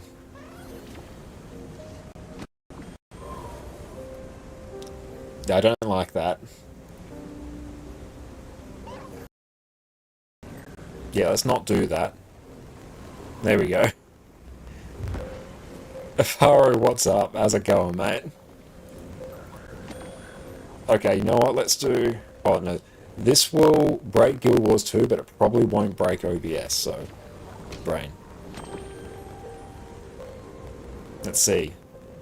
Re-encode, yep. Override it.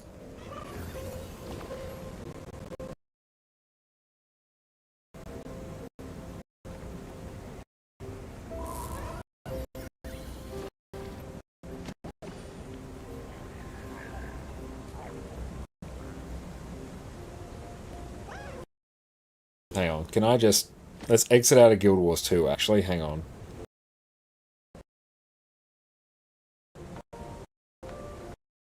If you will look...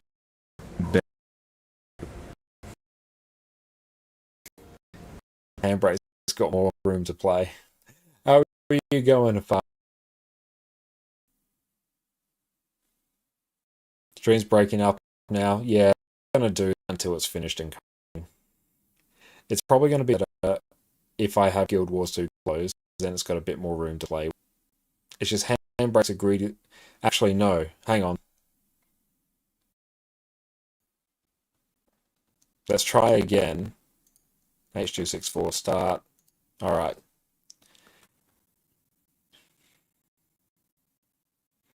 That's probably going to be less broken. Yeah. We close Guild Wars 2, that frees up more space for the graphics card. Then the graphics card can do the encode. It will still probably break stream for a little bit, but I've got to see this works, because if it doesn't, I need to do it en masse.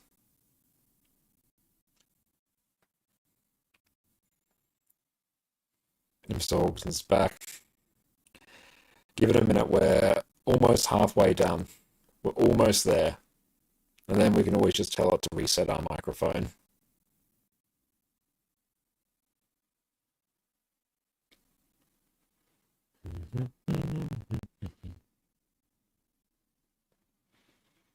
That's right, the tech support streams happen when my frustration reaches its absolute peak. Queue finished. Okay, brilliant. Now that should be fine. We can go back to game capture, bring up Guild Wars 2 again, and try and buy a bunch of things. Which one? Let's put that over there. Log in. Okay, this is the re-encode file.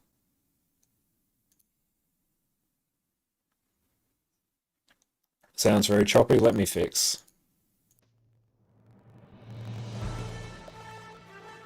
And there we go.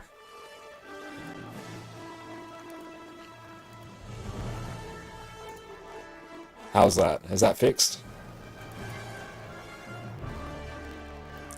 This is actually one of the reasons why I don't typically stream on Windows now. Nope. Game sounds wacky as well. You know what? We're just going to restart OBS.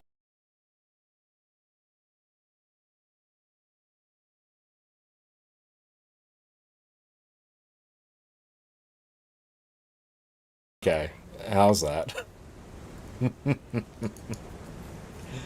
Okay, that should be okay. There shouldn't be anything in its way.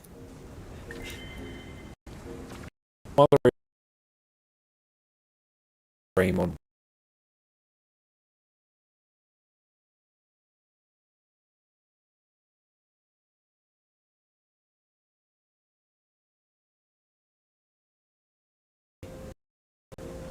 Go on.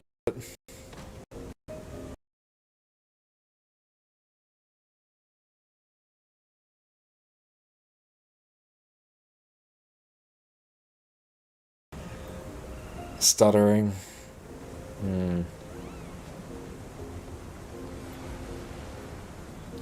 Is this a microphone? So is Guild Wars 2 breaking? Now it's good. No one do anything. Yeah, okay, so we'll hold this microphone here that isn't being used, and that seems to fix it.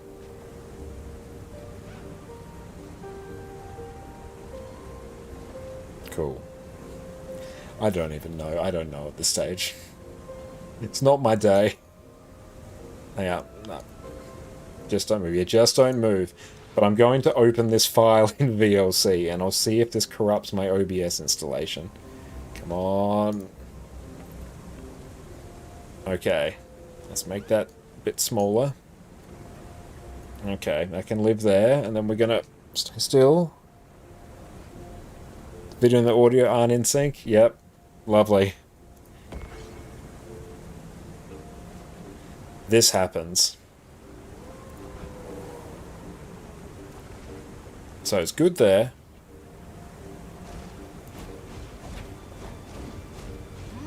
But then when I re-encode these videos, it breaks. Oh no, I've got a... Oh, I've got another idea, but it's really bad. Video a bit behind audio. Honestly, at this stage, we're just going to have to deal with that. Like, if that's just going to be a Windows thing, it's going to be the Windows thing. Okay, I've got another idea for dealing with my issues there. What I can do... Accent usually doesn't matter. Okay, that's good. Because the issue we were having is that some of those video files, when I re-encode them in a system that, in a codec that is better for OBS, it causes them to freeze. Don't know why. That happens on Linux, that happens on Windows. So maybe my solution to that is actually to import them into the video editor I use DaVinci Resolve, queue up every one as its own separate video to be re-rendered, and then re-render them all. It'll take me probably about an hour or so to set up, but then I can just let that ride. But should I do that? Oh, I should probably do that in a virtual machine. I think I should, or else literally the MacBook's going to be running for like hours at maximum heat, and that's a really bad idea. Okay. that's a solution for me to deal with at some point. Okay, let's also check. Let's actually do something pretty useful now. Let's buy... disciplines. I need to get a bunch of compost started. I need to get apples in bulk. Okay. Master Chefs. Rock.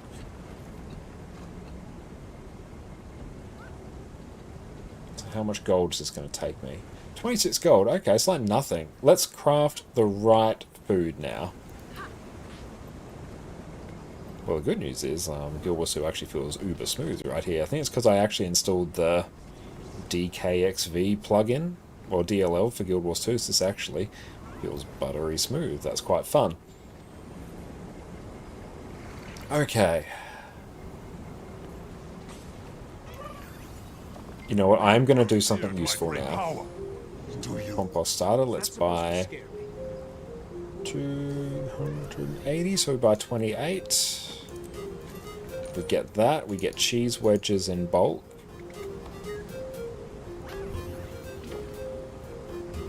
So it's just one, I'll buy 12 cheese wedges in bulk. I am crafting the right food, correct? Cilantro sous vide steak. What plugin? It's the, I think it's the DKXV plugin. It's particularly if you've got an AMD graphics card. Apparently AMD graphics cards don't deal with Guild Wars 2 particularly well, just due to how Guild Wars 2 works with, I think it's DirectX. Is it 12 or 11? I can't remember. Apparently the plugin's supposed to really improve it, which I think it does. I'm pretty sure it does. Your own video. Okay, yeah, you've got no issues then. It's a particular me issue.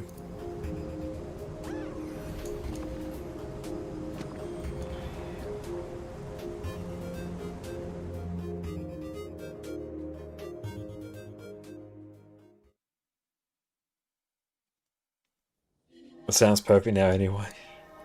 I'm glad to hear that. I'm also annoyed to hear that. Like, it's a random thing that's just happening all the time.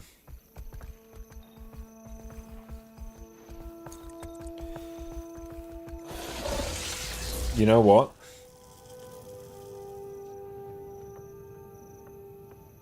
It's probably...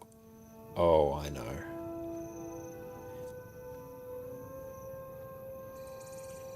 It's probably the NDI plugin. I ran a Windows update on Jess's computer, which I used to encode the stream, and Windows updates are notoriously cursed when it comes to NDI. Maybe I have to update NDI on the computer.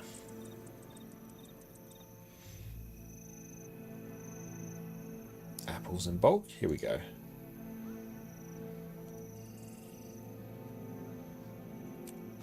There's a problem with the latest AMD Adrenalin driver on some games. Okay, that's good to know. I won't update that. Got some upgrade extractors. I don't think I can get any real use out of those.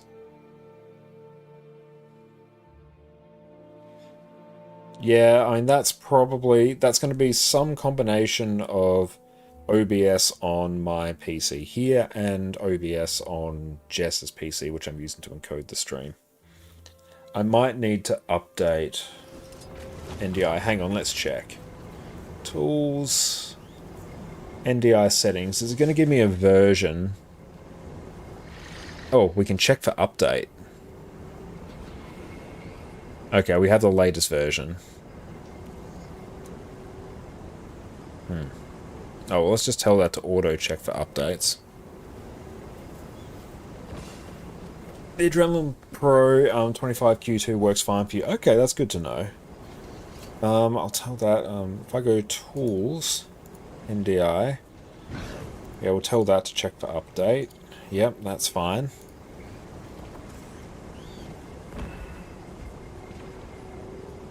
Okay, so I now just got to buy many things.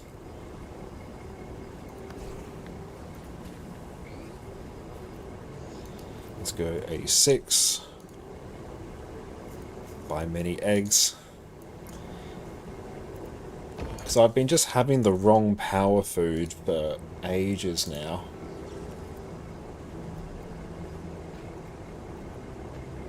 100. Lump of coal where you can buy from a vendor. Oh, what's this food for? No, this is me just crafting some ascended food that I have been putting off crafting for quite some time. I'll explain my issue in a bit.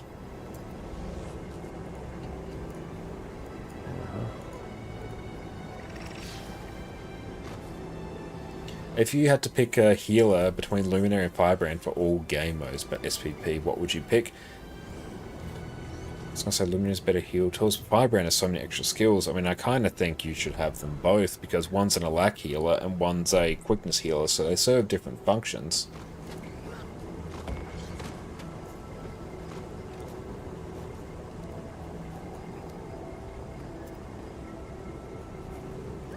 Okay, Luminary as a healer is really good, but so's Firebrand.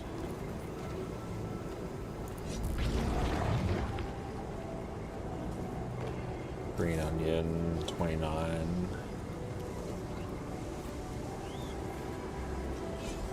I'd probably say for PvP, Luminary would be better. Firebrand's always just been a bit weird in PvP. Okay, so let's do... Gladius, thank you so much for the sub, I appreciate that. Okay, let's go lump of coals. I need to get 113.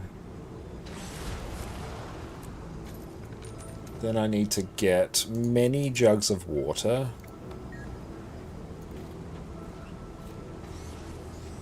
One, 4, 7. I need to get 44 bags of sugar. I need to get 10 bags of salt.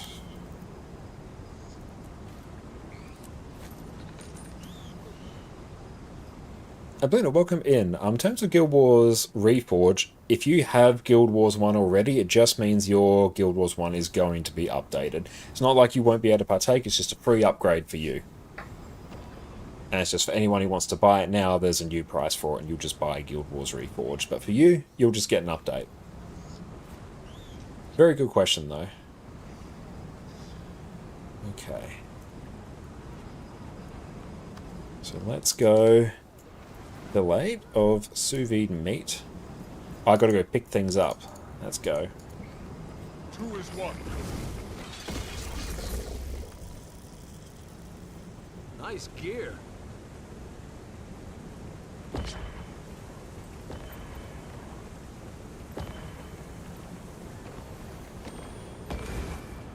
I wasn't including the German announcement. Okay, well I'm glad I could help there. Son of a Silver, welcome in, love the name. Can I ask how you change the colour of your boon table and how do you change the size of your boon on top of your boon table? It's a bit hard for me to show because I'm on Windows right now and I don't have Arc DPS enabled because this setup is like very tenuous right now. I don't want to tweak anything because it will break, but I've installed the separate boon table, like Arc DPS boon table plugin, so it's not the default Arc DPS boon table, it's a separate add-on. If I went Arc DPS library, it'll be under Arc DPS plugins, but it's a separate boon table plugin for Arc DPS. That's probably why it will look different.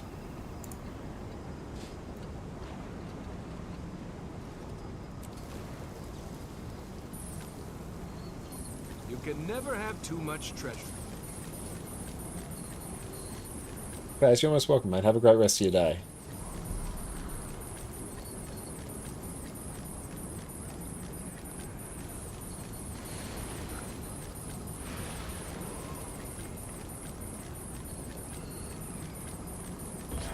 That looks valuable.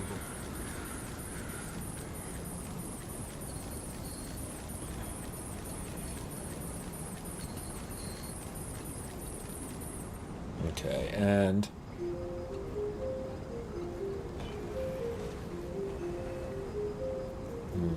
280.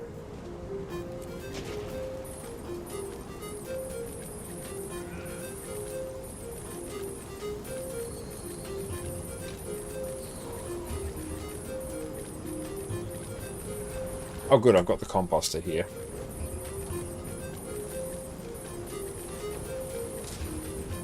So as everyone say, overall my day's been really, really good. We went and saw our nephew and Jess's sister and brother-in-law in hospital again today, so that was really, really nice. Yeah, we got back. We basically just did that today. Came back, started streaming. And for the most part, it was like pretty good. Like, stream's obviously been great. Playing Guild Wars 2 with everyone here is fantastic. It's like one of the highlights of my week. Been dealing with the little technical issues, but yeah, the main issue we dealt with was the connection from Australia to the EU being a bit balked, so that's just rough. But we have our NA Guild Wars 2 account, but in the troubleshooting issues, we bounce back to Windows because we've got to try and rule different things out. But yeah, that's a EU NA issue, not an actual computer issue, so that's nice, I guess.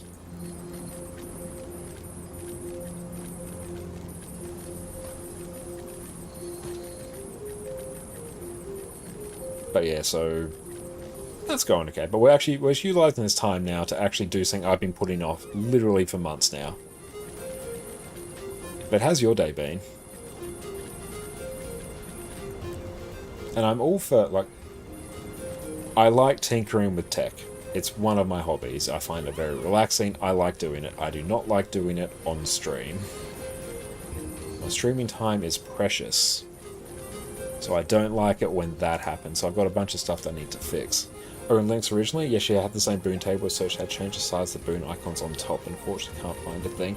Got a hard code on the item, but saw yours and it seemed a bit bigger. I'm not sure, like I haven't made any changes to it. It could maybe be a combination of the resolution that I play at. It's something I might have to look at on my next stream, I think, because yeah, I haven't made any changes to that. And if you've got the same add-on, that I haven't changed. And in terms of changing the colour, you can right click and there'll be like display options and you can tell it to change the colour based on the percentage. That's probably what I've done. Been good, woke up early, drove a bit, now done with everything. Nice, got the whole day free, do whatever you want. Awesome, what are your plans for the rest of the day? And yeah, tomorrow for us, we're going to go catch up with some of our best friends for just going out to like a new pizza place that we've been meaning to go to for a while. So that's a bit of a belated birthday thing, so we're very excited for that. It's going to be a good day tomorrow. And then probably at some point tomorrow, we've got some work that we have to catch up on because Jess and I haven't been on top of that since we got back and been dealing with all manner of like health issues and, you know, organising different things. But we're sort of at the point where we might have capacity to do that now, which will be good. Because yeah, I know I've got some videos to make for our joint business as well, so I've got to finish those, and after that I can focus on making some Guild Wars 2 videos as well. Because yeah, just recently we haven't had capacity. Okay, so we need to use salvage stack here.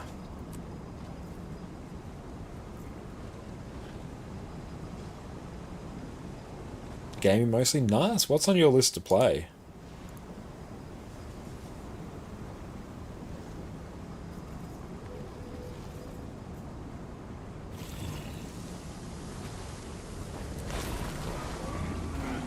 Yeah, honestly, I think maxing out Chef on my EU account is going to be a good shout. One, it means I'm not going to have to do this.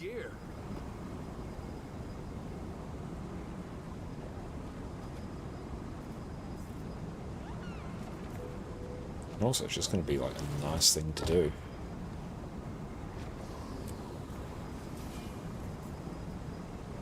You can never have too much treasure. Wish I had something else, but these days Guild Wars 2 mostly. I mean, there's nothing wrong with that at all. Like, if you're in the stage where, you know, playing Guild Wars 2 brings you joy, like, do it.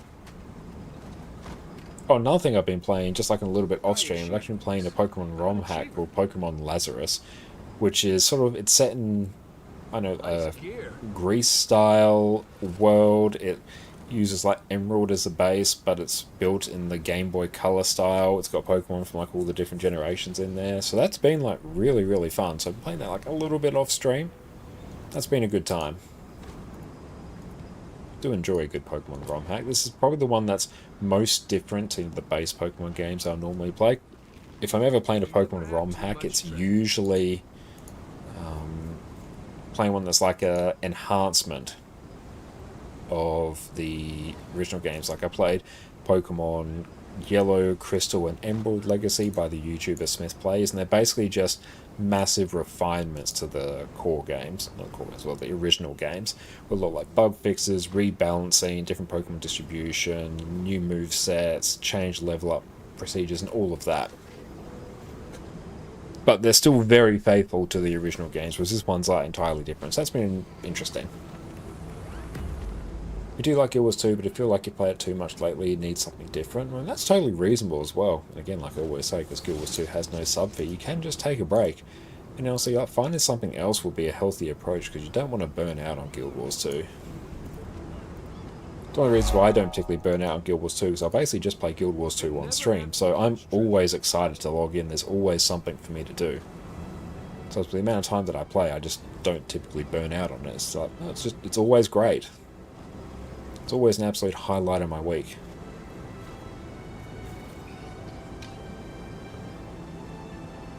Okay. So now we need Exquisite.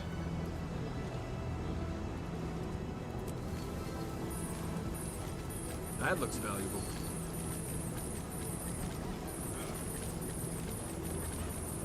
And El, thank you for the follow. Crafter's scented food takes some time, doesn't it?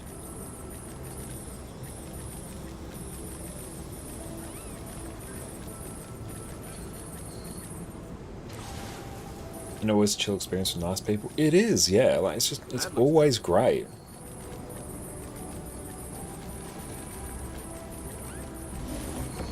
Okay. Cultivated cilantro leaf.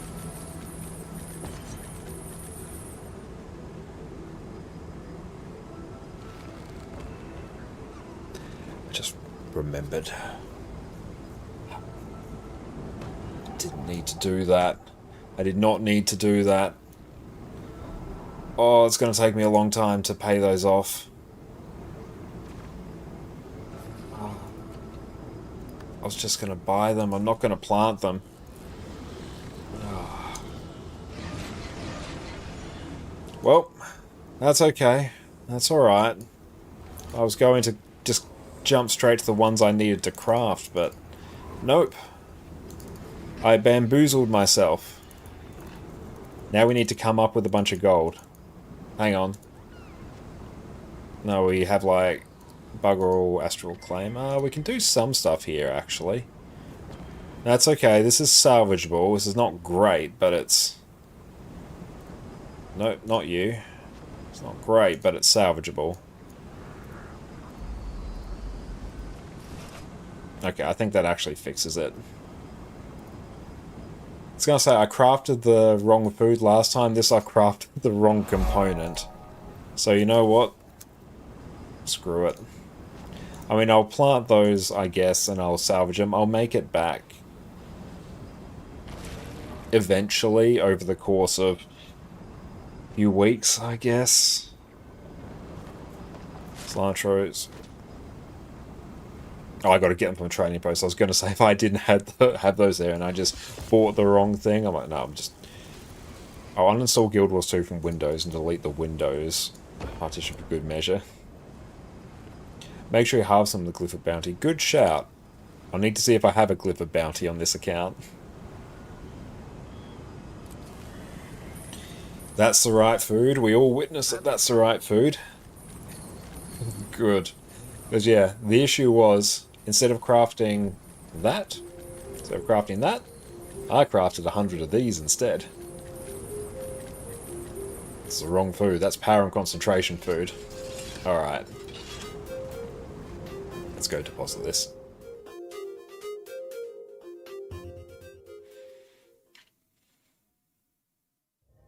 So you have a conundrum. Your main is in Sewer Guardian, but you come back now after 3 years. You're really digging Char. Nice! If you make a new Char Guardian, It's the only character-specific proc hero points. You will have to go and get all your hero points again. Unfortunately, like, we'll just need to do that. Map completion as well, story, and proprietor, deposit food. Can I just auto-click this? Hang on, Guild Wars 2. Oh, good, because on Windows we actually have an auto-clicker.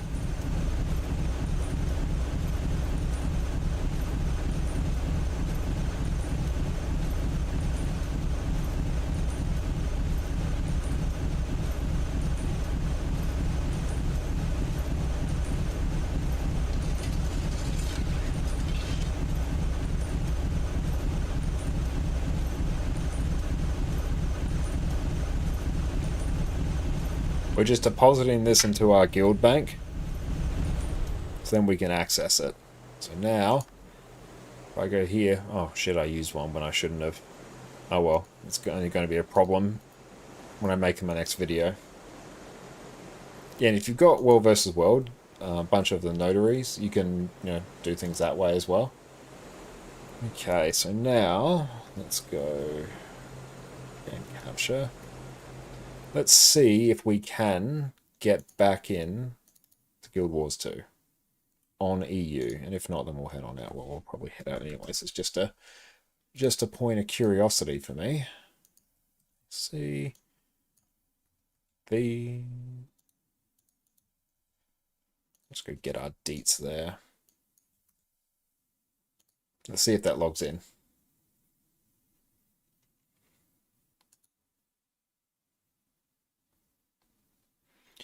Good, it actually is. Nice, good, that issue's resolved. Hell yeah. That's alright.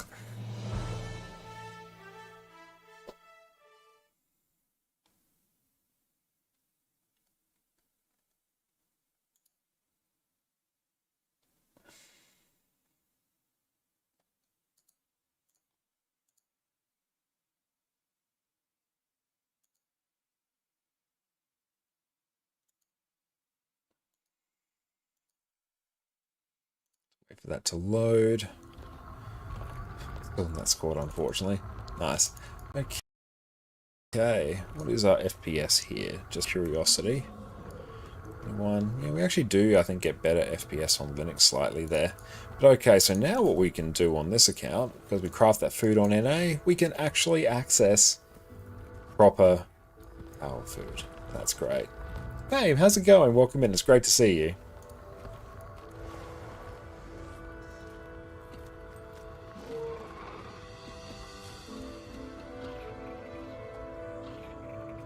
Okay, yeah, I might try, and I'll test actually if me literally re-encoding those videos through DaVinci will have them work. It might.